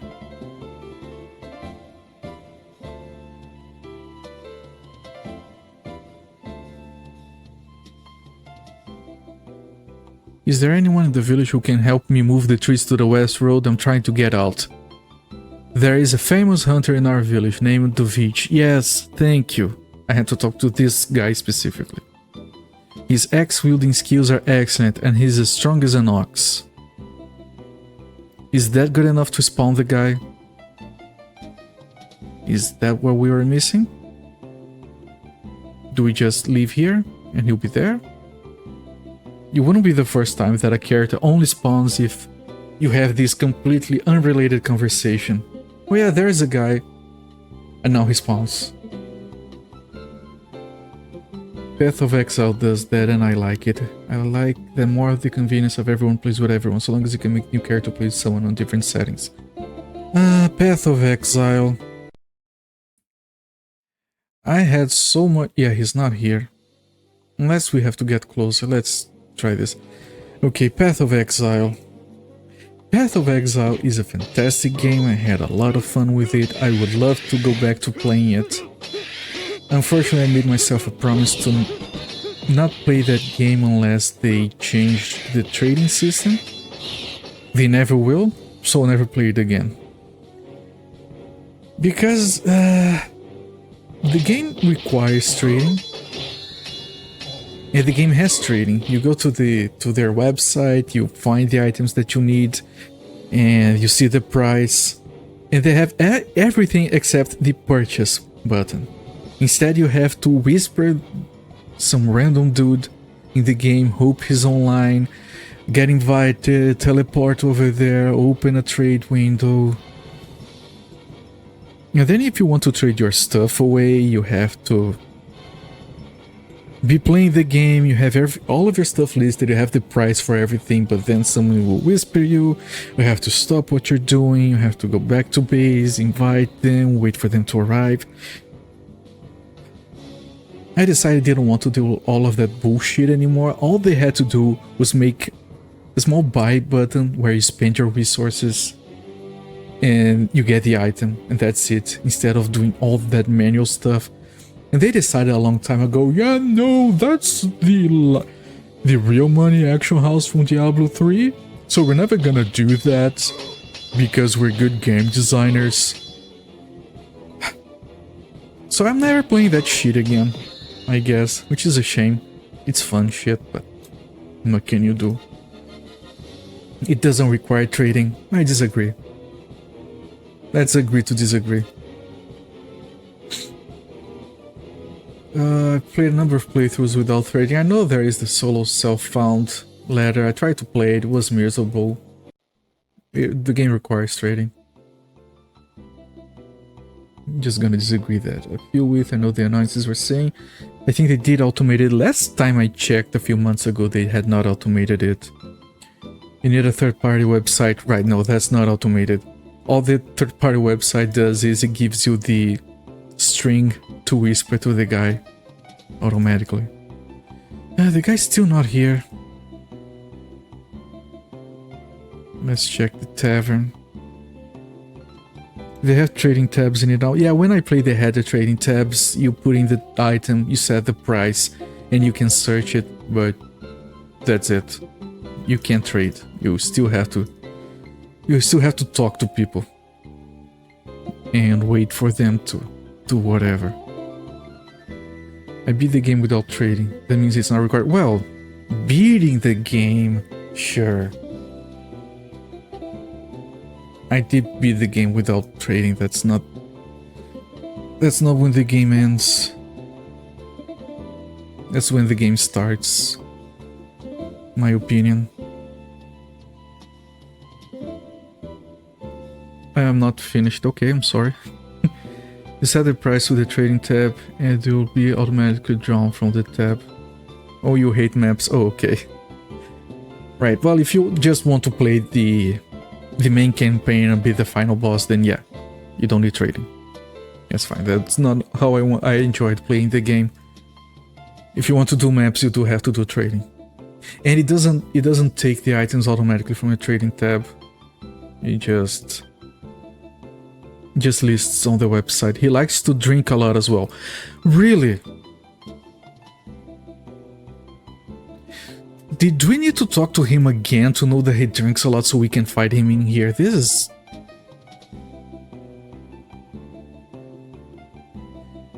If dude is in here right now... No, he isn't. But he likes to drink. Maybe we'll have to talk to everyone again. I fall asleep playing maps. I love to play maps. I have to play the same map so many times. I love doing the maps and all the other content. But... to keep progressing, you need to keep upgrading your equipment. And... you're gonna drop... most of the stuff you're gonna drop is not good for you. So you have to trade. And the trading is annoying, so...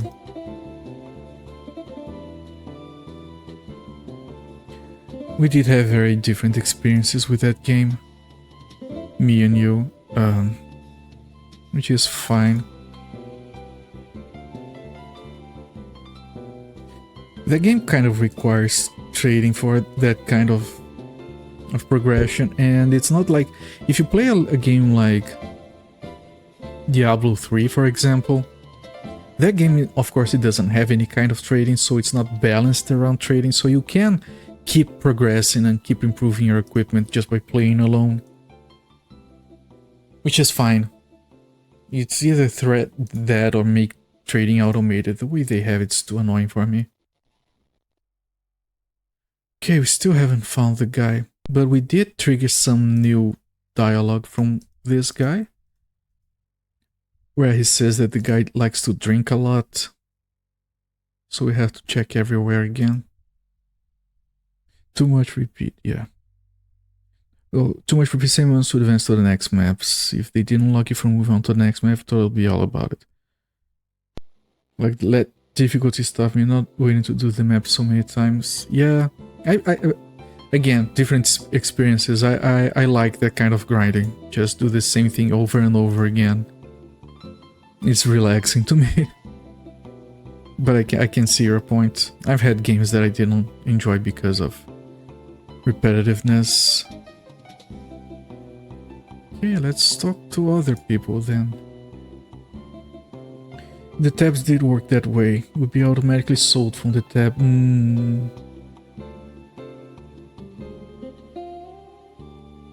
That would have to be a very recent change, because it didn't work like that when they added the trading tabs. It would show up automatically on the trading website, but it didn't get drawn from there. You couldn't buy from there. It would have been to have they would have to change that in like the last year.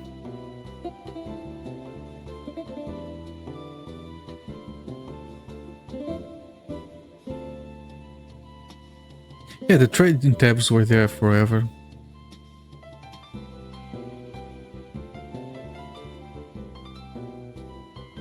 I mean, you still have, last time I checked at least, you still had people complaining about automated trading in the forums. If it did draw automatically from trading tabs, people would not be complaining.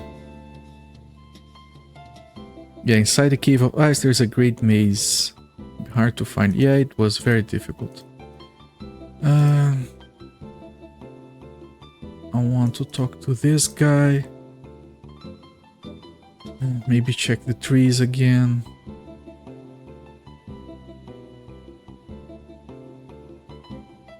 Checking here. No. I feel like with that dialogue that he likes to drink a lot, he should be at the freaking bar. Which is this. I'm so surprised it's not there. Yeah, I don't know, I could be mistaken, Musi Fate. But if the tabs worked the way you describe, I would probably still be playing that game. Okay, he's not here. So let's check. Let's check the trees again.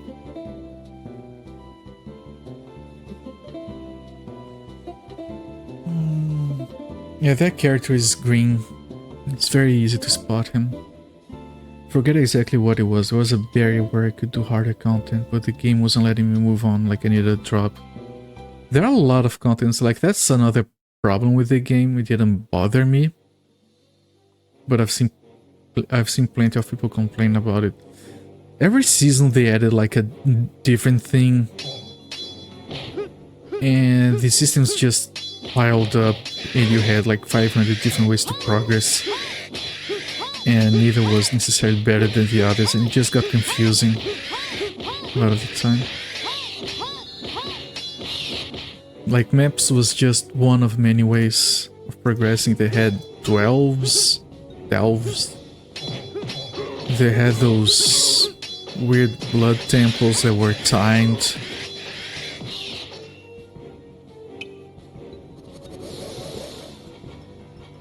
The had a lot of systems mixed up. It had feature creep, basically. Every season there was something new. Without requiring map drops, I could move on to apps that were hard enough for me that I wouldn't fall asleep. Well, here's the thing.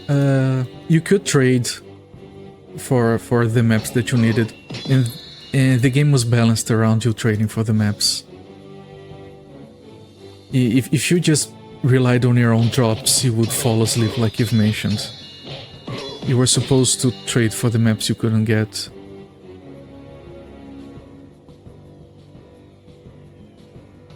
Yeah, we can keep interacting with the trees, but it doesn't change anything. We still can't find the guy. I thought they handled the extra things like delves and temples and corrupted areas well, because you had your main game, then you had a portal to enter a system.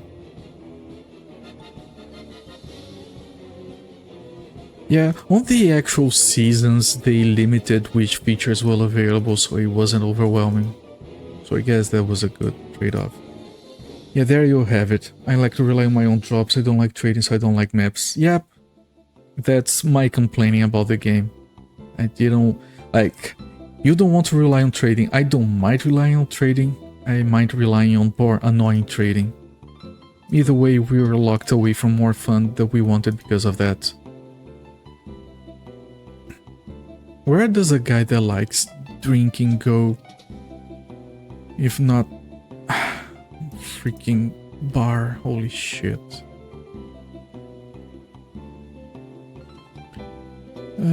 Cancel. I have to talk to everyone. But these are just shops. They shouldn't have anything.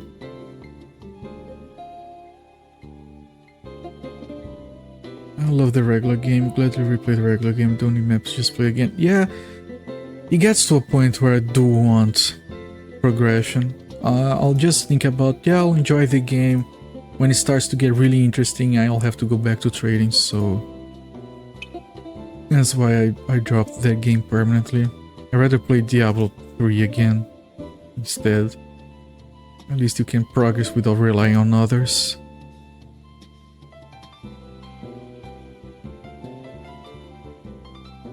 But I really don't want to reinstall the Battle.net client. I have not installed it since I upgraded my computer. I really don't want that again. Ah, he's a hunter. This is the Hunters Guild. But he's not here. Can I talk to this guy about it? No. Yeah. Nope. Nothing here either. And we can't get that information about the hunter again. The dialogue is gone. Not that it matters.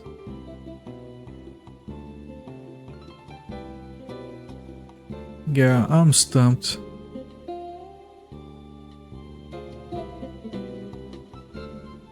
Game got me stumped.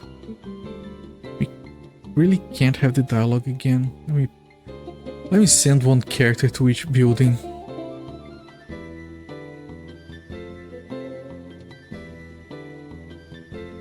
It's only these 3 buildings that are kind of suspicious, I guess.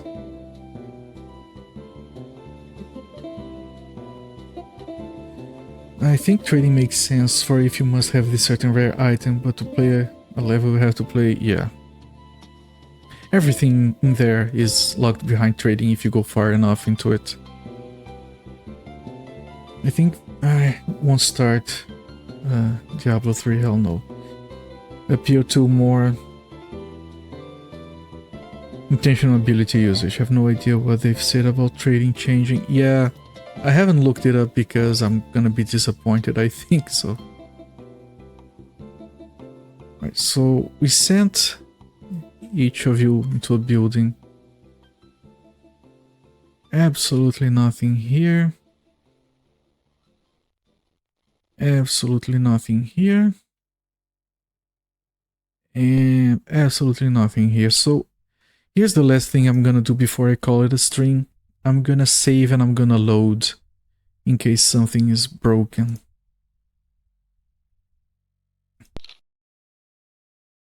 Otherwise, I'll see if I have the time to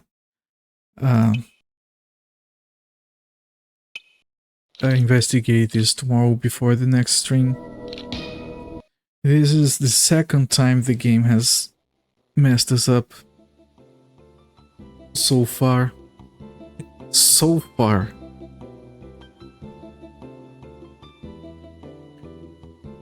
RPG I wish would come back is Marvel Heroes. Disney killed that. Duffy will let it live again. Disney just kills everything. Is their thing now.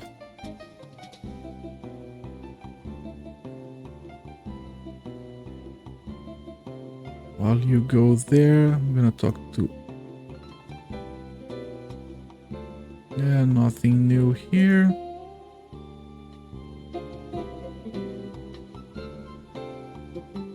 Nothing new. Guy's not here. Guy's not here. I don't know. It was directed by Elite for D1 and D2. I didn't think the format would work for superheroes, but was one of the best Marvel games I've played. I think they keep messing up Marvel games. They could do so much good stuff, but best Marvel games are the Lego ones. It's just like, yeah, those games are fine, but it's sad that that's the best they can do. Just give the license to someone who's not gonna use it completely because it's just Lego, and have them do better than everyone else. I don't see anyone.